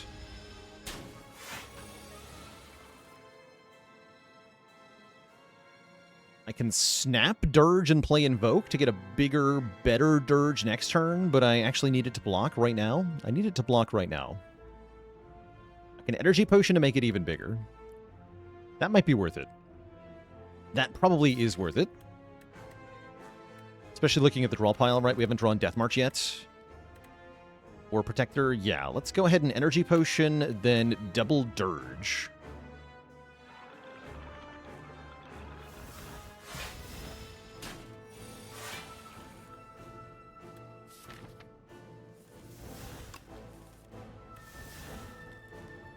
Too many cards.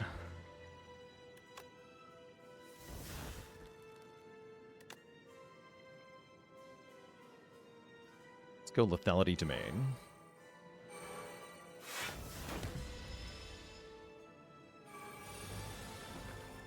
Yeah, there's Death March.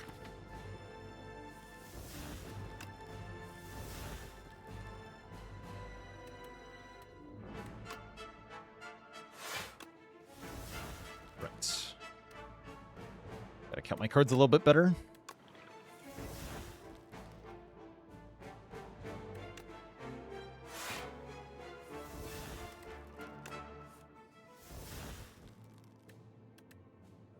Okay, Protector does more damage, so let's Protector first. 182. Then I can Borrowed Time. Death March for 75.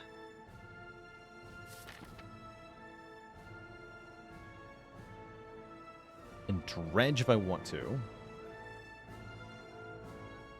Or I can just Dirge. I think I want to Dredge, though. Can I do that all again? I get Borrowed Time back.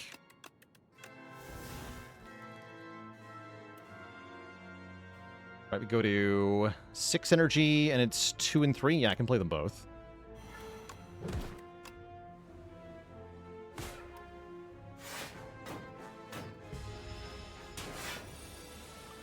Then we easily kill with a Pen Nib Death March here.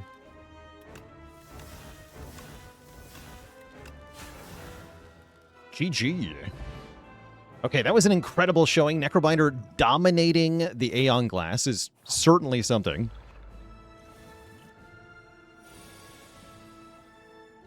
It is certainly something. Aeon who?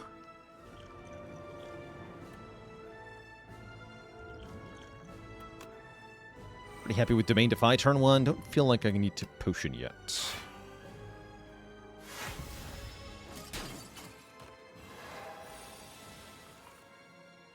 Okay, this turn's not great. Not terrible, though. I think we just keep taking damage to keep getting set up here. We go Lethality. We go Sleight of Flesh.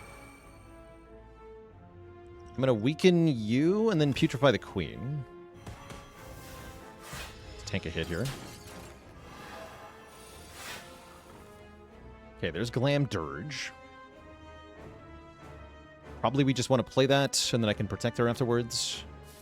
Triple Dredge in my hands. Doesn't do much, though. Yeah, we just Glam Dirge. Glurge.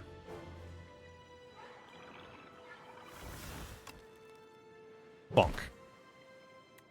Yeah, and that already just kills, right? Although that was a lot of damage.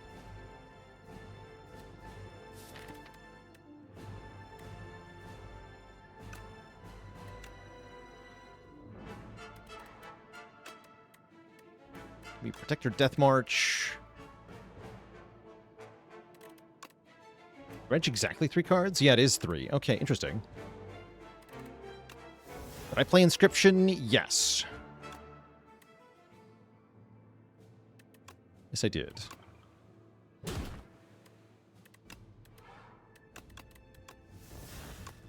Bonk. GG. A very strong showing indeed. And a victory of the tier list challenge.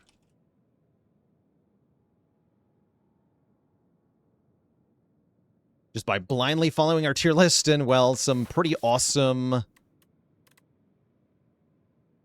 ancient rewards, plus 4 copies of Dirge, we were able to showcase just how strong this sort of run can get. GG. G freaking G. Yeah, would you believe that was a challenge run? I mean, maybe. Right, the non-challenge run version of this deck has way fewer cards. Because we skip aggressively after getting this Death March. Pretty good, though.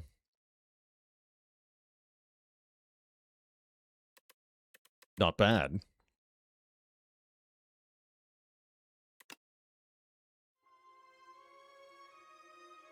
Not bad at all. So only one character remains to be beaten with the tier list challenge. That's going to be Regent, but I think we're at the end of our Spire today because we've got some variety to play. Ace TFT, thanks for the tier 1 sub. Welcome to the Cozy Sub Club. Let me mark that as complete on Necrobinder. Excellent.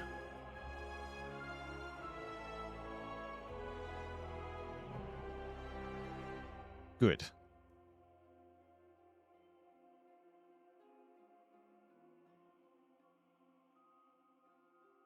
You think you would win more by doing the tier list challenge than if you played normally? Well, you can try that by downloading the Untapped overlay for yourself. Seeing how you do if you follow my rankings blindly. Can't hurt to try, right? But yeah, that is going to be the end of our Spire segment today, Twitch chat. Another quick thank you to Untapped for partnering with me. An ongoing agreement between them and me. A mutually profitable venture. And I'm pretty happy to show off what they've made, because it's actually quite cool. Do I think the reverse tier list challenge is possible? Possible, yes. I think it's going to be really bad, though. I think it's going to be really uncomfortable.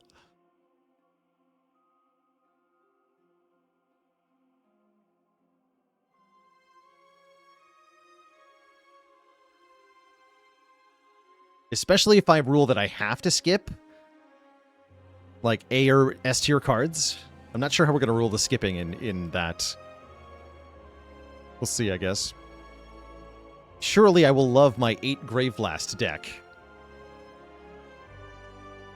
Smile.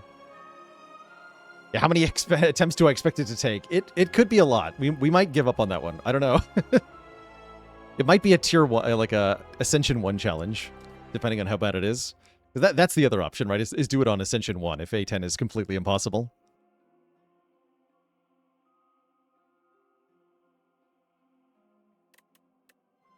All right, chat. I'll be back in a few minutes. When I return, let's play some Monster Train 2.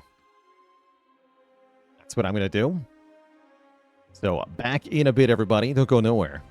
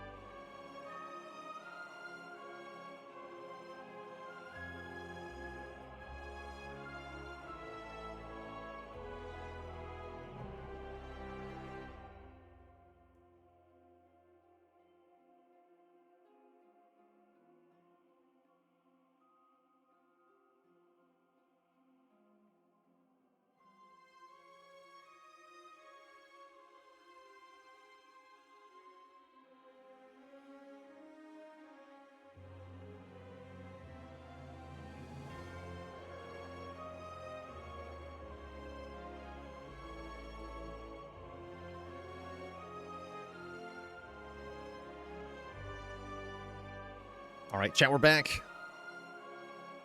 How's it going? Keeping? Yeah, our sponsor today was Untapped. For showing off their overlay. We are done with that, though. We're switching over to Monster Train 2.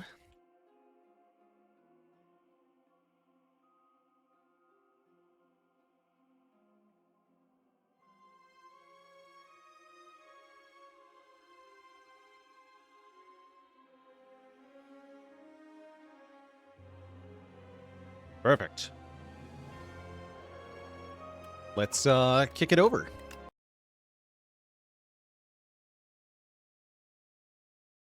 Any FTL tips on when to upgrade engines/subsystems for somebody who hasn't played in like 15 years? So for me, engines are a pretty good upgrade once you have level 2 shields. You want to get to like 30% evasion, then go to level 4 shields, then get to 40% evasion, something like that. Thresholds might be different player to player. For subsystems, I like upgrading doors going into Mantis-controlled sectors in case you have to deal with borders and your crew isn't that tough. I like upgrading piloting before jumping into into nebulas, because there can be some blue options for having upgraded piloting in those. Specifically into ion storms in a nebula. Anyhow, we're here to play some Monster Train 2. We're going to use our better random mod to get a clan combo we have yet to win with. Today's first combo is going to be Awoken plus Banished. Let's do it up.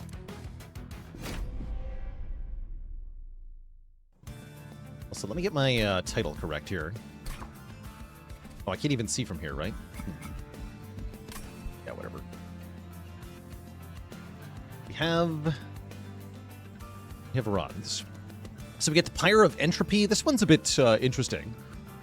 We get a Vengeful Shard after each fight, which is bad, but we get more card draw than the more Blight cards we have in the deck, which is pretty good. I also see we started with Battle Dancer plus Windblade, which is kind of a good combination. As this guy gets Valor on Shift, and the Windblade will let you trigger Shift more often. That's kind of nice. Yeah, Windblade Battle Dancer, definitely decent enough. Let's look at Artifact first. Ooh, Capricious Reflection, one of my favorites. Everything comes with a free upgrade. Good. And I imagine we probably just want a Spikes version of our champ here. I like the bonus draw on the Cultivating variant, but because we have the Pyre of Entropy, we're going to be drawing 10 per turn anyway.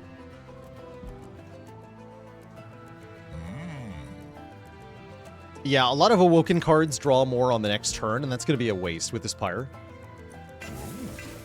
So we're going to have to lean into the Banished a lot, probably on this run. Where's the Merchant of Steel? Is it, yeah, Merchant of Steel Banished banner? Okay. We're probably fine.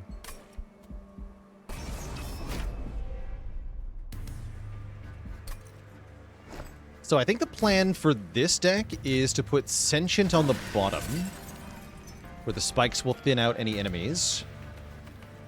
And the Battle Dancer on the top, dancing with the Windblade to accumulate Valor. That way the Sentient essentially thins out any of the annoying weaker enemies here. Here. You two go together. I'm going to buff the stats on the Wind Dancer. Seems good. Healing cards are going to be good for this deck, too. Uh-oh. Oh, no. I can't get the Collector. Boo. Yeah, none of our cards allow us to target the back line, so there's not really anything I can do. Oh well. So be it.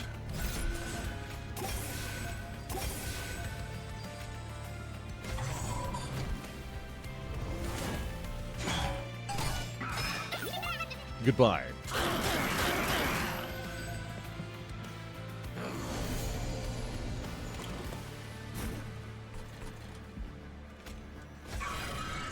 Great.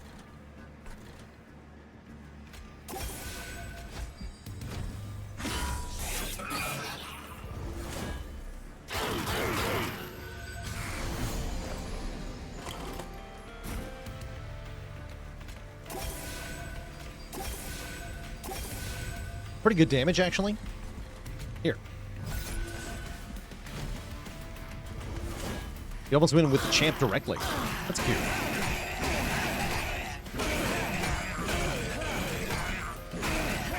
Are some factions just straight up worse for being unable to target the collectors? Yeah, some of them I think are just bad. Bad at getting the early money.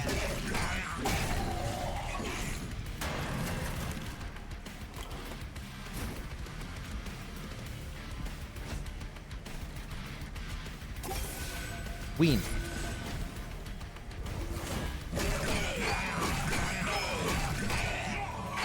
Yeah.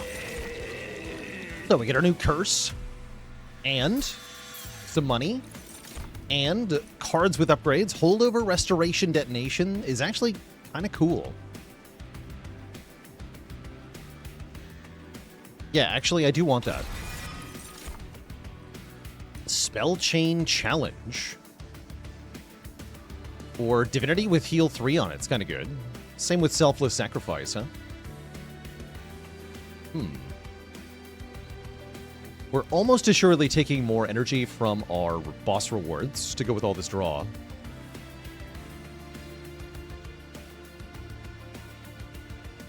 And yeah, healing on a card is really nice with the Pyre of Entropy because we are going to get pinged for 1 damage a bunch. Let's take the Divinity, since that's reusable.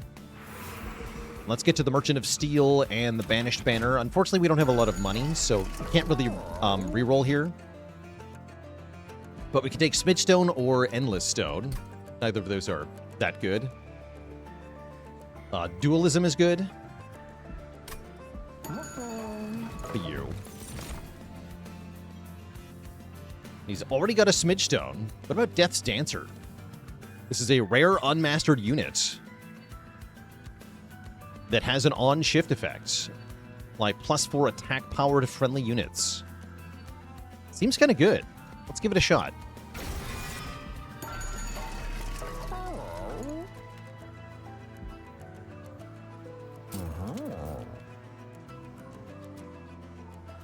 Yeah, it goes with the blade.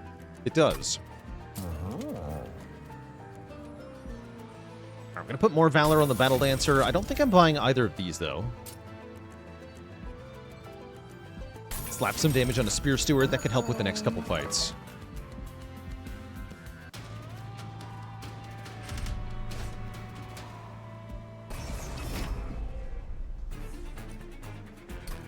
All right.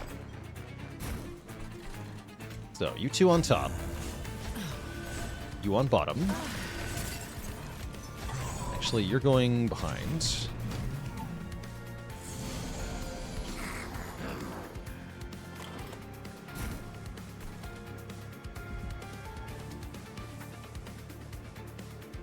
Okay, 2 of these will reach the Pyre. It's not that big a deal, though. I do want to hold over my Resto Debt. I do. I'll play the Steward, and I'll take 1.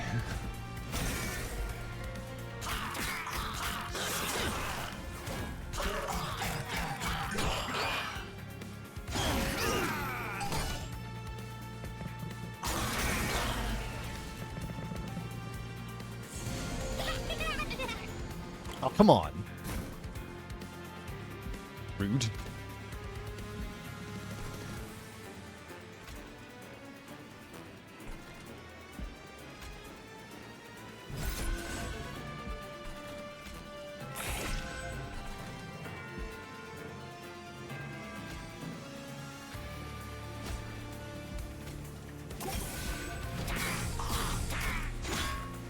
Okay, so we're taking some Pyre damage.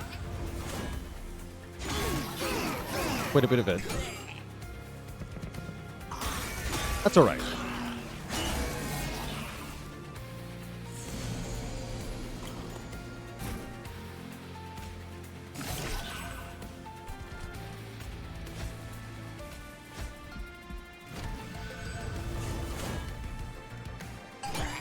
Okay. There's Divinity to heal 3. I will take that. Keep buffing our stats. We lose these, but that's fine. Their job was always just to thin the ranks of the enemies.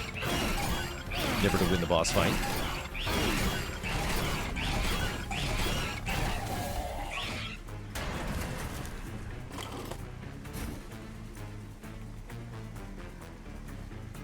Welcome, Tom. Those 3 ones were from the Mark of Invasion. That's how they got there.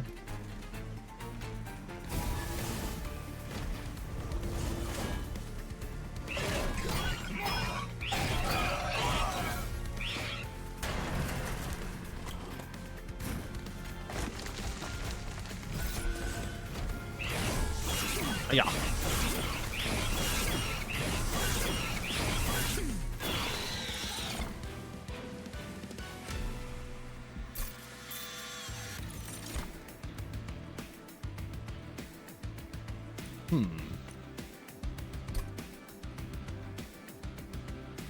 I can use the intrinsic restoring retreat to do some nice stuff with the Battle Dancer and the Death Dancer. Let's add that to the deck. Sure. Ascend Advance, okay, or another Windblade.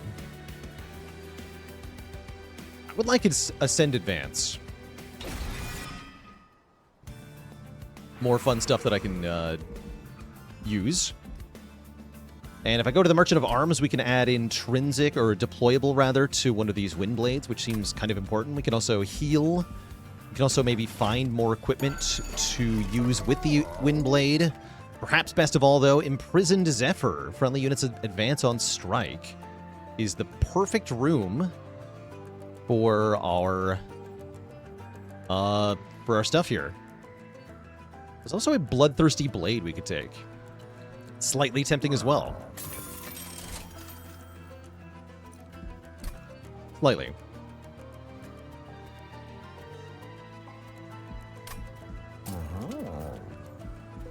Tempting to make this deployable. I think that's our next deployable, though.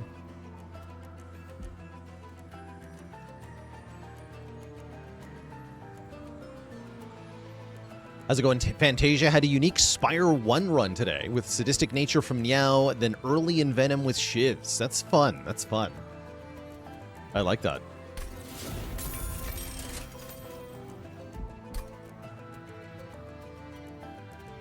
Can we only attack one time?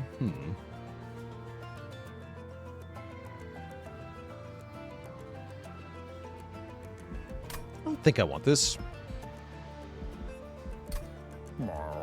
Equalizing rings for the Sentient is pretty fun. Just give her 40 attack power. That is tempting. Fantasia, thanks for the Prime sub in 44 months. You know what? I'm going to buy that.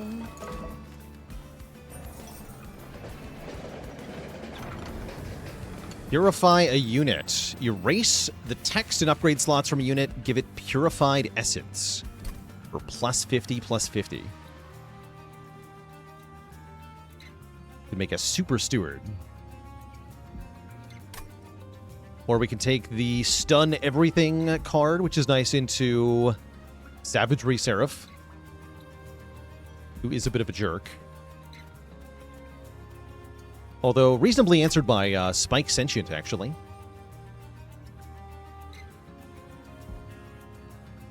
Does this keep the upgrade we already have on this one? It does, right? Oh, that's good.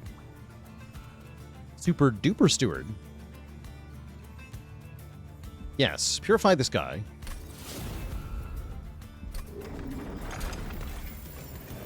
Or is that a displayer? No, you are 78 still. Cool. Very cool. Great.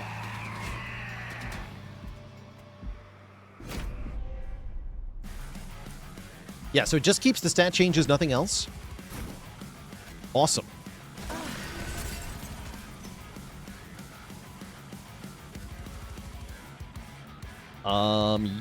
Archeon will kill you turn 1, is that correct? Let's lure Archeon to the top here. You guys are going to go middle. I've also got Descending whatchamacallit, right?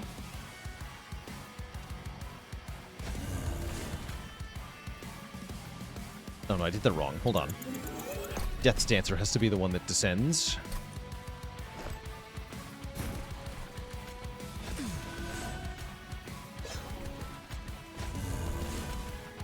Okay.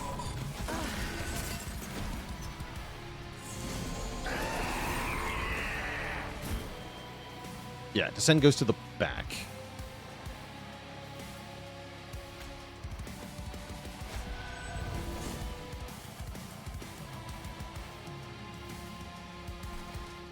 Very tempting to play Divinity here. I would also love to get rid of our Calcified Ember, but we'll have another chance, with more energy especially. Need more Valor.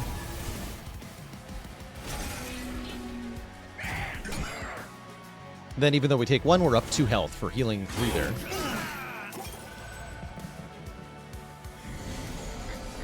Excellent. There's our holdover restoration detonation. Perfect timing.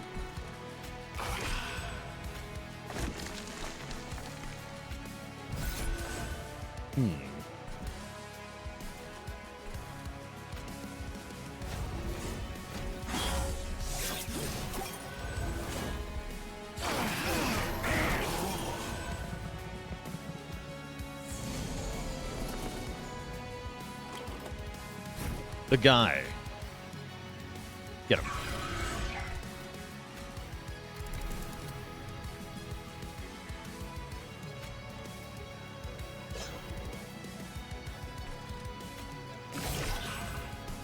Okay, feels correct to take 1 here.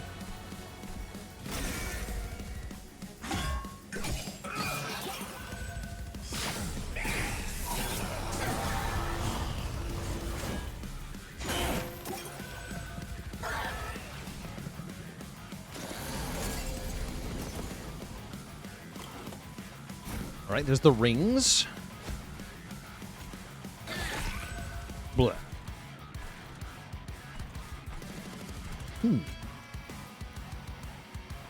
Have fun.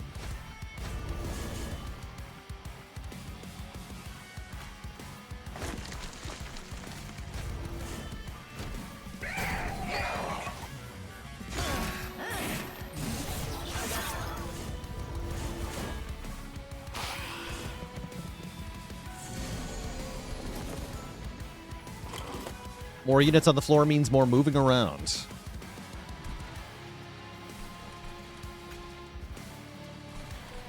Good.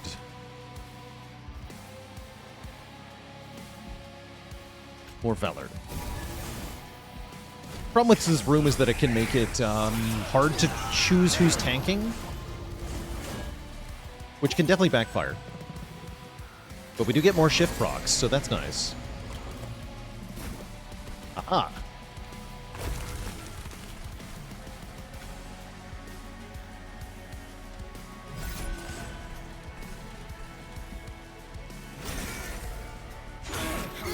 Essentially, you reverse the battle order every round as long as you've got things to attack.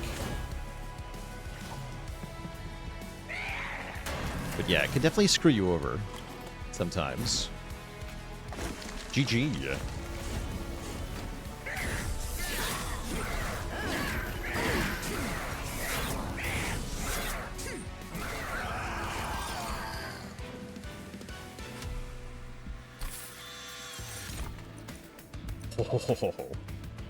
Spell Chain Eagleheart. Apply Valor to a friendly unit, then make it attack immediately.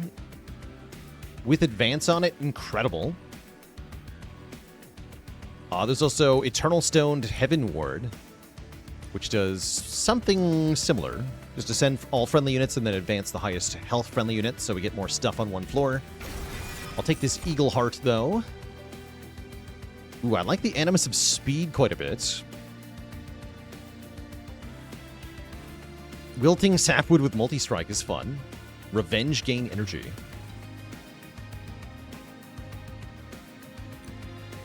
Slam is advance as well.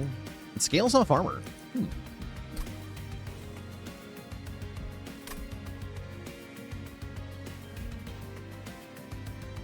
Actually, give me this guy. And more energy, please. Question is now how we're going to fit all our stuff in the same floor. Something to figure out later. Let's see if we can get better upgrades on our stuff. Multi-strike looking really good on the Battle Dancer, actually. Especially if I then dupe Battle Dancer, which I might.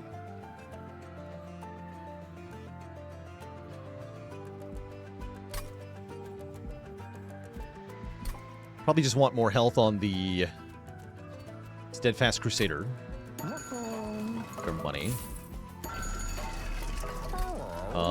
Is there anything else I'd want to dupe? We could dupe Eagleheart here.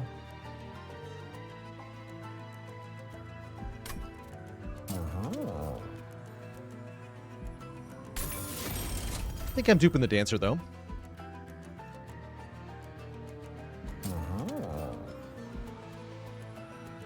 Could make this guy big.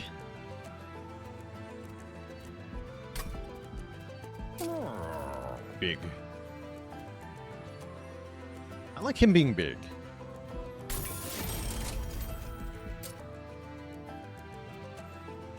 You do have an upgrade slot. Okay. Might as well.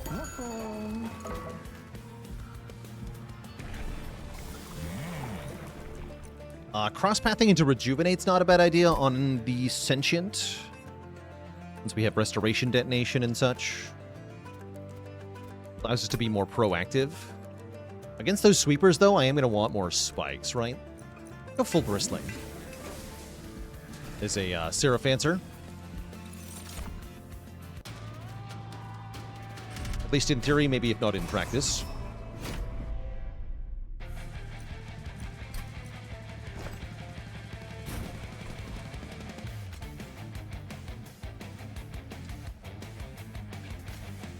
So I want this.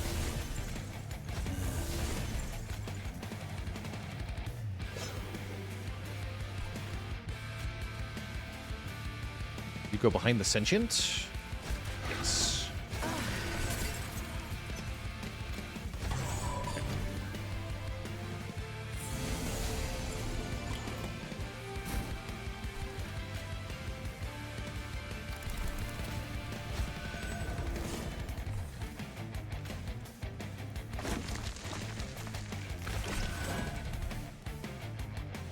Cool.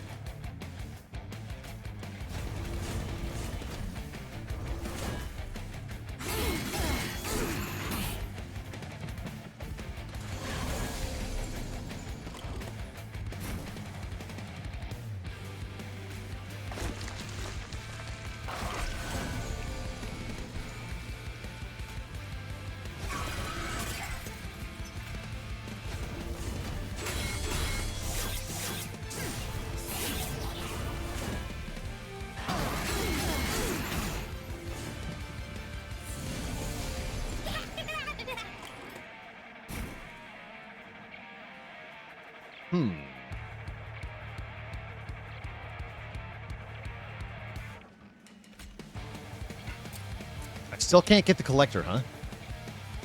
Seems to be impossible.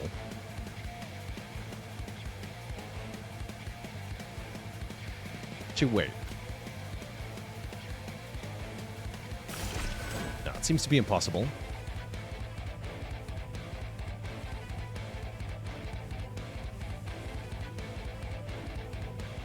That's all right? Yeah, that's all right.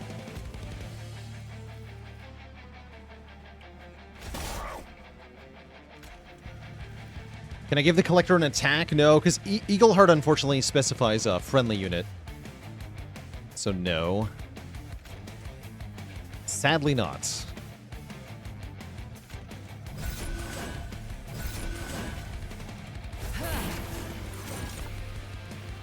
Oh, that worked actually. Oh, because you attack at the end. Oh wait, that worked. Okay, we do have it. We do have it.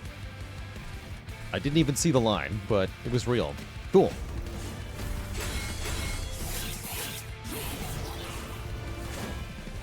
Oh, with Steel Enhancer. Tom says no, the Collector can never attack, even if it gets attack ups. Cool. Neat.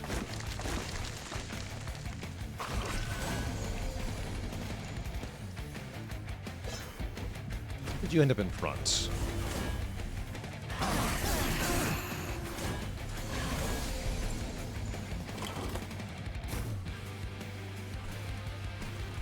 All right, you go here.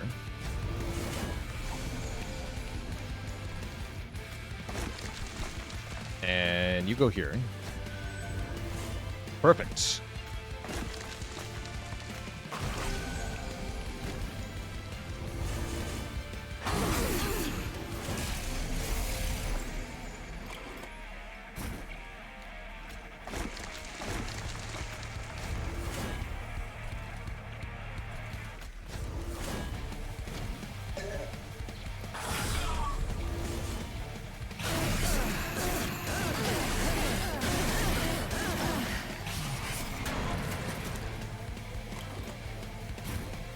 Nice.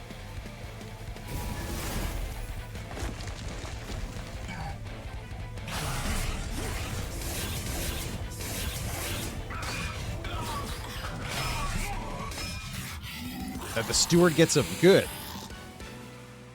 Very good. Ooh, Spell Chain Pyre. We get a minus draw for 1 turn, which isn't even that big of a deal because I draw tons of cards. And we can get 2 more Ember per turn for the whole rest of the fight. Hell yeah. I want it. And I also want Everlasting Light. What about Death Metal Hymnist? For more multi-strike. No, I want Everlasting Light.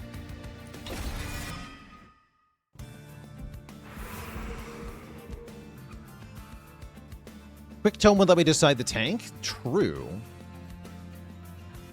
Kinda, sorta. They'd be in front when the enemies attack, but they would never be in front when Valor gives them armor, so that's a problem.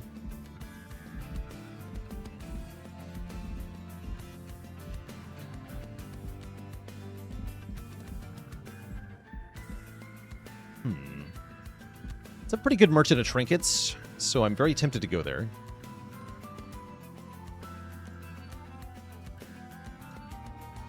Calcified Embers are just tied to a random card in each card reward. There's no correlation there. Just totally random. How's it going, Bobby? MCC, we certainly did. And what a run it was.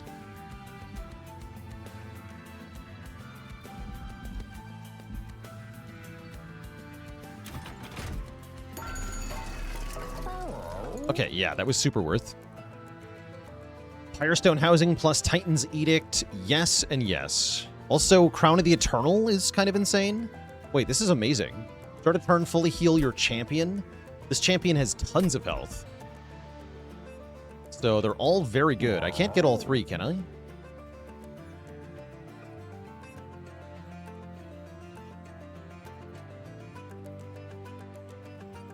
No.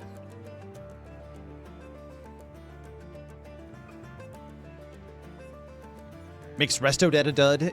It does on Sentient, yes. I'm fine with that. Well, am I? I'm not sure, actually, because I might want to further upgrade my guys, huh? The lads. Alright, let's see what's in here first. Rare pick from Legion, Remnant, or Lazarus League.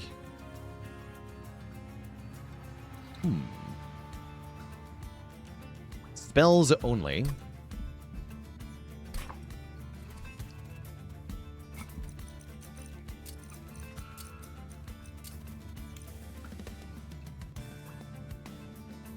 Minds of Their Own is pretty good. Brain Transfer is interesting. Kind of dig Brain Transfer.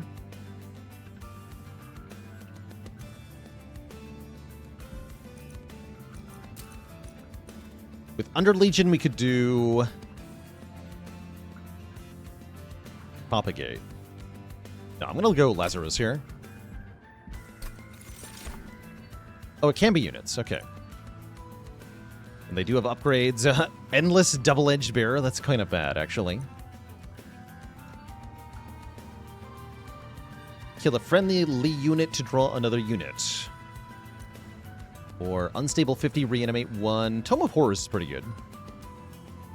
Take Tome of Horrors.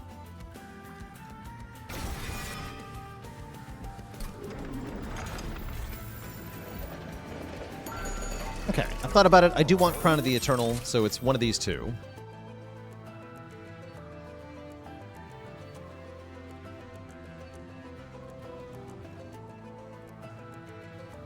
I guess I'll go with Titan's Edict.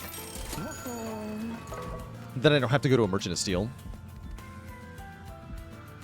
The Power. Alright, and I can duplicate any one card. Might want to be Everlasting Light.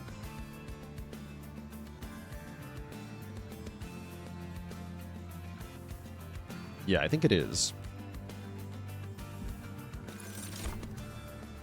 Okay, sweet. Begin.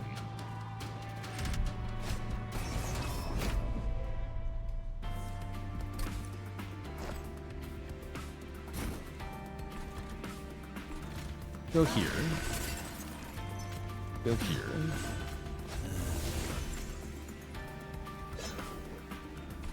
Go here.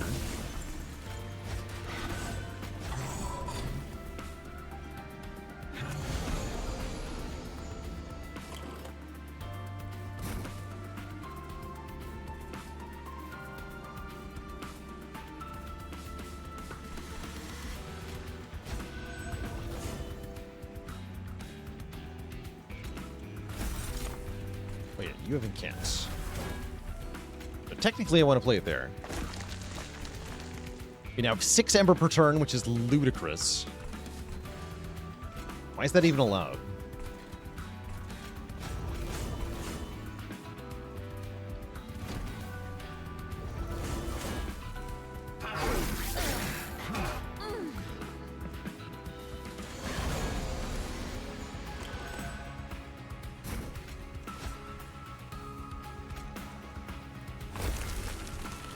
Nice.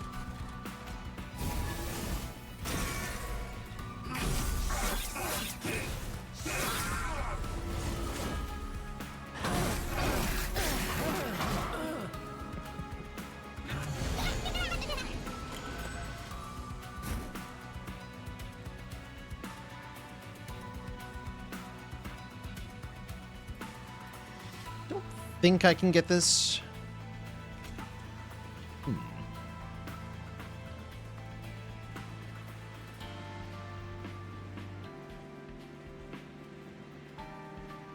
Think so.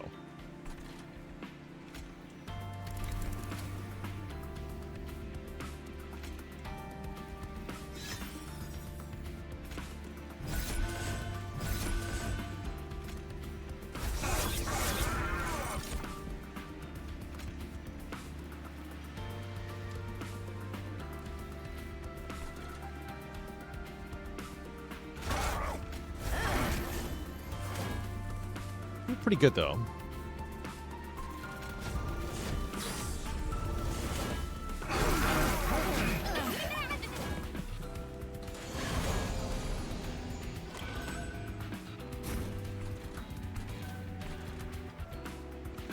Hiya.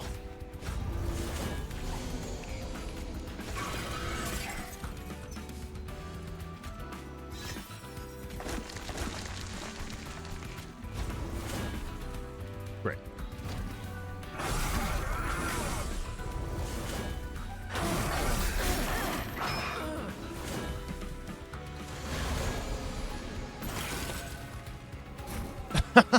The perfect hand doesn't exist.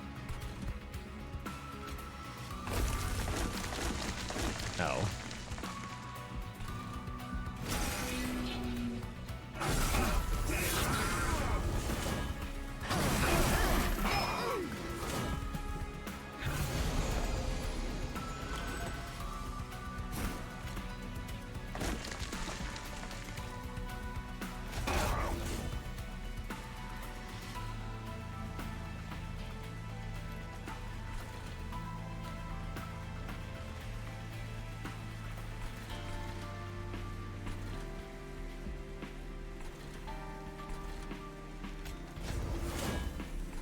wants to be unstable? I guess you do.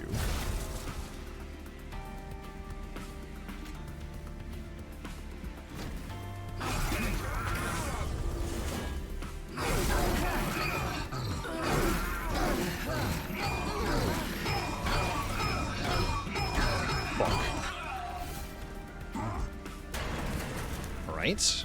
Should lose pretty fast here. The enemy, that is. For sure.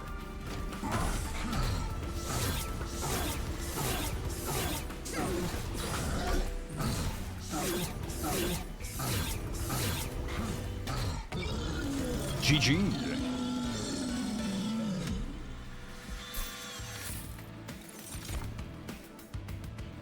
Apply rooted 2. I'm good. Actually, that does have use. You know what? Screw it. Give it that me. Give it to me. Heroic Dive. Descend and advance a friendly unit dealing damage equal to twice its health and armor. Yes. That I will take. What does this Pyre Heart do? It gives us loads of curses. That's where all these shards are coming from.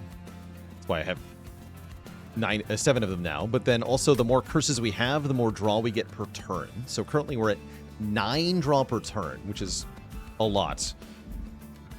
A silly amount.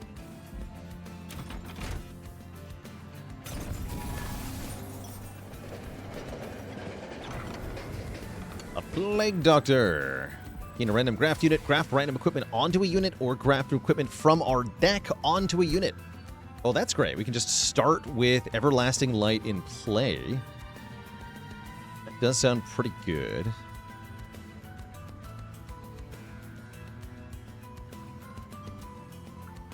Or I can graft a Windblade onto the Death's Dancer. That's also valid. The non-intrinsic one. Let's do that. You're going to get grafted. The non-deployable one. Great. Now she just has a Windblade. That's a nice event. We're offered a double stack. Double stack Divinity is kind of nice. Double stack Tome of Horrors is hilarious. I could put Holdover on the Divinity. Holdover on the Rooted 2 is very funny. We can cheese enemies doing this. Kind of like that.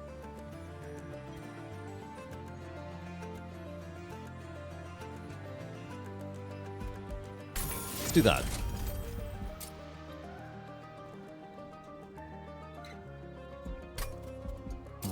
Double stack this. And make one of these free, sure. I should also maybe remove a card at this point. Can get rid of the stupid basic Train Steward. How's it going, deck PL? We have so many curses because of our Pyre, which adds more curses. But gives us more draw to draw through the more curses that we have.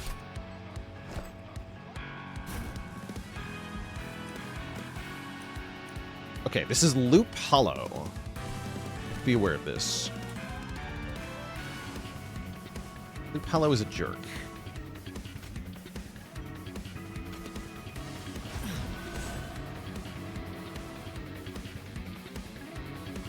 How do I not die? Just trust in Sentient. It's not going to help me.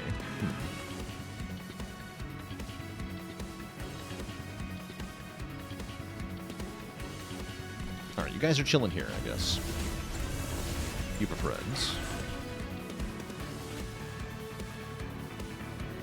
Good luck.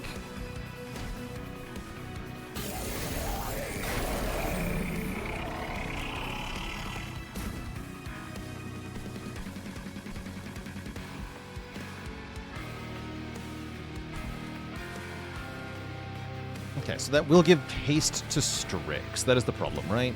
But we fixed that problem. So there is no problem. Good. No problem. And also Heroic Dive to get the Death Dancer onto this floor. I can actually dive everybody onto the same floor, but they're going to be avoiding floor 3, so what is the benefit?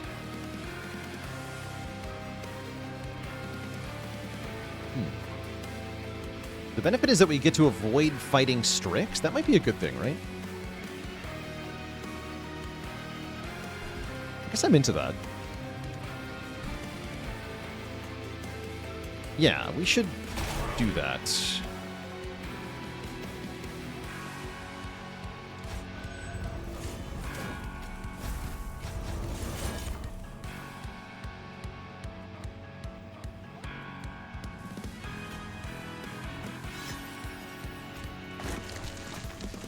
Right.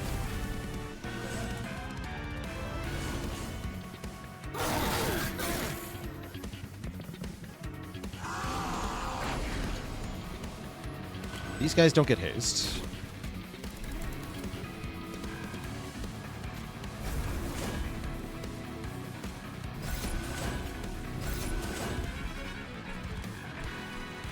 We just keep this guy trapped here.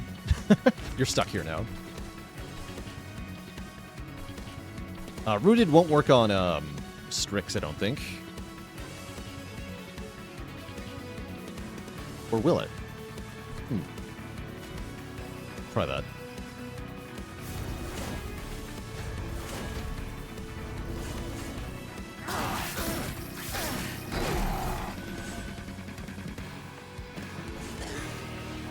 Bullet. Oh, these other guys having haste is more of an issue, right?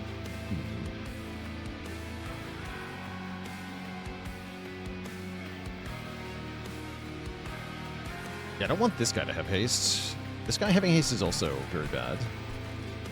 I may have goofed. Goofing might have happened here. Fortunately, the Pyre is very tanky, so not much of a problem.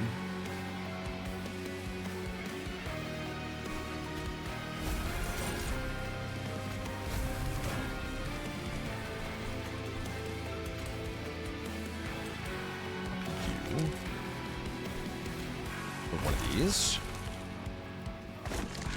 Pray? We're praying now.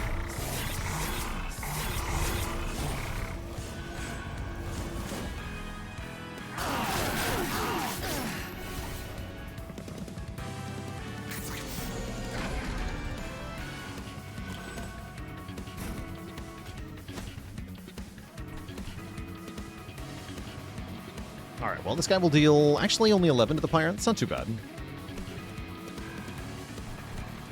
Yeah, we're going to let one of these go up. Let's see if this works. Yeah, you're immune. Okay. Expected.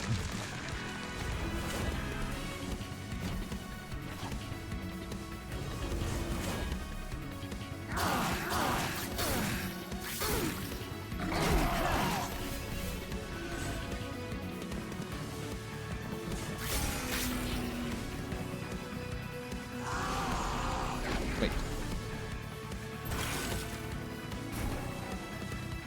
Okay, I see. Okay, not too horrible. Not great, but not too horrible.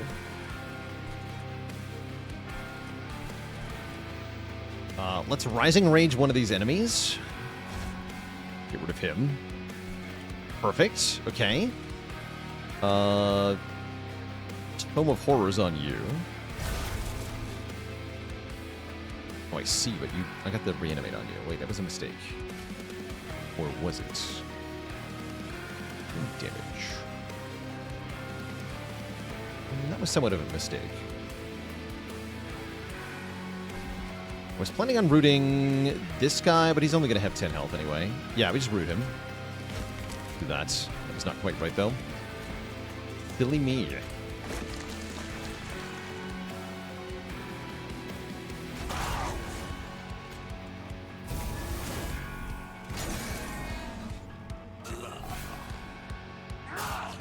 Oh, that'll also let him kill whatever goes to the top next turn, right? So the explosion will get them both next turn. That's perfect, actually. This is this guy goes to the top, but then he dies to the unstable.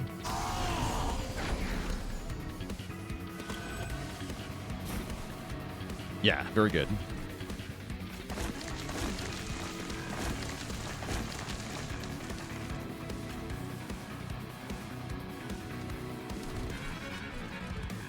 I don't really want to root any of this. I guess this guy's fine.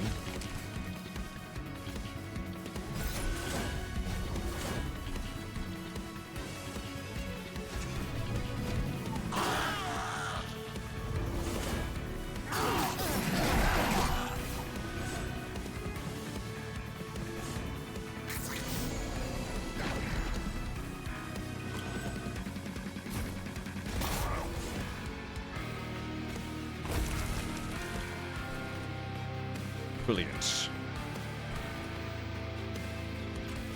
Get in here, bud.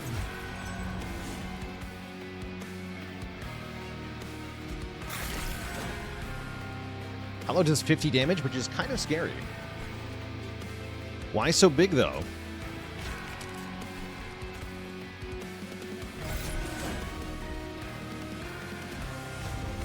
Oh, we actually just kill Hallow outright because we have so much damage here. Good.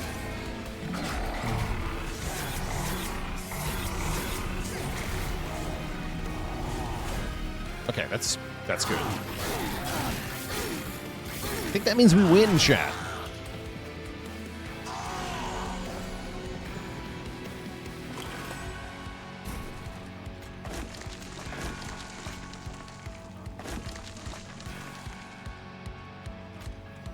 You're not going anywhere, bud. Sorry, but not sorry.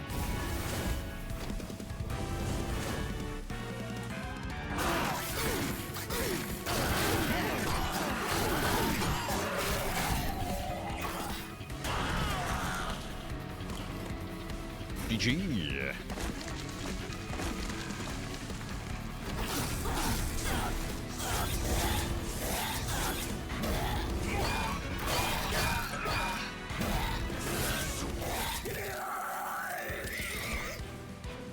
Blech. Cursed Twin Blades, kind of nice. Let's take a Heaven's Ward, though. I like being able to move around. And I think I want more capacity as well. We're making it work currently, but this is going to be a lot smoother if I just take more space. And since I have that double Pyre grow, we don't need energy as much. Let's get us to this Merchant of Arms. Quite urgently. Quite urgently.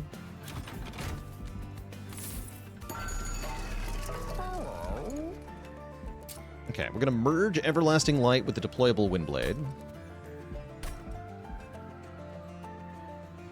And we're going to add deployable to the Imprisoned Zephyr. Nice.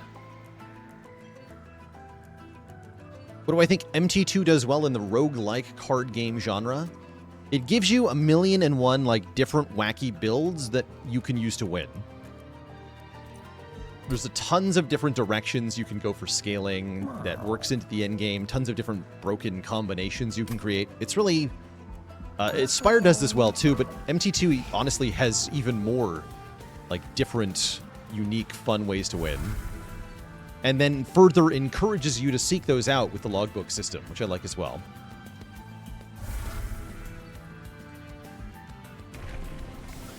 Big spikes. Okay, and we want to remove cards. There's no amount of restores I wouldn't want to remove here. Just dunk those. Let's save one, though. I might want trinkets here. Yeah, it's enough spikes to kill sweepers in one hit, which is crucial. It's actually really good into this Seraph.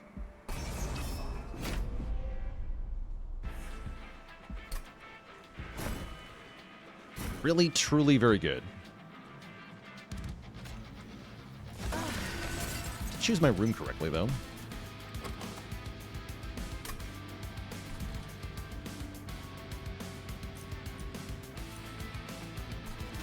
Let's try middle.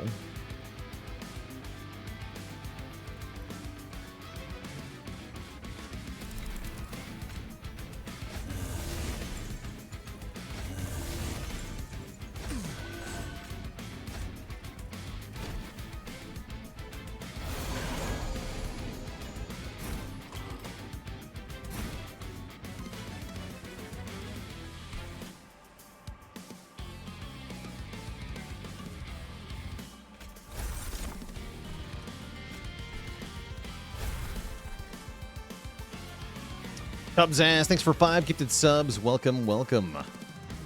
Everybody to the Cozy Sub Club. Here, you stay here.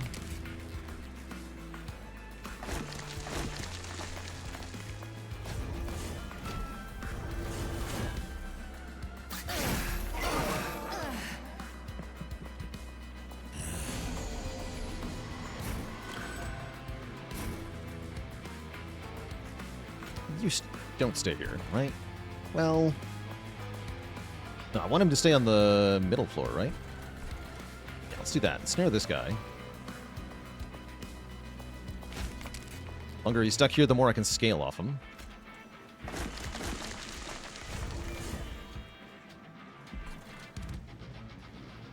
Don't really want Holdo Resto Debt.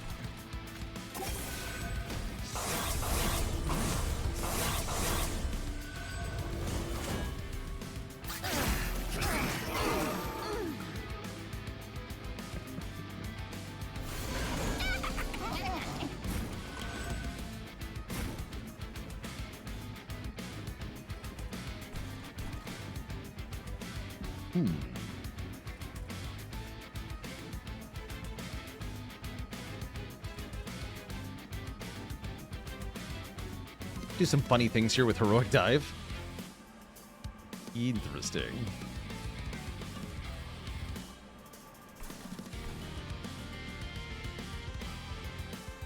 We fly up and then we fly down.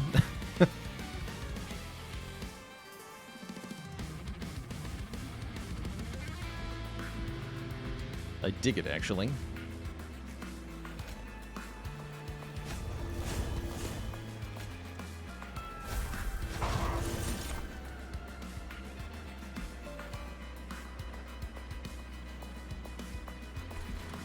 And I could just use Heaven's Ward to get the Collector. We can also just ensnare the Collector, actually. But I want to ensnare this guy, right? Although if I ensnare the Collector... No, that wouldn't work. Maybe I just do go to the top here. That sounds fine to me.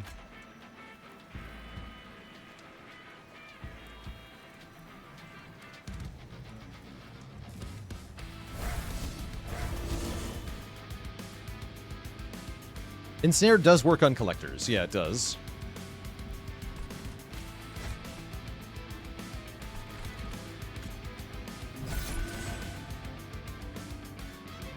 I guess I'm not going to play Everlasting Light because you need to be armored. So snare this guy for now? No, let him through. Let him through. They gotta die. Okay, don't actually snare anybody.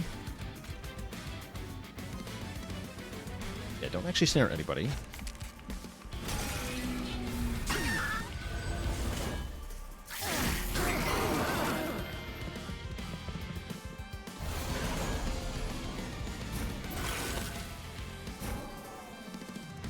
Nice. Okay, killing this guy up top is huge here. Definitely like doing that. I think I want a Tome of Horrors this guy. So he just explodes endlessly, killing everything on the floor over and over again. Seems good.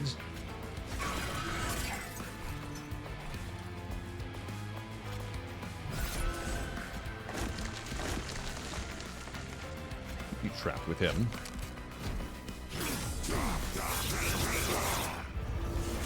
Oh yeah, I'm no longer on the movement room. Let's see.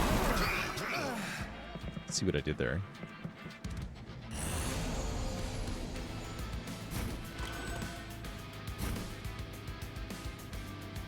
That's alright, we have some hot nonsense we can pull anyway.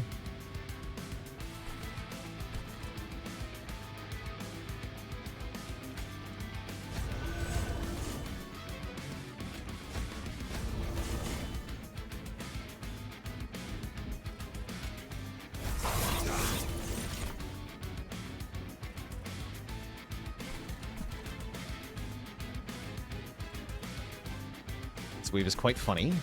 Oh, the explodey guy got accidentally promoted. Good for him. Here, have fun.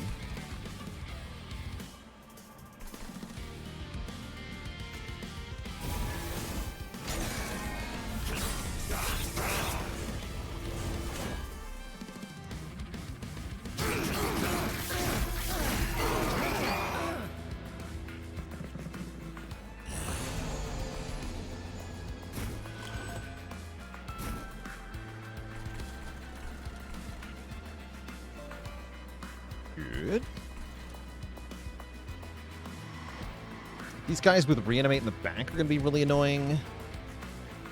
Extremely so. This wave will be easier to deal with if I separate these guys.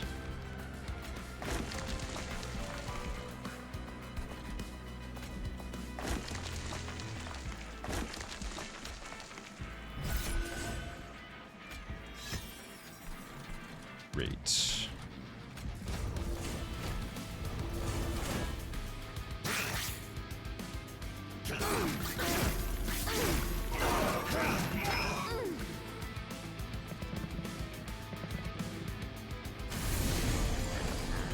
Oh yeah, and it's this jerk.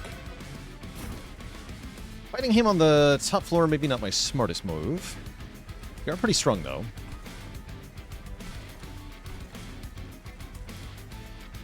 And we do decent damage to him as well. Okay, I'm not that afraid. Seems fine. And we might be able to fly him up with Rising Rage, which would help a lot. Yeah, that'd help a lot. Prevent you from ever reaching the top.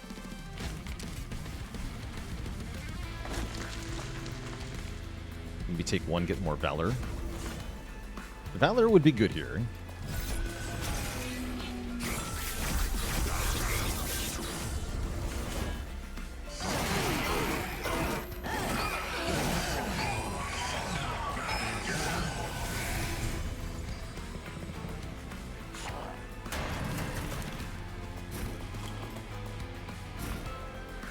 Yep, there's Rising Rage. Do I want him in front, though? Let's find out. Yes. Okay, great. No need to complicate matters, then. We just win.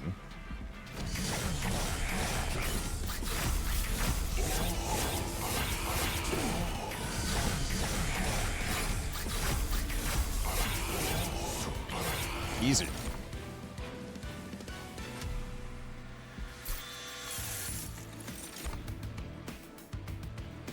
Okay, none of these, thank you.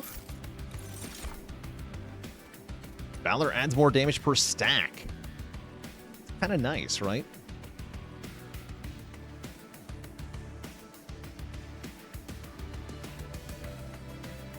Spell Chain Begone is also kind of cracked.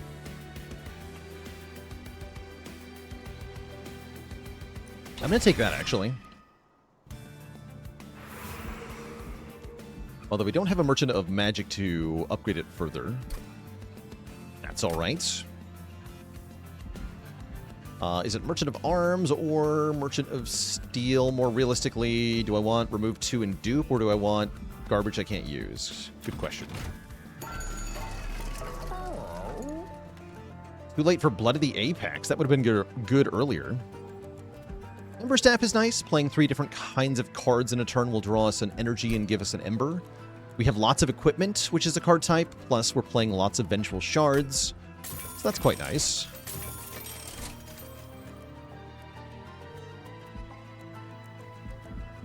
Is Priory's Cloak gonna work the way I think it does with Crown of the Eternal? I think it does, right? That's fun.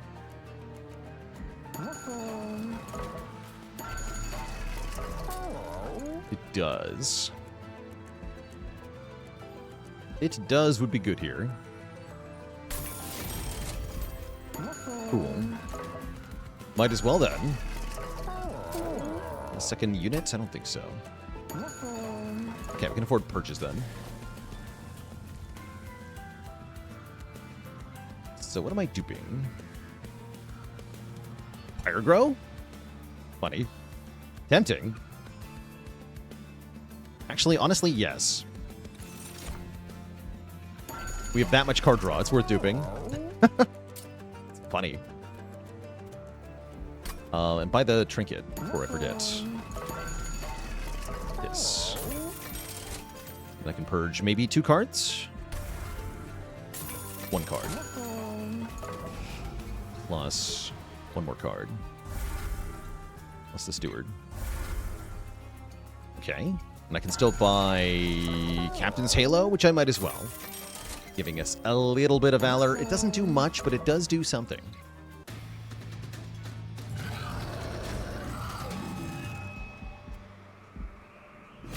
Yeah, with a different Pyre, that Pyre Grow would be essentially unplayable, but with this one, it's kind of amazing.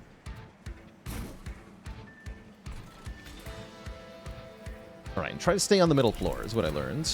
Or just put the Zephyr on the top. That's the other option.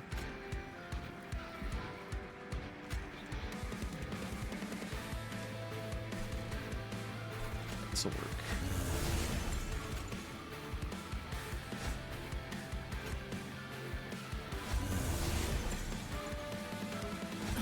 This'll work. Jacopotamus, thanks for the tier 1 sub. Welcome to the Cozy Sub Club.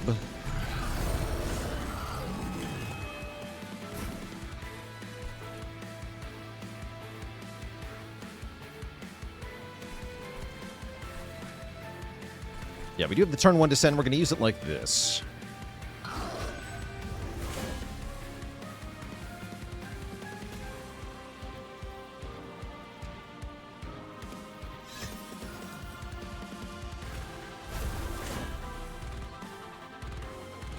You need to be tanky enough to live this hit.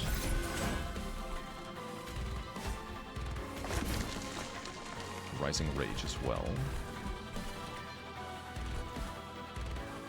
If I Rising Rage the Avowed Gladiator, I can get a whole bunch of stuff. Won't do very much damage to it, though. I guess I don't want to do that.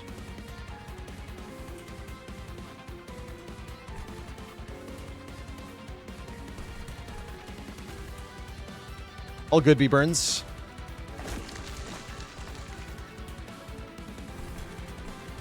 You are all good. Don't worry. Yeah, I think I'm not going to Rising Rage. It's tempting, though.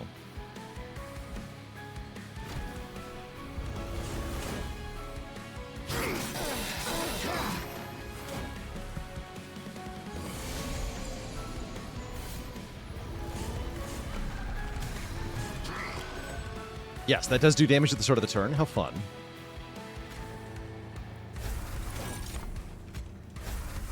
Okay, play all the Pyre Grows. I will draw 1 card next turn.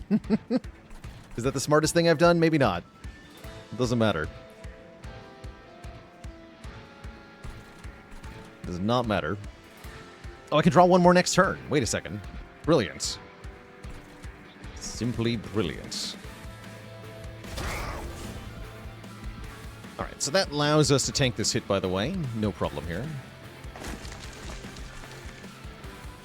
Let's ensnare you. Actually want to do that? Too bad.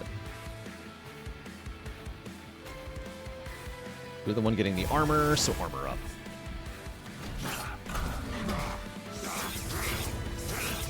Who needs cards?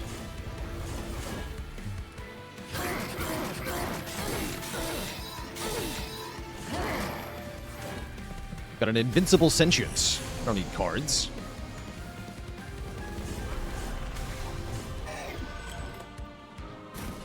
Right, I draw a Vengeful Shard and Ensnare. Right, right, okay. Not bad, actually. Let's ensnare this big boy.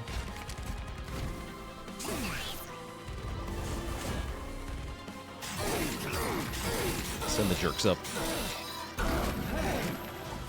Take tons of damage, who cares? Heal the full anyway. Sentient just getting tougher and tougher every turn because of the Valor. Cute.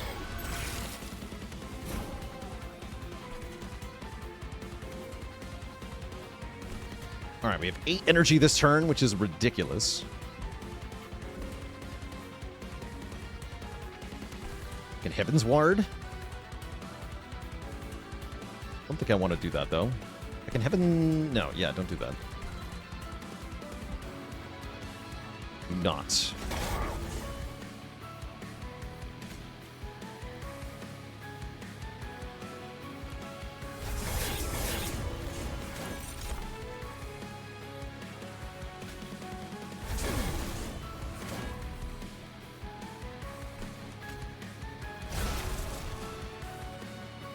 Boom.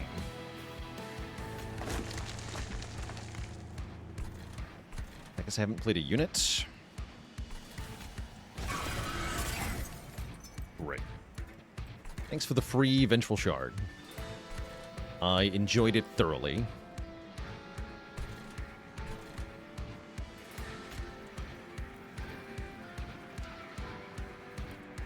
You'll be more useful next floor. You will. Let's just keep this big guy ensnared. Take some fire damage here.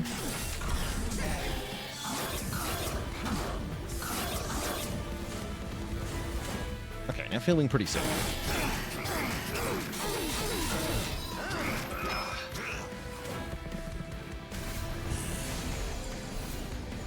That bottom floor is hella scary, though. There's a lot of big enemies there.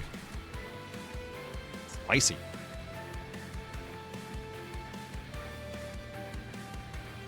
Very spicy.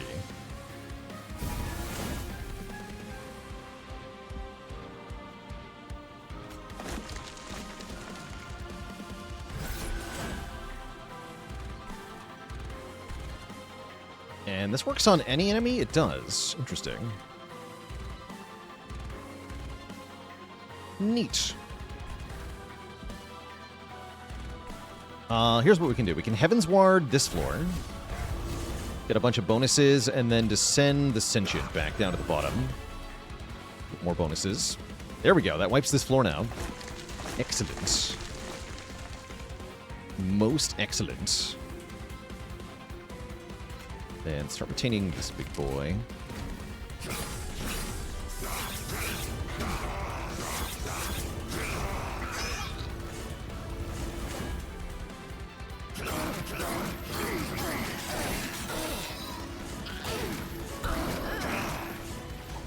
Wow, that damage output, though.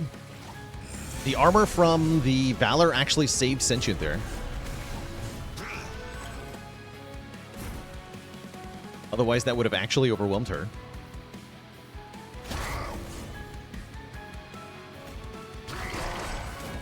Boom.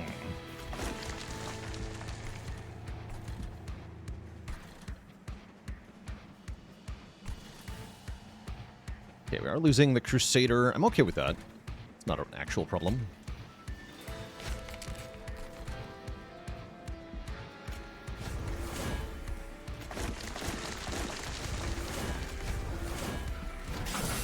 Give me that kill.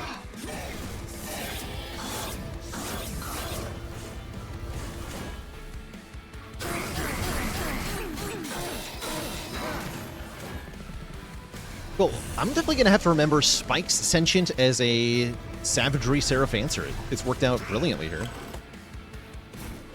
Although without the healing to full every turn, it wouldn't be working that well, so I don't know.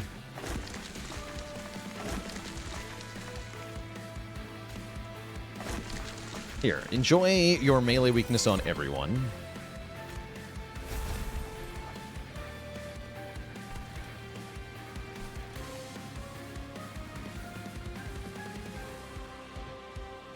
Then why don't we Rising Rage Seraph here?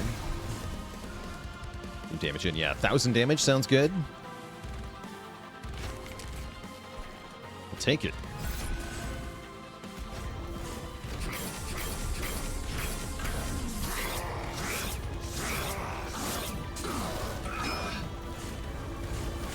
That's the wrong guy in front.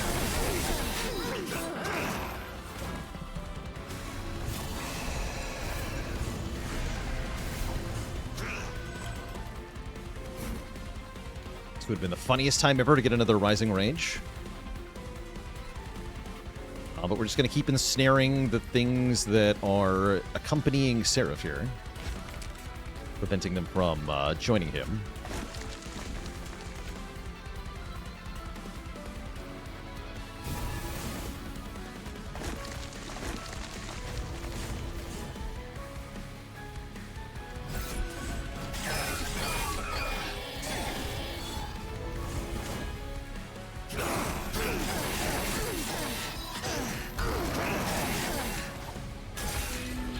Oh yeah, that does do damage twice.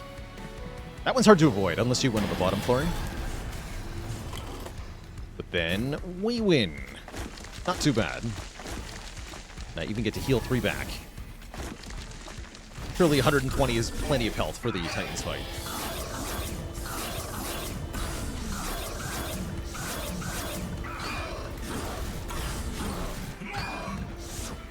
Yeah. GG.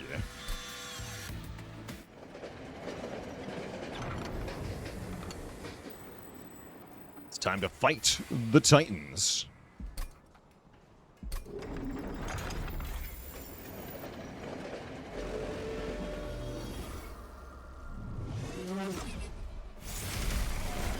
Begin.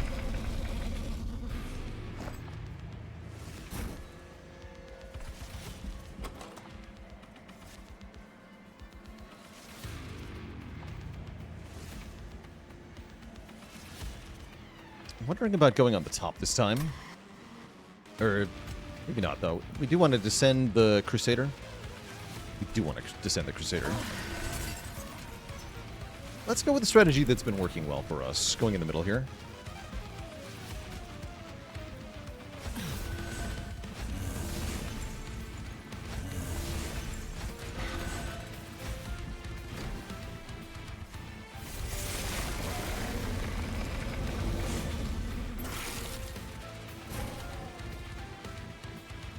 Got Heroic Dive. How fun.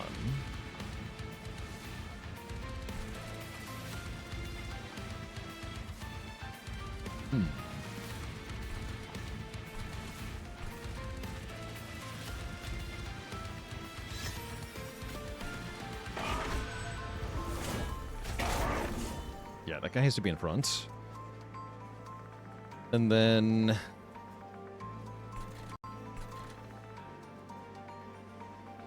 Begone Dominion. It's a little early for that.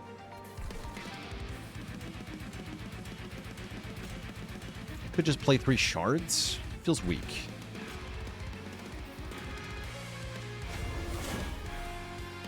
Be correct, though.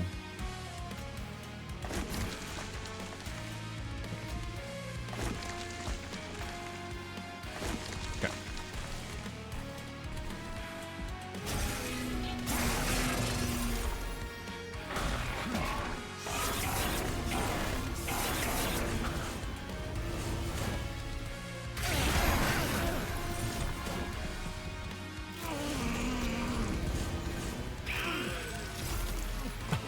He automatically died at the start of the turn. That's funny. Did shreds, you say? Okay, we once again get super duper Pyre Grow, which I am just going to go ahead and use. We're not drawing much in the way of cards next turn, but that's a problem for future me.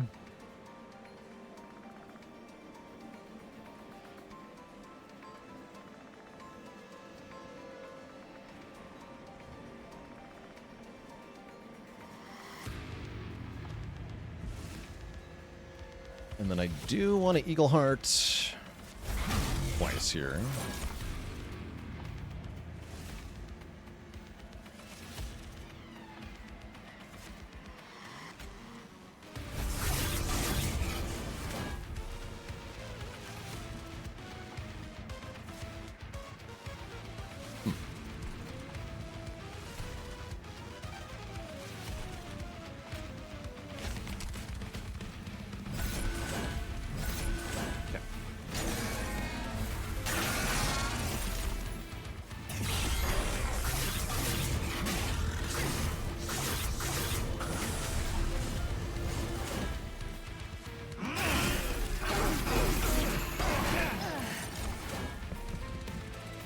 Annoying Jerk's dealt with. Sweeper gonna be dealt with. Okay.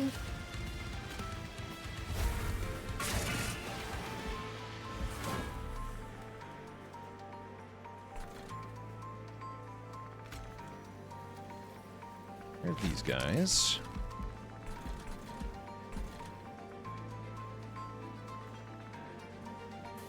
Home of Horrors does a lot of AoE here. I think I can just keep waiting, though.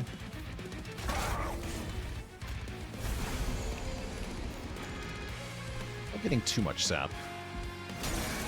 One of those hit me.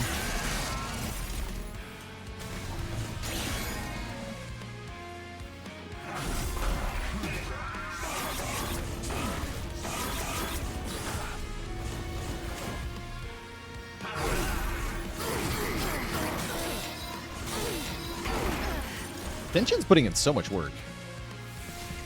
Kind of crazy, actually. I died instantly. Cool. Death.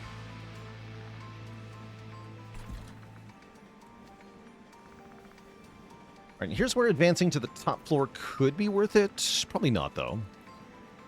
No, I don't think so.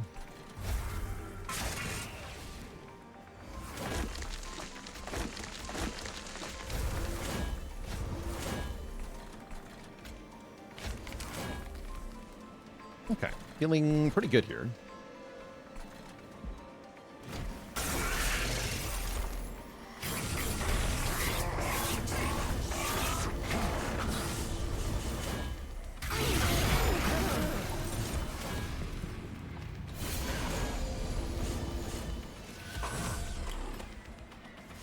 Oof. That's a lot of curses.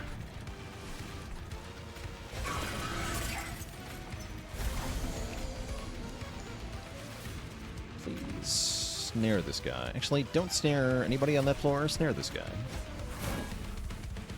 Great.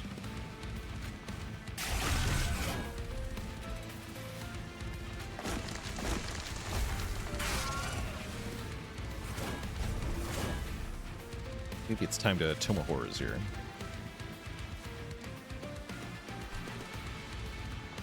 Nah. It will never be time to use it.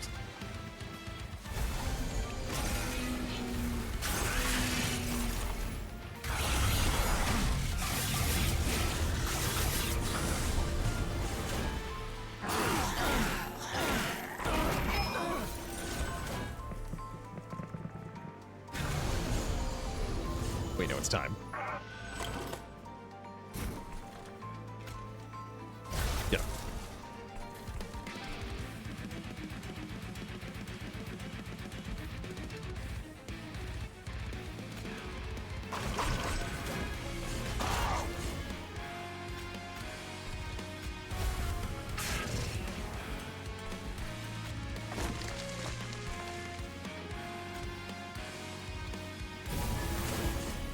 You, give you this.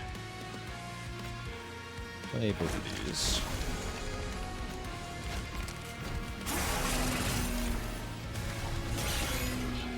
Alright. We're taking ping damage from Savagery, but we really don't care that much. We have this huge amount of health banked up. Our damage output's starting to get there. Where we need it to be. Get some bonus damage on Savagery thanks to this... Yeah, that guy. Not really, actually. We can ascend Savagery, which might be the play here.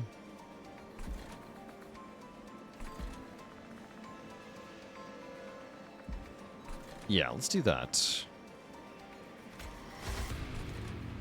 That will only make him angrier.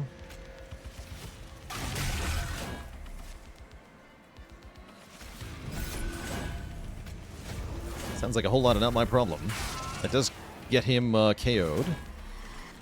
So yeah, we're just working on Dominion and Entropy, and next turn we have a full attack into Entropy. This is great. This is what we wanted to see.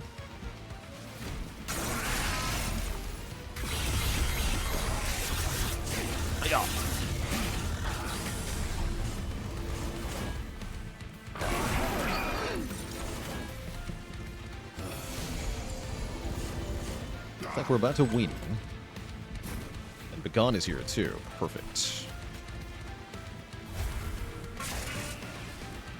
Yeah, because we bring you down to 1, so it's really just Dominion, and I have an answer for Dominion too. Melee weakness. GG. It's all over now. Screaming.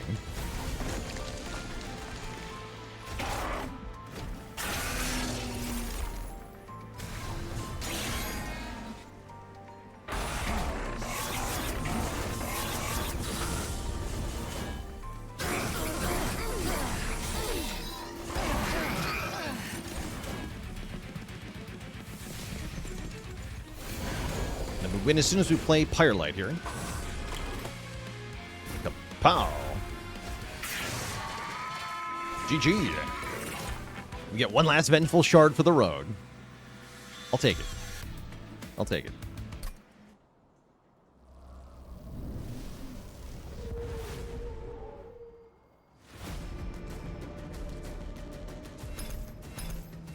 I will absolutely take it.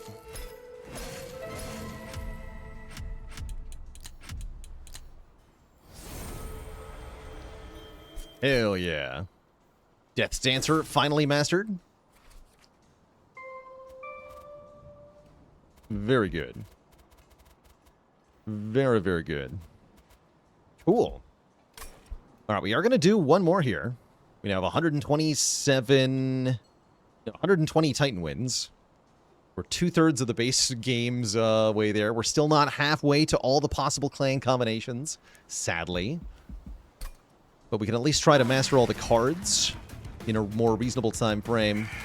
Our next run's going to be Wurmkin plus Underlegion, Reap plus Spawn. This strikes me as one of the most powerful combinations of all, so this should be kind of free, I'm going to be honest. Oh, yeah, this is... Whoa, this is giga strong. Keeper of Echoes, very good starting cards. Pyre of Savagery, giving us permanent unit scaling on kill.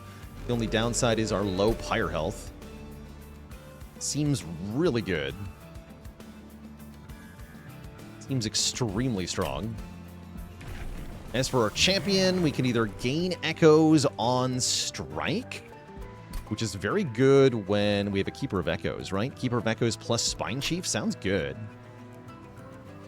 Give me that.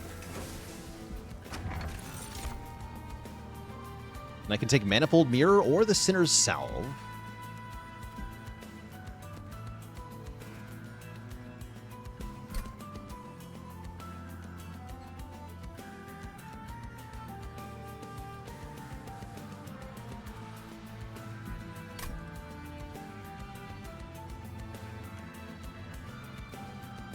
Take the mirror.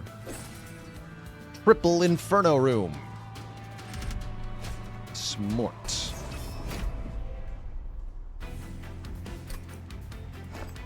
All right, we're going to go top floor with our setup here. Just let the units come to me. Try to be as big and powerful as possible.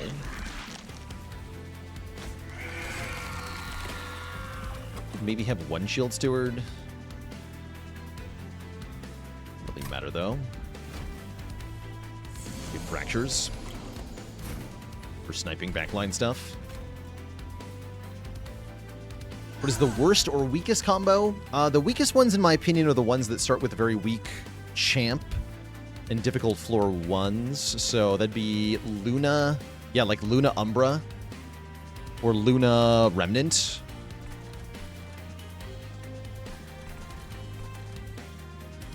Oh, the Remnant's very good overall. The starting floor one can be very tough.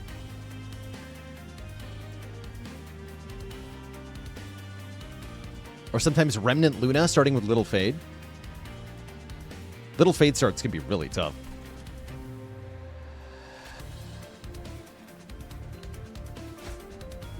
I'm not going to bother playing this yet.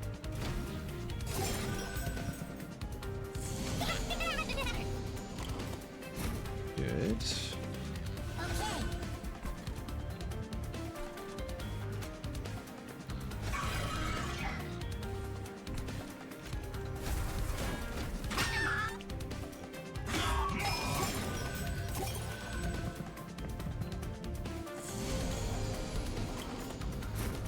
Primordium, Umbra Luna can also be pretty bad. Primordium sucks. I take one here.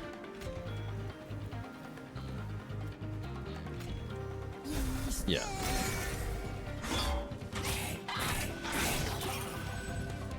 Scaling.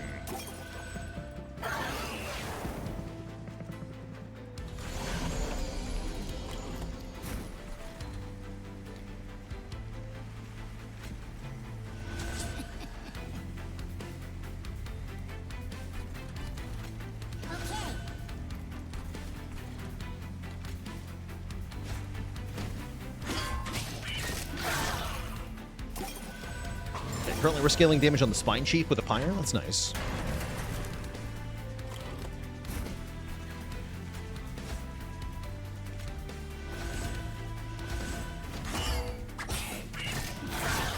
Double nice.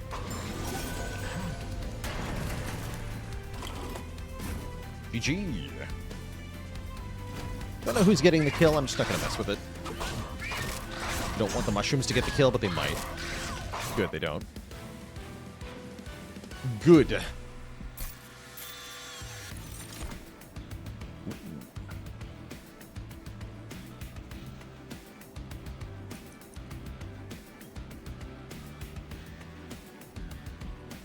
Roasting Kin looks alright. I also don't mind the Echo Infusion to give me some more health. For tanking purposes. It's not infused though, so meh. This is infused. Propagate 2 on enemies is not infused. Infectory spawns more troops. And would work on every floor. Wait, that's kind of hype. Kind of.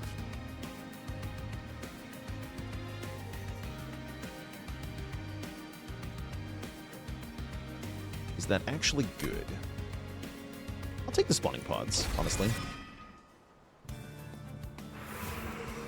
And we're definitely going to go Merchant of Steel plus Wurmkin banner unit. Wurmkin units are hella strong usually, especially if you give them multi-strike.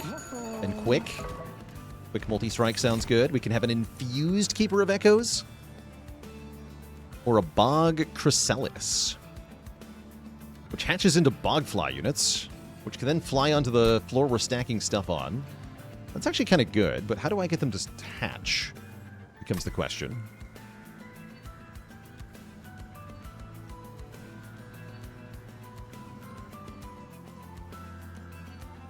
We'll figure it out.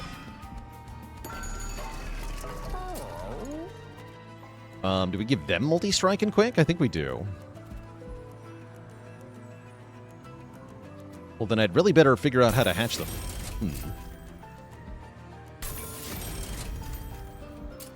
Get him more health.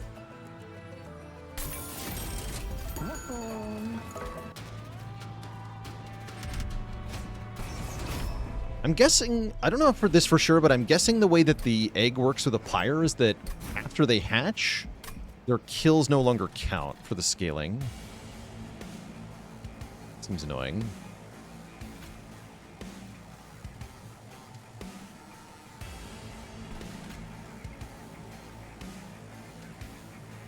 Yeah, Wurmkin loves capacity for sure.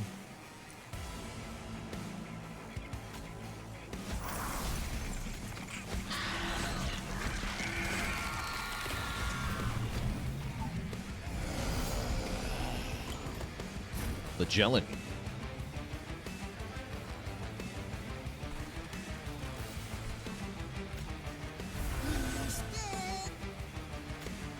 Yeah, we don't do that much damage. Concerning.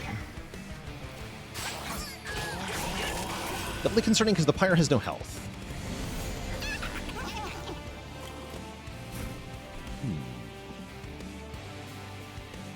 Very concerning.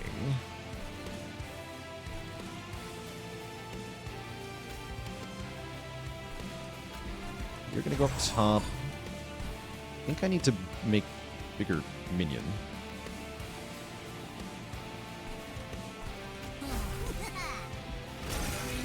These first 2 waves are really scary.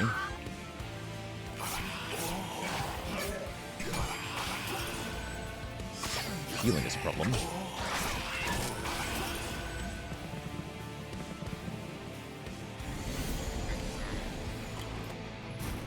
Okay.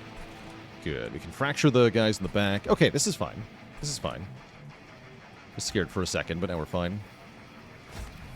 Although...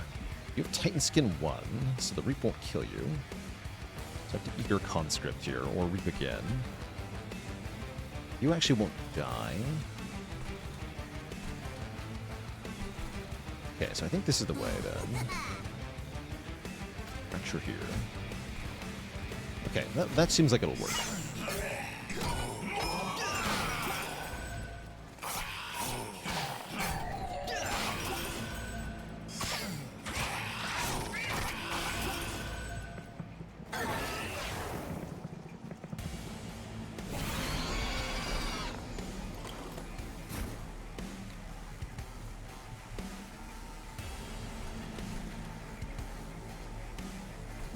Okay.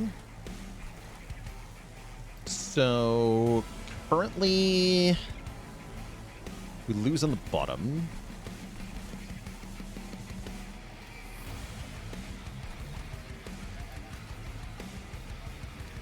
If I retreat the boss, we get to kill the Spearman and get kill credit for the Acolyte, so we get a permanent scaling if I do that, versus just killing this guy with Hosting Kin. I think that's my play. I'm also wondering about maybe letting it go to the next floor on purpose to get the Chrysalis a kill, but it has no health, so no, don't bother with that. Perfect.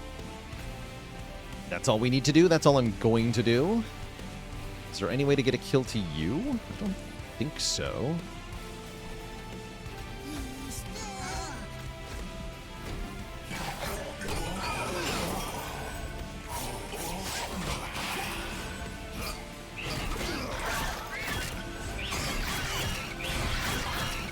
We'll take what we get.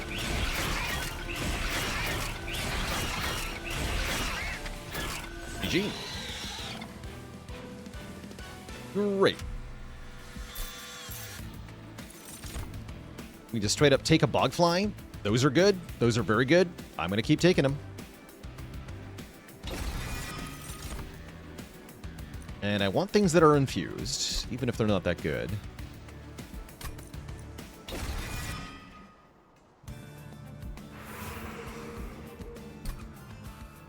Merchant of Magic looking very tasty.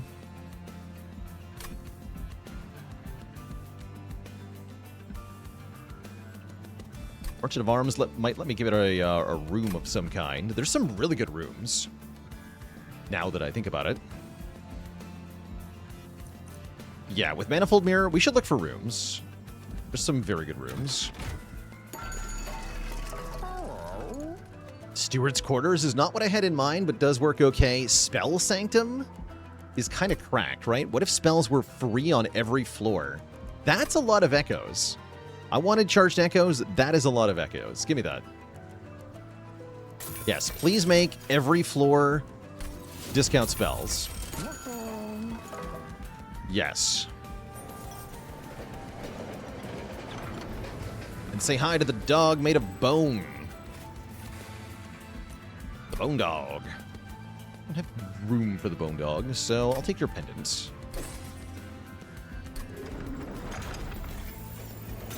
Right. The real question is, can we beat Fleshweaver with double mass? Ooh, that's scary.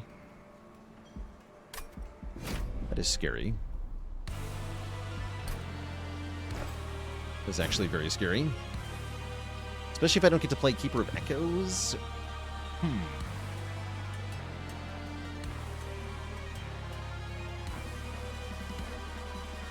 Keeper feels necessary, does it not? Does.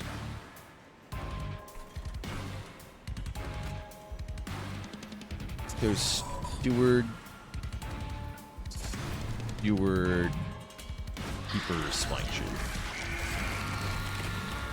Play Spell Sanctum when we draw it.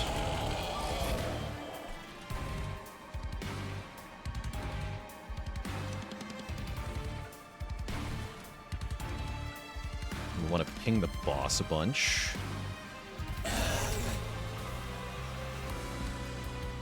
This works, actually. What if you're up top?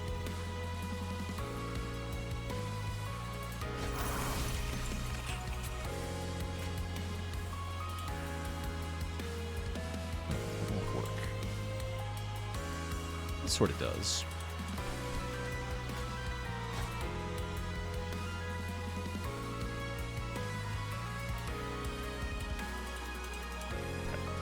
We'll do this down here.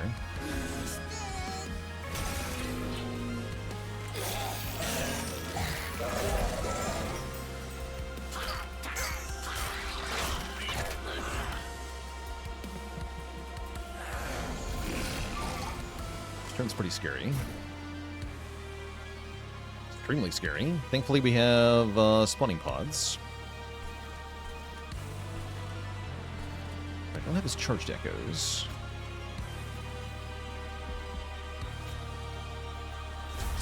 Come on, I don't need charged echoes yet.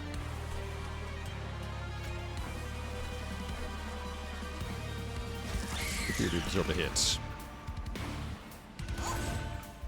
Okay, great.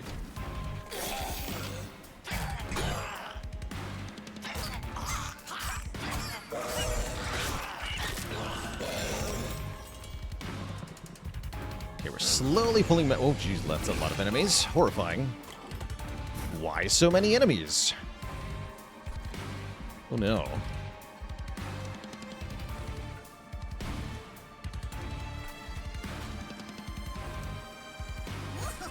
Alright, you fly down here.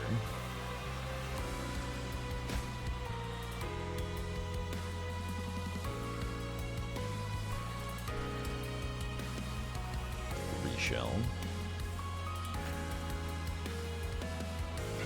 We definitely want to shelter down here. Probably I just want to fracture and shelter. Yeah, that feels right. I also want to get mass off of the boss. Let's fracture here, actually.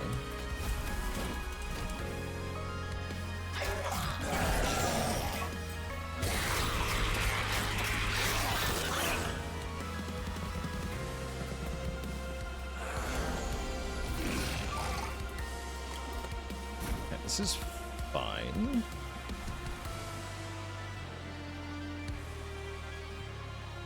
For some definitions of fine. This will go a lot better if I'm able to hatch this egg. So let's focus on doing that.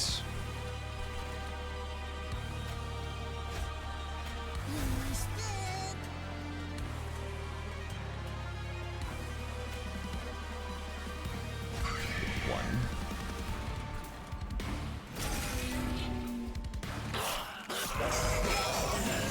On the bottom floor again next turn. This is pretty scary.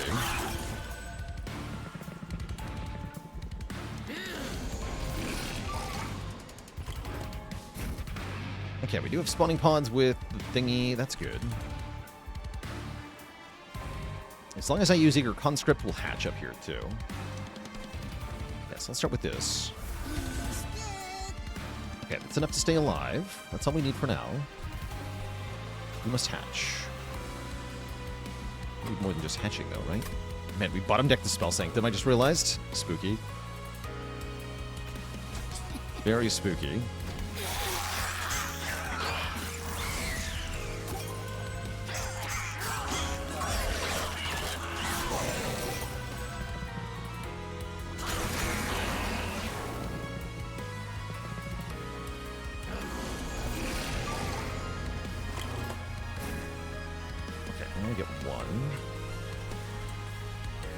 Fly one bog fly to the bottom? That's problematic.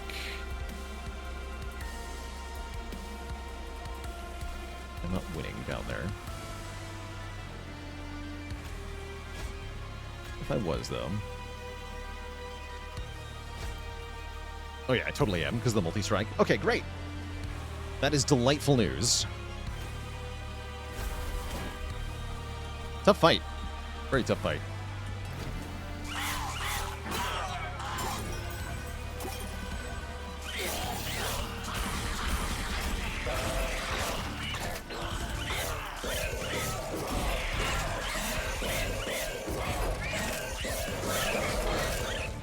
GG. Why can I only fly one bug fly down? Because they require one charged echo. You have to extract one to do the thing. I don't think I want Echo Bloom. Do I need the Great Decay? Doesn't sound good, does it? Doesn't sound good when I already make all my spells cheaper. Nah, we'll skip. What about Fungi in a Suit? That's gotta be good. Another Chrysalis. Not upgraded though, so no.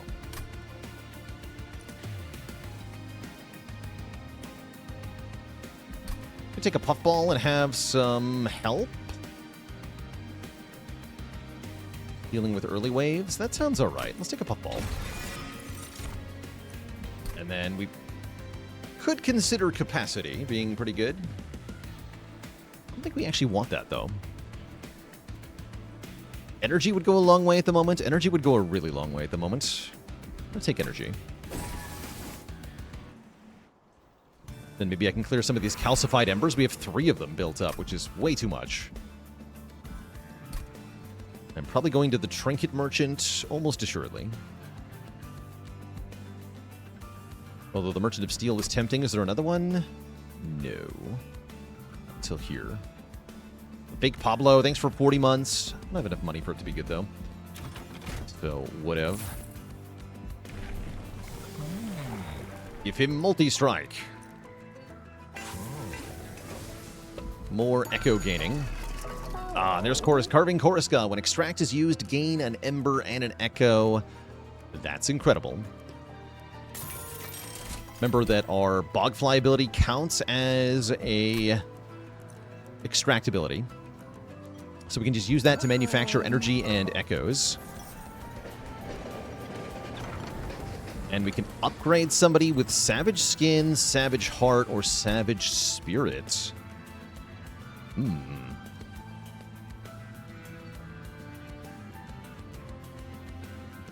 Titan Skin on the Keeper of... Actually, no. Titan Skin on the Puffball is crazy, right?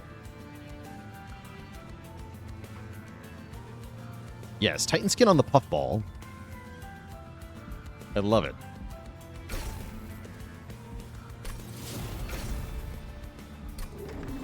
Now that gives us a Super Mega Curse, too, which is definitely annoying.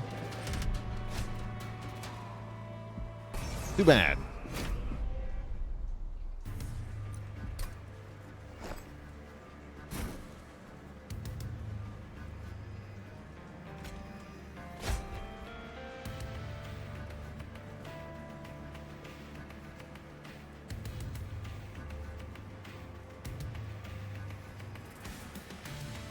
So I think I want this to be Chief on the bottom.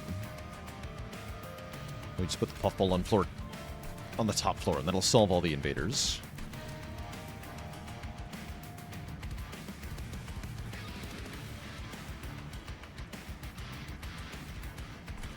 Yeah, that's pretty good.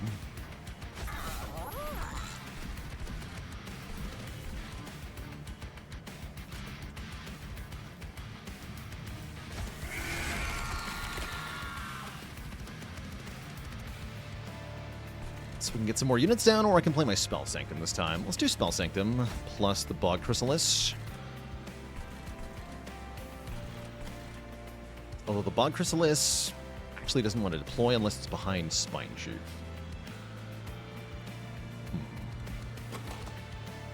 Guess that's fine. He'll hatch super fast.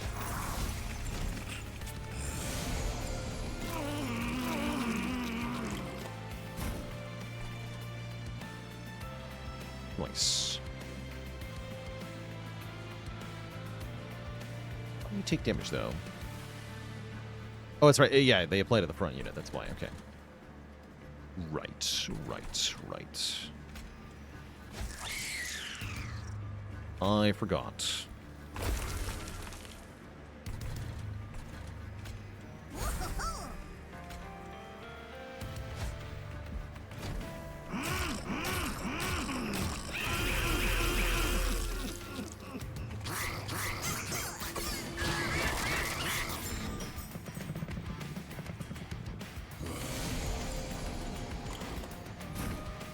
Good.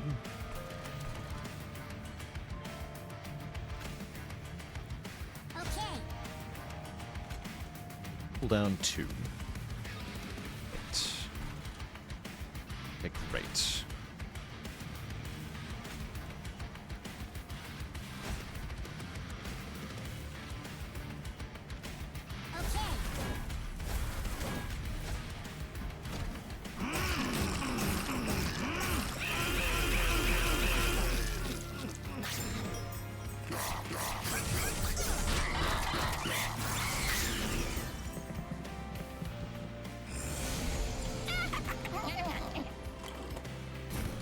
Nice. Okay, Keeper of Echoes is good here. Sort of. Yeah, we're gonna fly up to the middle floor, kill everything there. This guy's a slight problem too, right? Actually, you're quick, right? Fly anywhere you want.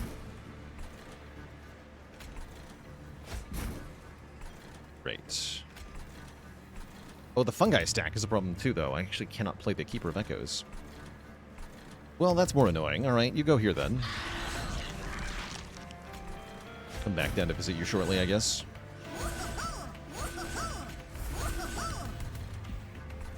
Whoa-ho-ho. Kamikaze, thanks for the Prime sub. Welcome to the Cozy Sub Club.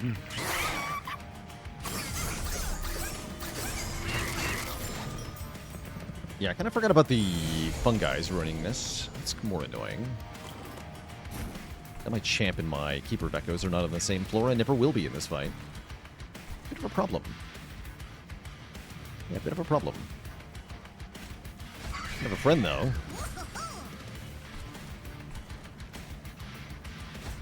Yeah, I think I done goofed. I guess we can just give up on Spine Chief? Feels bad. Might be correct, though.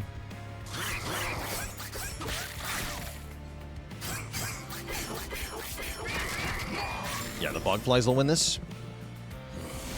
Let's give up on the Chief. Sorry, Chief.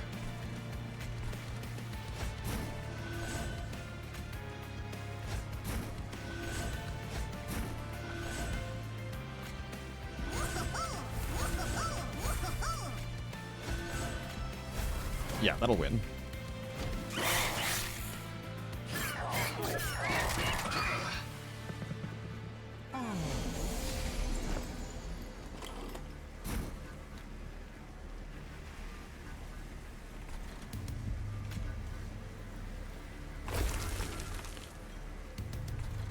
And snipe one thing.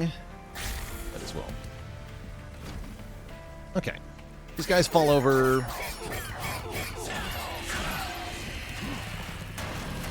But then we crush them. Yeah, we crush them.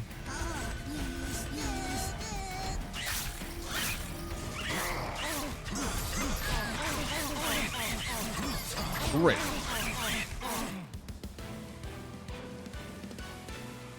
GG.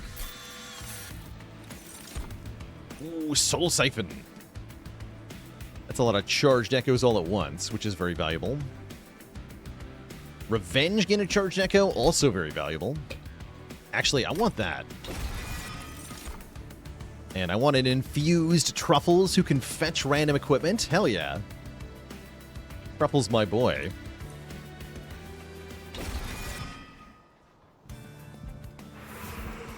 So how's the Pyre Slay scaling? It looks like it's not. Yeah, it looks like it's not. With the flies. That's alright.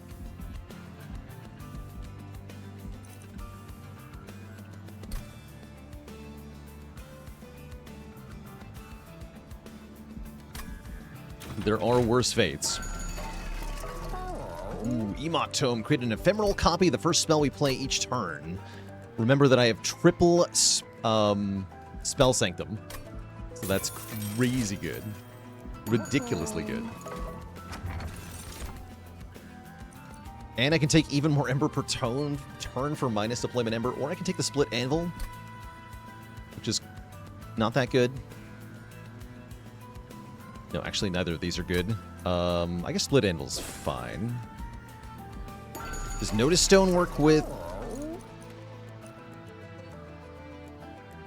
the Emote Tome? No. I don't even have any benefits for spell power, so even if this did work, I wouldn't care.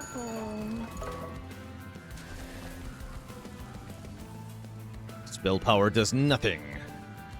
Ooh, I can double the Puffball. It's kind of hype.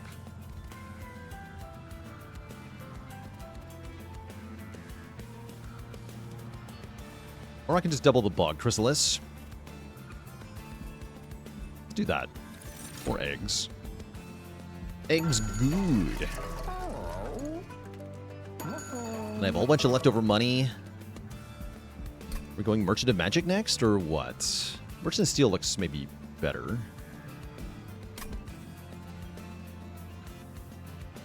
Yeah, we'll go Merchant of Steel next. Save some money then. Okay. So bottom floor setup would be good here.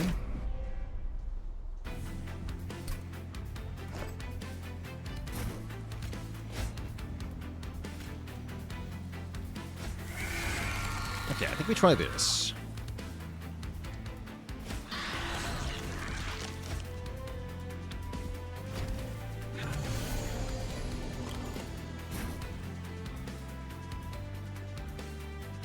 Seems really good, yeah?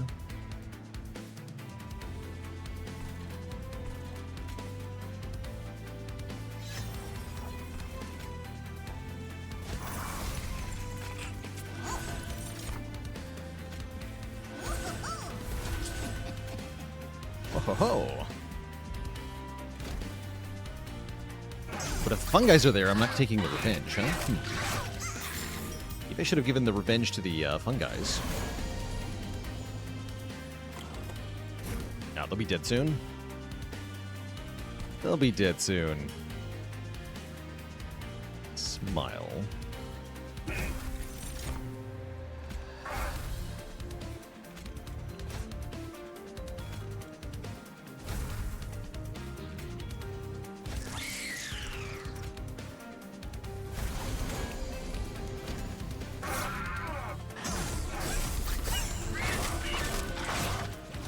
A little scary.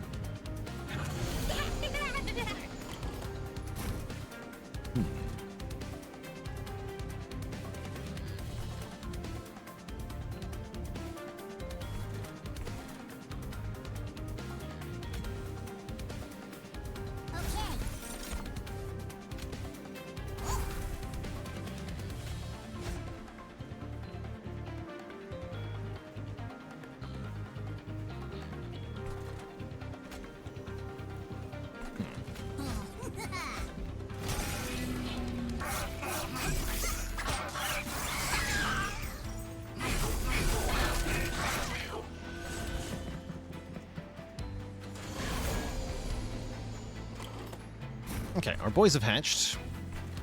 It's time for them to kill stuff. Alright, go to the top floor for now.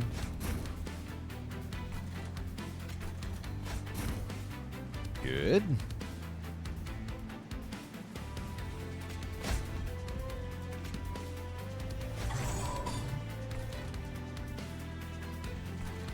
You can help out down here.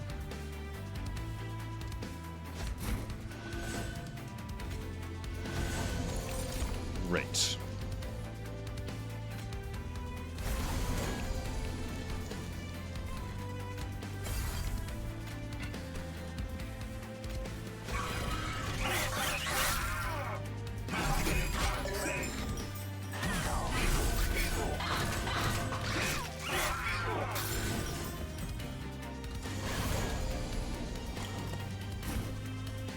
Hitting the Spine Chief will only make him stronger. Ooh, a Bloodthirsty Blade. Shame it's temporary.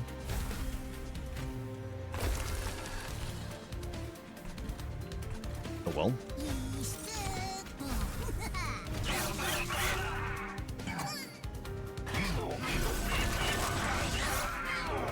Glorious. Alright, now we fly our friends down to the bottom floor. They make amazing things happen. GG.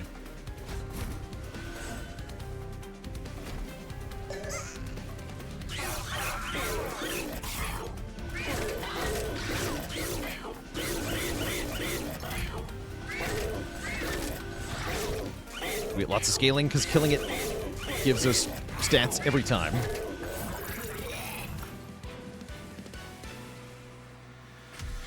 GG. We want Soul Cripple, Reap 15, Rooted 1. Maybe not. We haven't gotten Mastery on Revenge of the Damned yet. Alright, come with me. Should probably have taken the melee weakness thing. There'll be 10 cards in your deck. Spawn. Dig Deep seems kind of decent here. Kind of. Fertile Ground is better. Arguably. It's gonna skip. And we're going to that Merchant of Steel as discussed. Midstone I was hoping for on Keeper of Echoes. That does make her life easier. Now I can fit the Keeper and an egg and the champ on the same floor. Actually, that's really, really important. Perfect. Make the other bug fly quick, also. Let's give it more attack power. This guy more health. Alright, good enough. Garfield. Put 3 spells into a small gift box. Actually, with Emot Tome, isn't that kind of busted? Because I play this first, and then I get a new copy of the gift box, and I can make 3 more copies of the same card. Sounds kind of hilarious. Especially if that card is Shelter.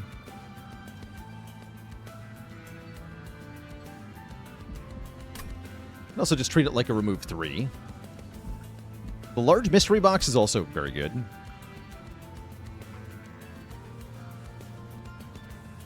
But I think we want to do the spell box here. And I want it to be Shelter and Shelter and an infused card, maybe Conscript. Maybe Proliferate. Do Proliferate.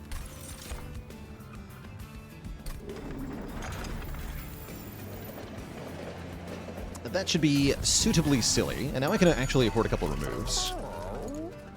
Get rid of some of this garbage.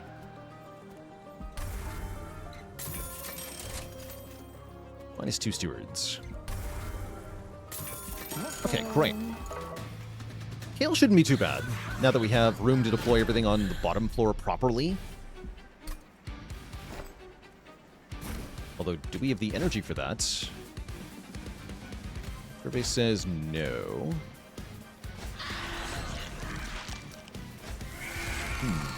Concerning.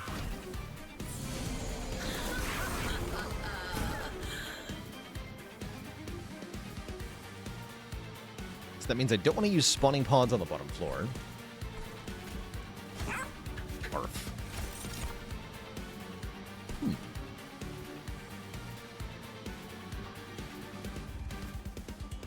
That's pretty good.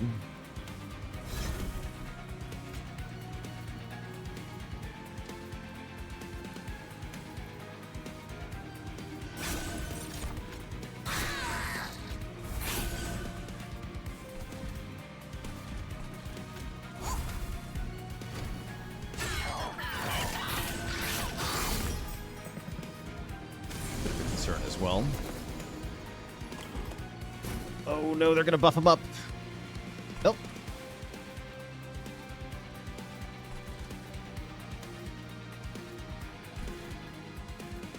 Oh no.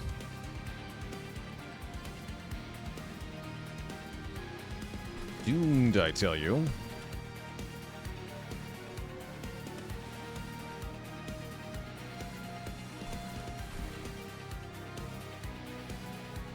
I'm gonna double spawning pods here.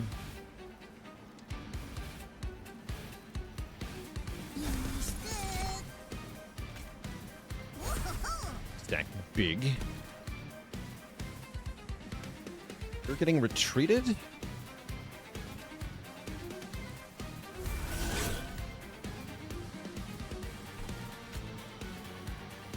Good play down here.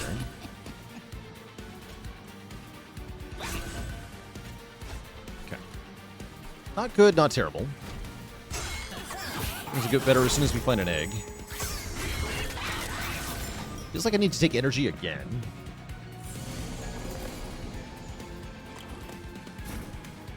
Seems iffy. Okay, here's the puffball. Puffball helps.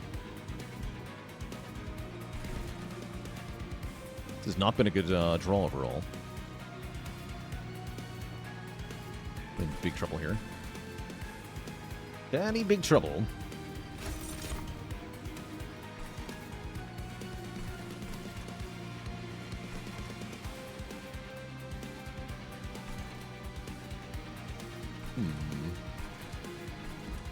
Just like the puffball has to go here.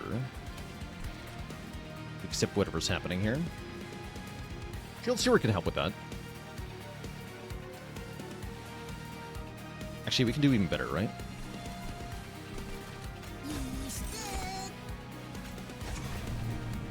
Okay, that'll strip all the stuff off him. You need to help out here. Good stats.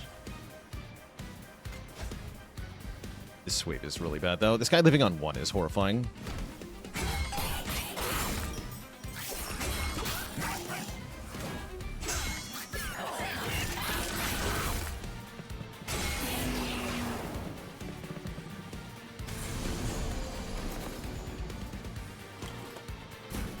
Okay, finally. Finally. Acceptable. Yes, this is acceptable. It's a bit annoying, but not that bad. The Pyre does at least do good damage.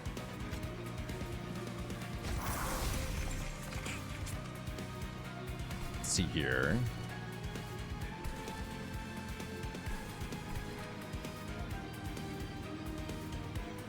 Freaking guy.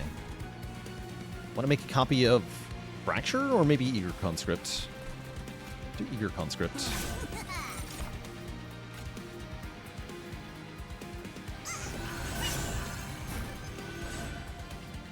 Okay. Stats are big. We like stats. We need a Reap, yeah? This is a lost cause. Need Reap. Perfect. Okay, so the Cherub goes alone. This is not too bad then. We get to get rid of Calcified Ember. Might as well use this down here. Acceptable. Okay, he's going to hit the Pyre for a bit, but it's not too bad. And now we actually have control of the situation.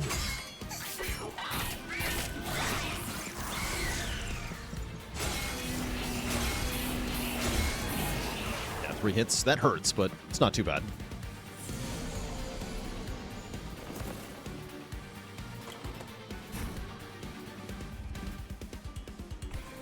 Yeah, not too bad. You're gonna go here. More equipment. Stasis Crystal. Have fun. Here. The biggest fun guy of all time. The power.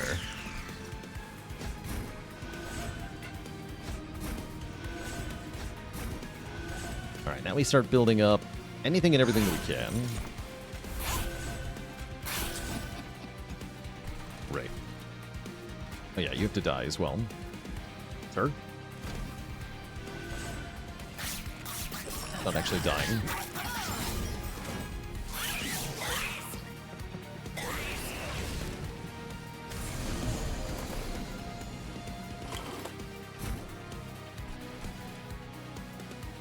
Oh yeah.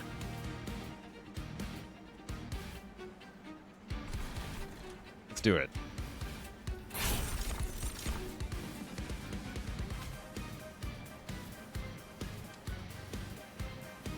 I guess put some Reap on you to proliferate.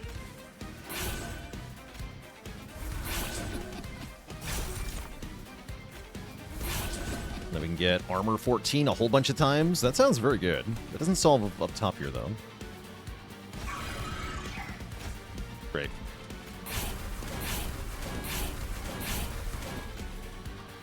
And yeah, give the Forgotten Trade to the mushrooms. That's the other thing we can do that's just awesome.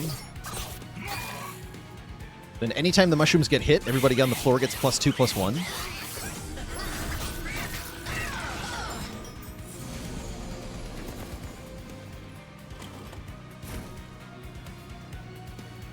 Armor up. Although, no, I want to play these shards, right? Wait, I can, because I'm awesome.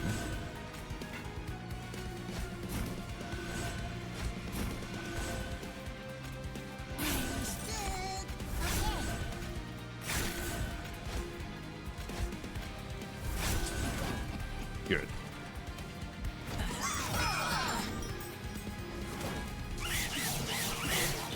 We're going to have to fetch equipment. What do you got? A dagger. How nice. A dogger with a dagger.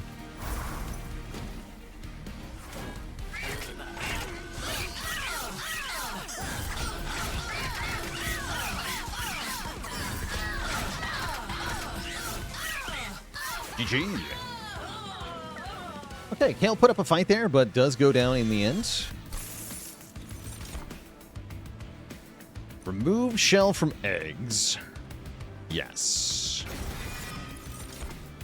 Give me more energy. Feels weird. Because I don't actually need the energy that much after turn 1.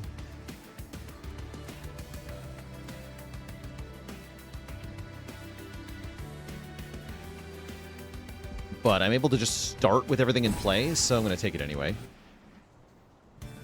Seems important. And Merchant of Magic seems equally important. We can do something extremely silly if I get Intrinsic. So, yeah, let's go for that. Please have Intrinsic. Hell yeah. Okay. Good. 8 times troop. Double stack fungi in a suit is kind of cool.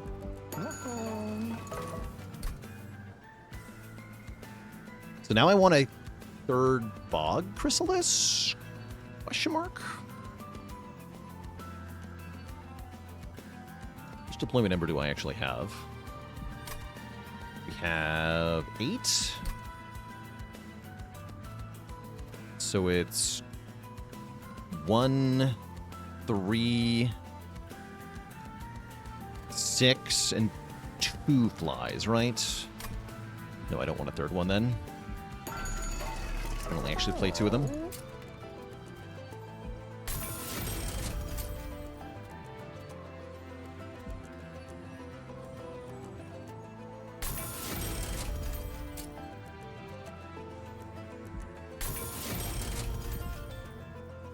Does double stack work on the remove egg? It does not, no. No, it does not. Not that I need it to, mind you. That's the fun part. I don't need it to. We could dupe this. That's pretty funny.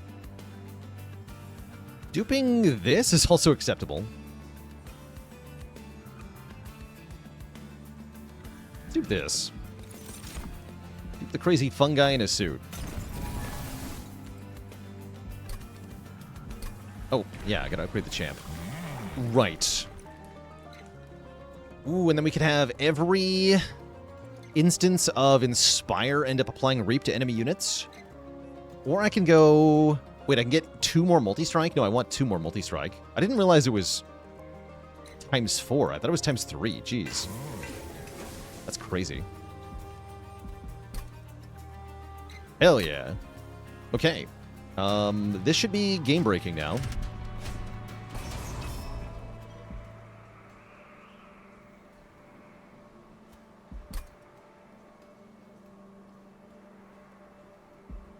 I might skip the Spell Sanctum.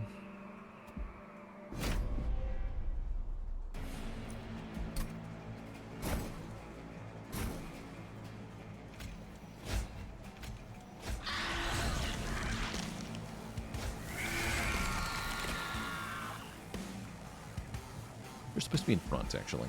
Whatever. We're gonna hatch them both on turn 1, though. I think it's fine, right?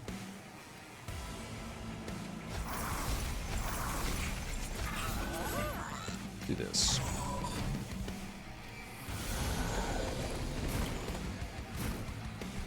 Because I can do this.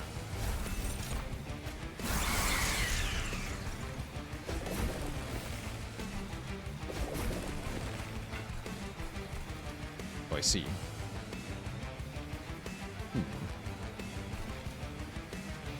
Still fine, though.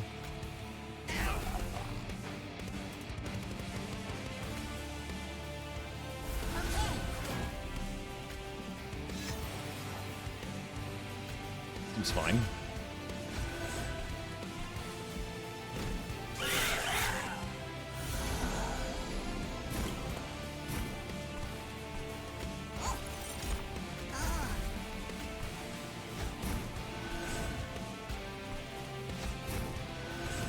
this seems dumb.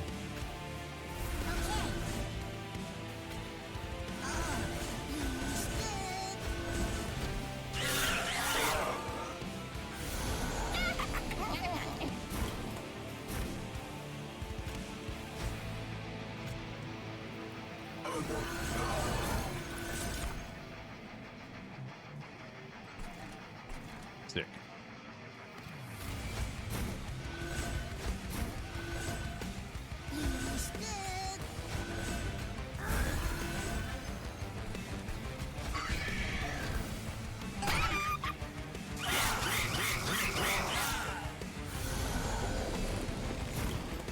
The flies being quick is actually a problem, though? Hadn't really thought that all the way through. Oh well. Like the world's biggest fungi.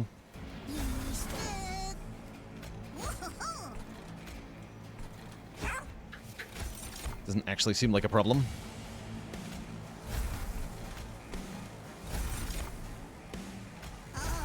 My steak is too juicy. My lobster is too buttery.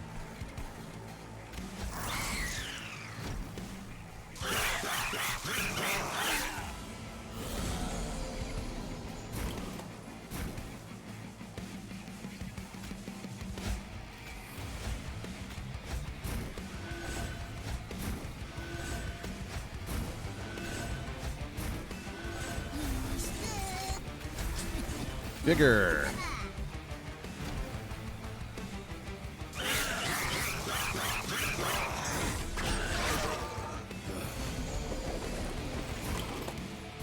Yes.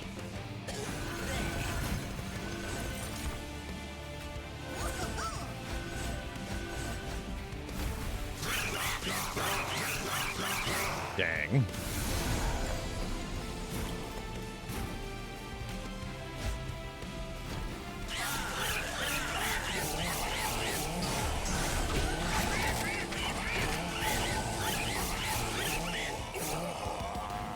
Seems crazy strong. It's going to work even better in the Titans fight, where we get the full attack scaling from the champ every turn, no matter what. We can take another Forgotten Trade. Let's take a Force Contamination to allow us to get some melee weakness. That seems like it could be good. And I'll take a Pandemic as well. It's also somewhat useful. Merchant of Arms time? Might as well be, unless I feel like I have a duplication I care about.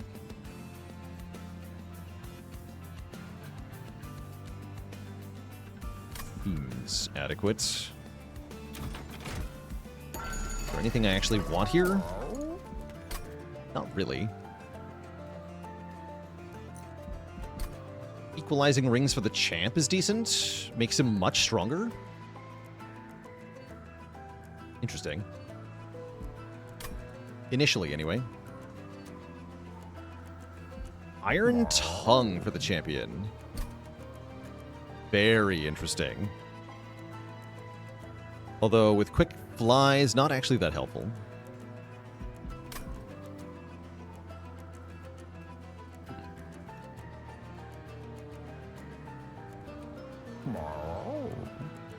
I guess I want to buy it and re-roll and look for the Swift Dagger, and if I find that, then it's GG. Ooh, we can make our room free. Okay, that's a huge deal. That would have been nice earlier, I guess. Get a permanent copy of the first Consume card we play, of which we have many good options. How do the rings combine with a sweep item work? You're actually not allowed to combine them, is the answer.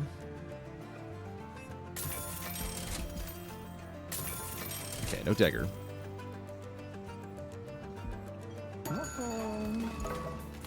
But yeah, you're just straight up forbidden from trying that. That's illegal.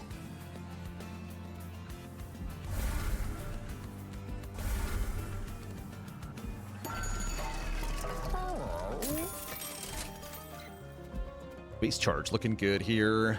Ever-churning soil is 1 draw per turn. We definitely take that. Seems good. Fully healed champs every turn was also pretty good. Alright, now we should be obscenely strong.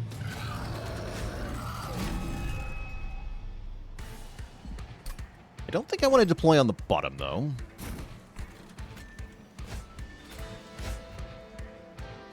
The puffball on the bottom.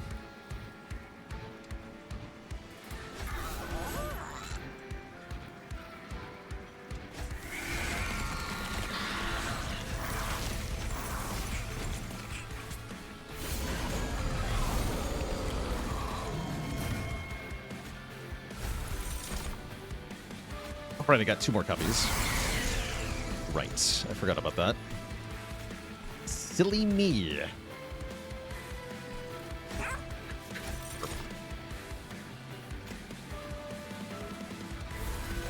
Maul.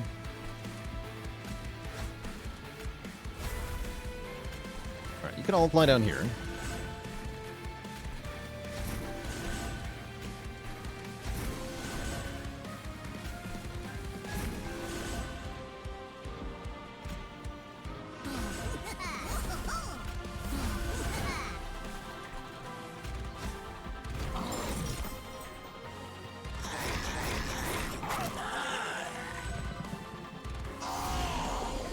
Silencers are the real problem here.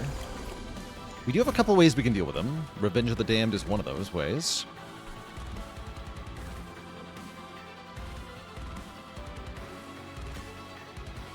Knock yourself out.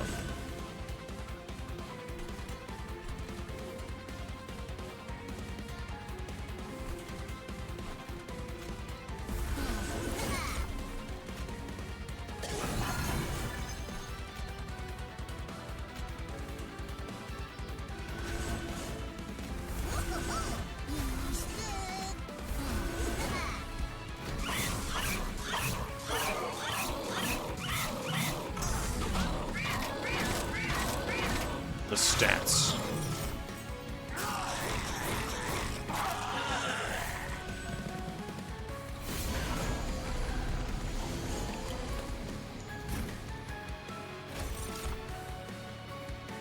Ooh. Oh, give that to him, actually. Actually, no, give that to the front bugfly. Now that I think about it.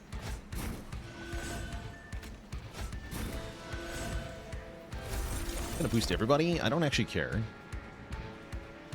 That's the funny thing. I don't even care. We're about to give a lot of attack power to the bottom floor units, and I don't care. Do not care.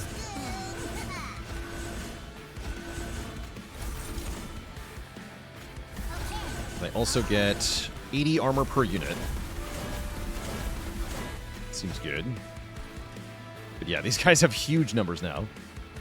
Surely that won't backfire. Smile.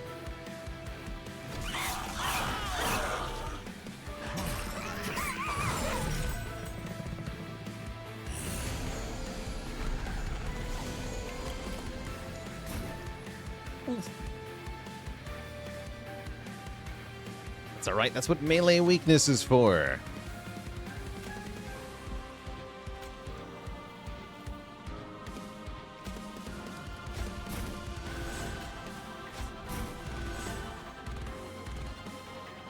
Easy.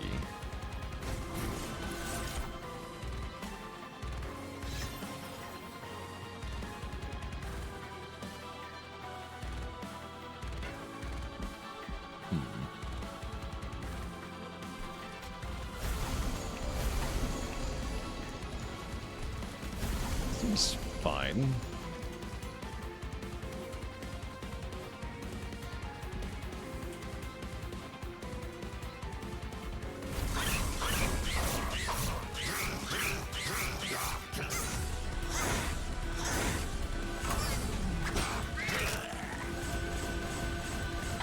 Oh yes, that sweep hit though, so good.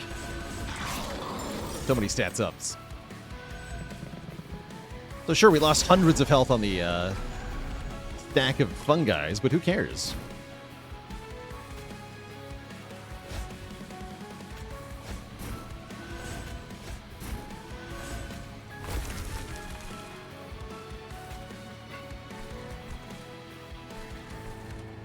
Who even cares? about killing that guy, that's for sure.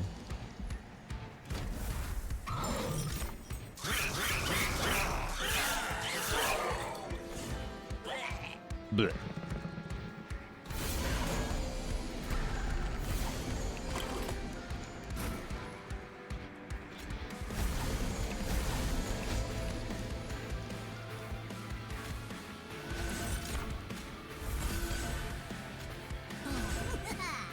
You know.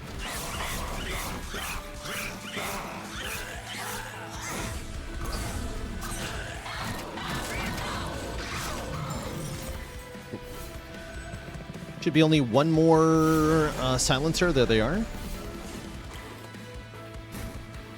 And we can just use Reap to kill them. Easy. Let's extract on you too. Sure.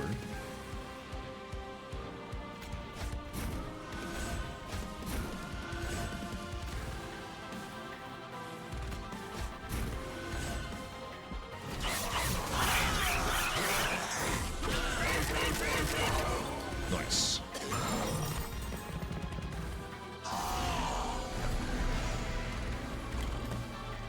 It looks like we're clean here. Easy peasy.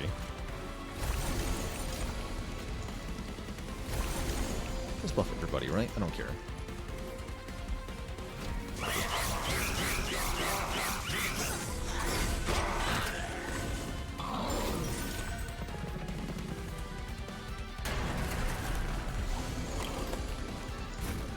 Easy peasy.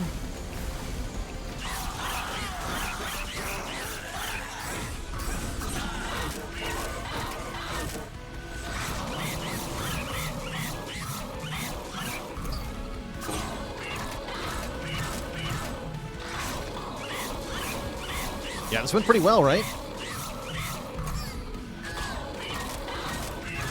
I'd say so. And I think Titans is going to go even better, actually, for a couple of reasons. Although our relatively low max Pyre health could be a problem because of Savagery. I really can't stop Savagery from damaging the Pyre. Actually, that's not necessarily true. Yes, I can. You just fly bugs at him. Give him the bugs.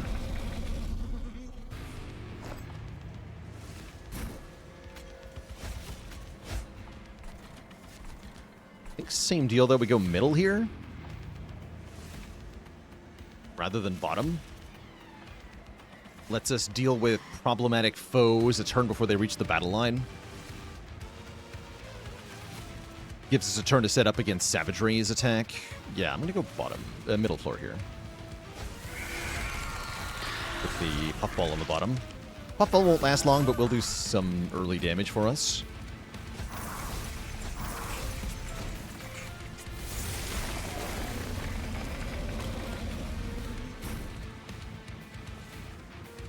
Guess I'm going to double Fungi in a suit. No, we're going to double Pandemic.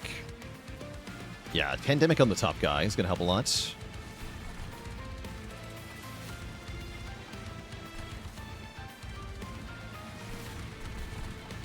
That should make things a lot simpler. Oh, I don't get the discount up there. That makes sense. I think I still do that.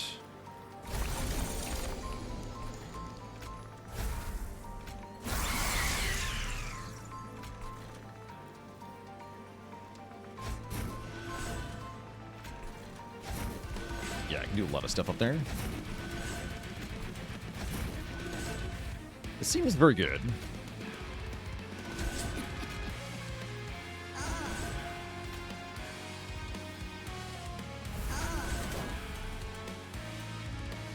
And then I can play both of these up here. So we put tons of sap on Dominion such that it will never actually attack me. That's good.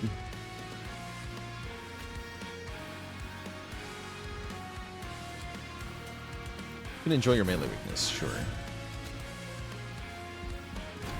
Alright, excellent turn one.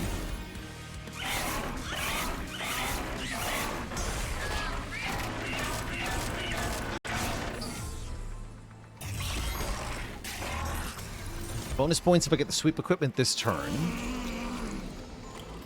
I do. Excellent. Okay, Iron Tongue is here. That means we're going to scale a lot on everybody. Am I doubling fungi in a suit or small gift box? I think fungi in a suit gets doubled here.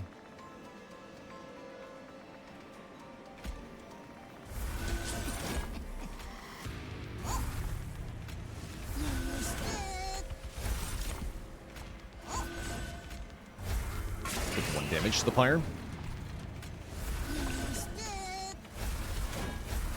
Alright, we're pretty invincible now. We do take a curse from the Supplicant, but whatever.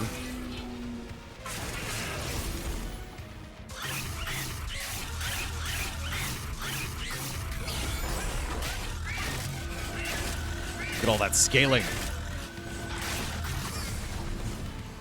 And yeah, Puffball dies. The corruption, mostly.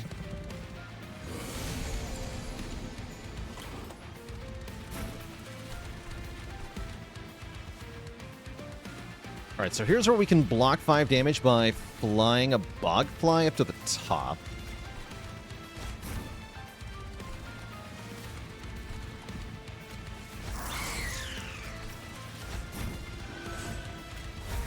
Which I'm cool with.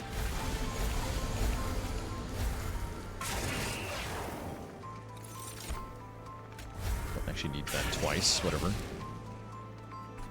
Kill you.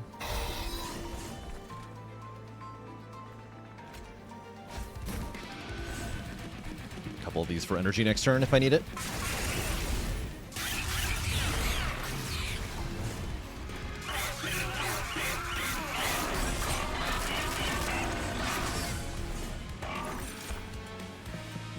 But overall, we're able to minimize the Pyre damage pretty significantly.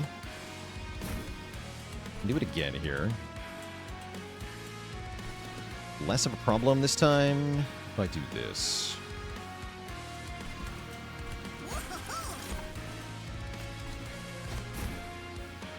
I'll take tons. But not as much tons.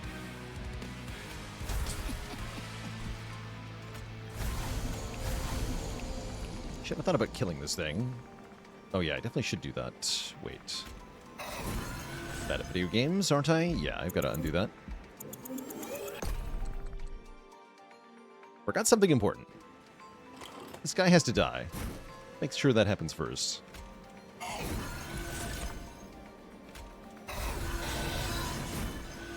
There we go.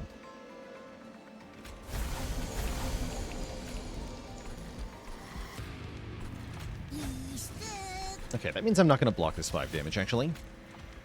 I'm cool with that.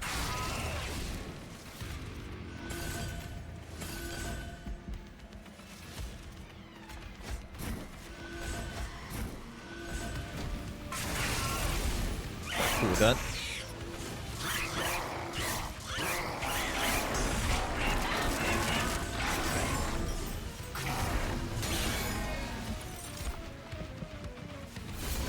Okay.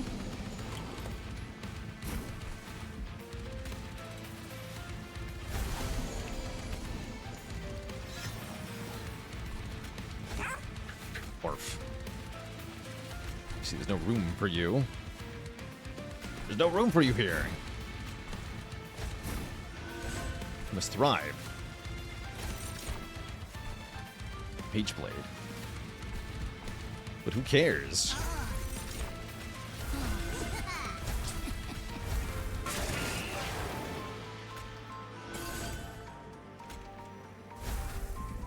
Sure, whatever, right? Yeah, we're barely taking any damage in this fight, so the ping there from Savagery is really not too bad. I'm gonna win very quickly here.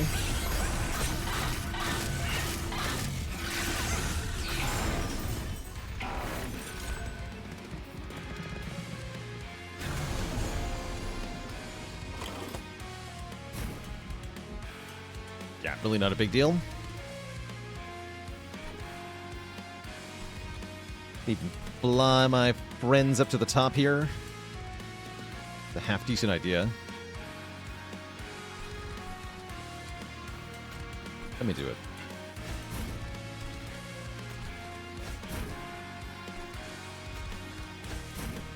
Great. So we cap damage on the big boy.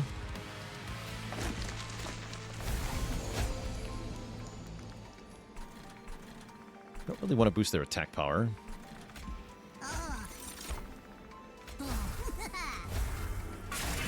They're already at 1.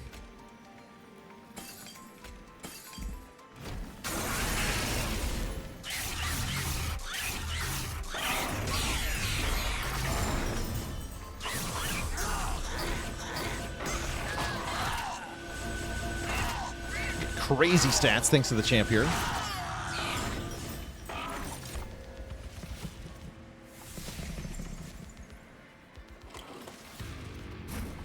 GG. That's all she wrote. Very cool run, right? Very strong run.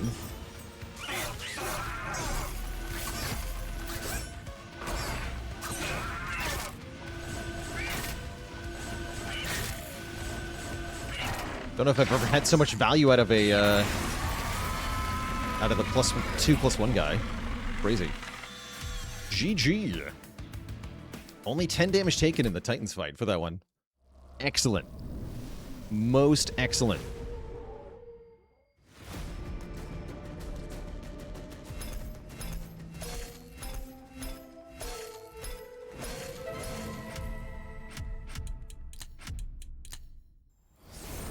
Hell yeah. And a new card mastered. So that's 2 cards and 2 runs that we have mastered here. It's looking pretty good. Let's see, how many unmastered cards are we even at? We actually got all of them on Banished. There's only 1 left on Luna. And a handful left on some of the other clans. Some of the rare units we haven't seen much yet. Pretty good. Makes sense that we're done with Banished. We almost have all the crowns with Banished. There a Railforge card we haven't even seen? Oh yeah, there is. There's an undiscovered card. Guess I haven't played that many DLC runs yet. For now, chat, though, I have got to get going, so that is going to be the end of our show today. Thank you all for hanging out with me. I'll see you later, Virtual256, Explosive Ash, Highborn, Lyrakel, Coco Frio, and everybody else. Until next time, my friends, stay cozy and have a very good one. Hopefully I'll be reading some patch notes to y'all tomorrow. Toodaloo, friends, and night-night.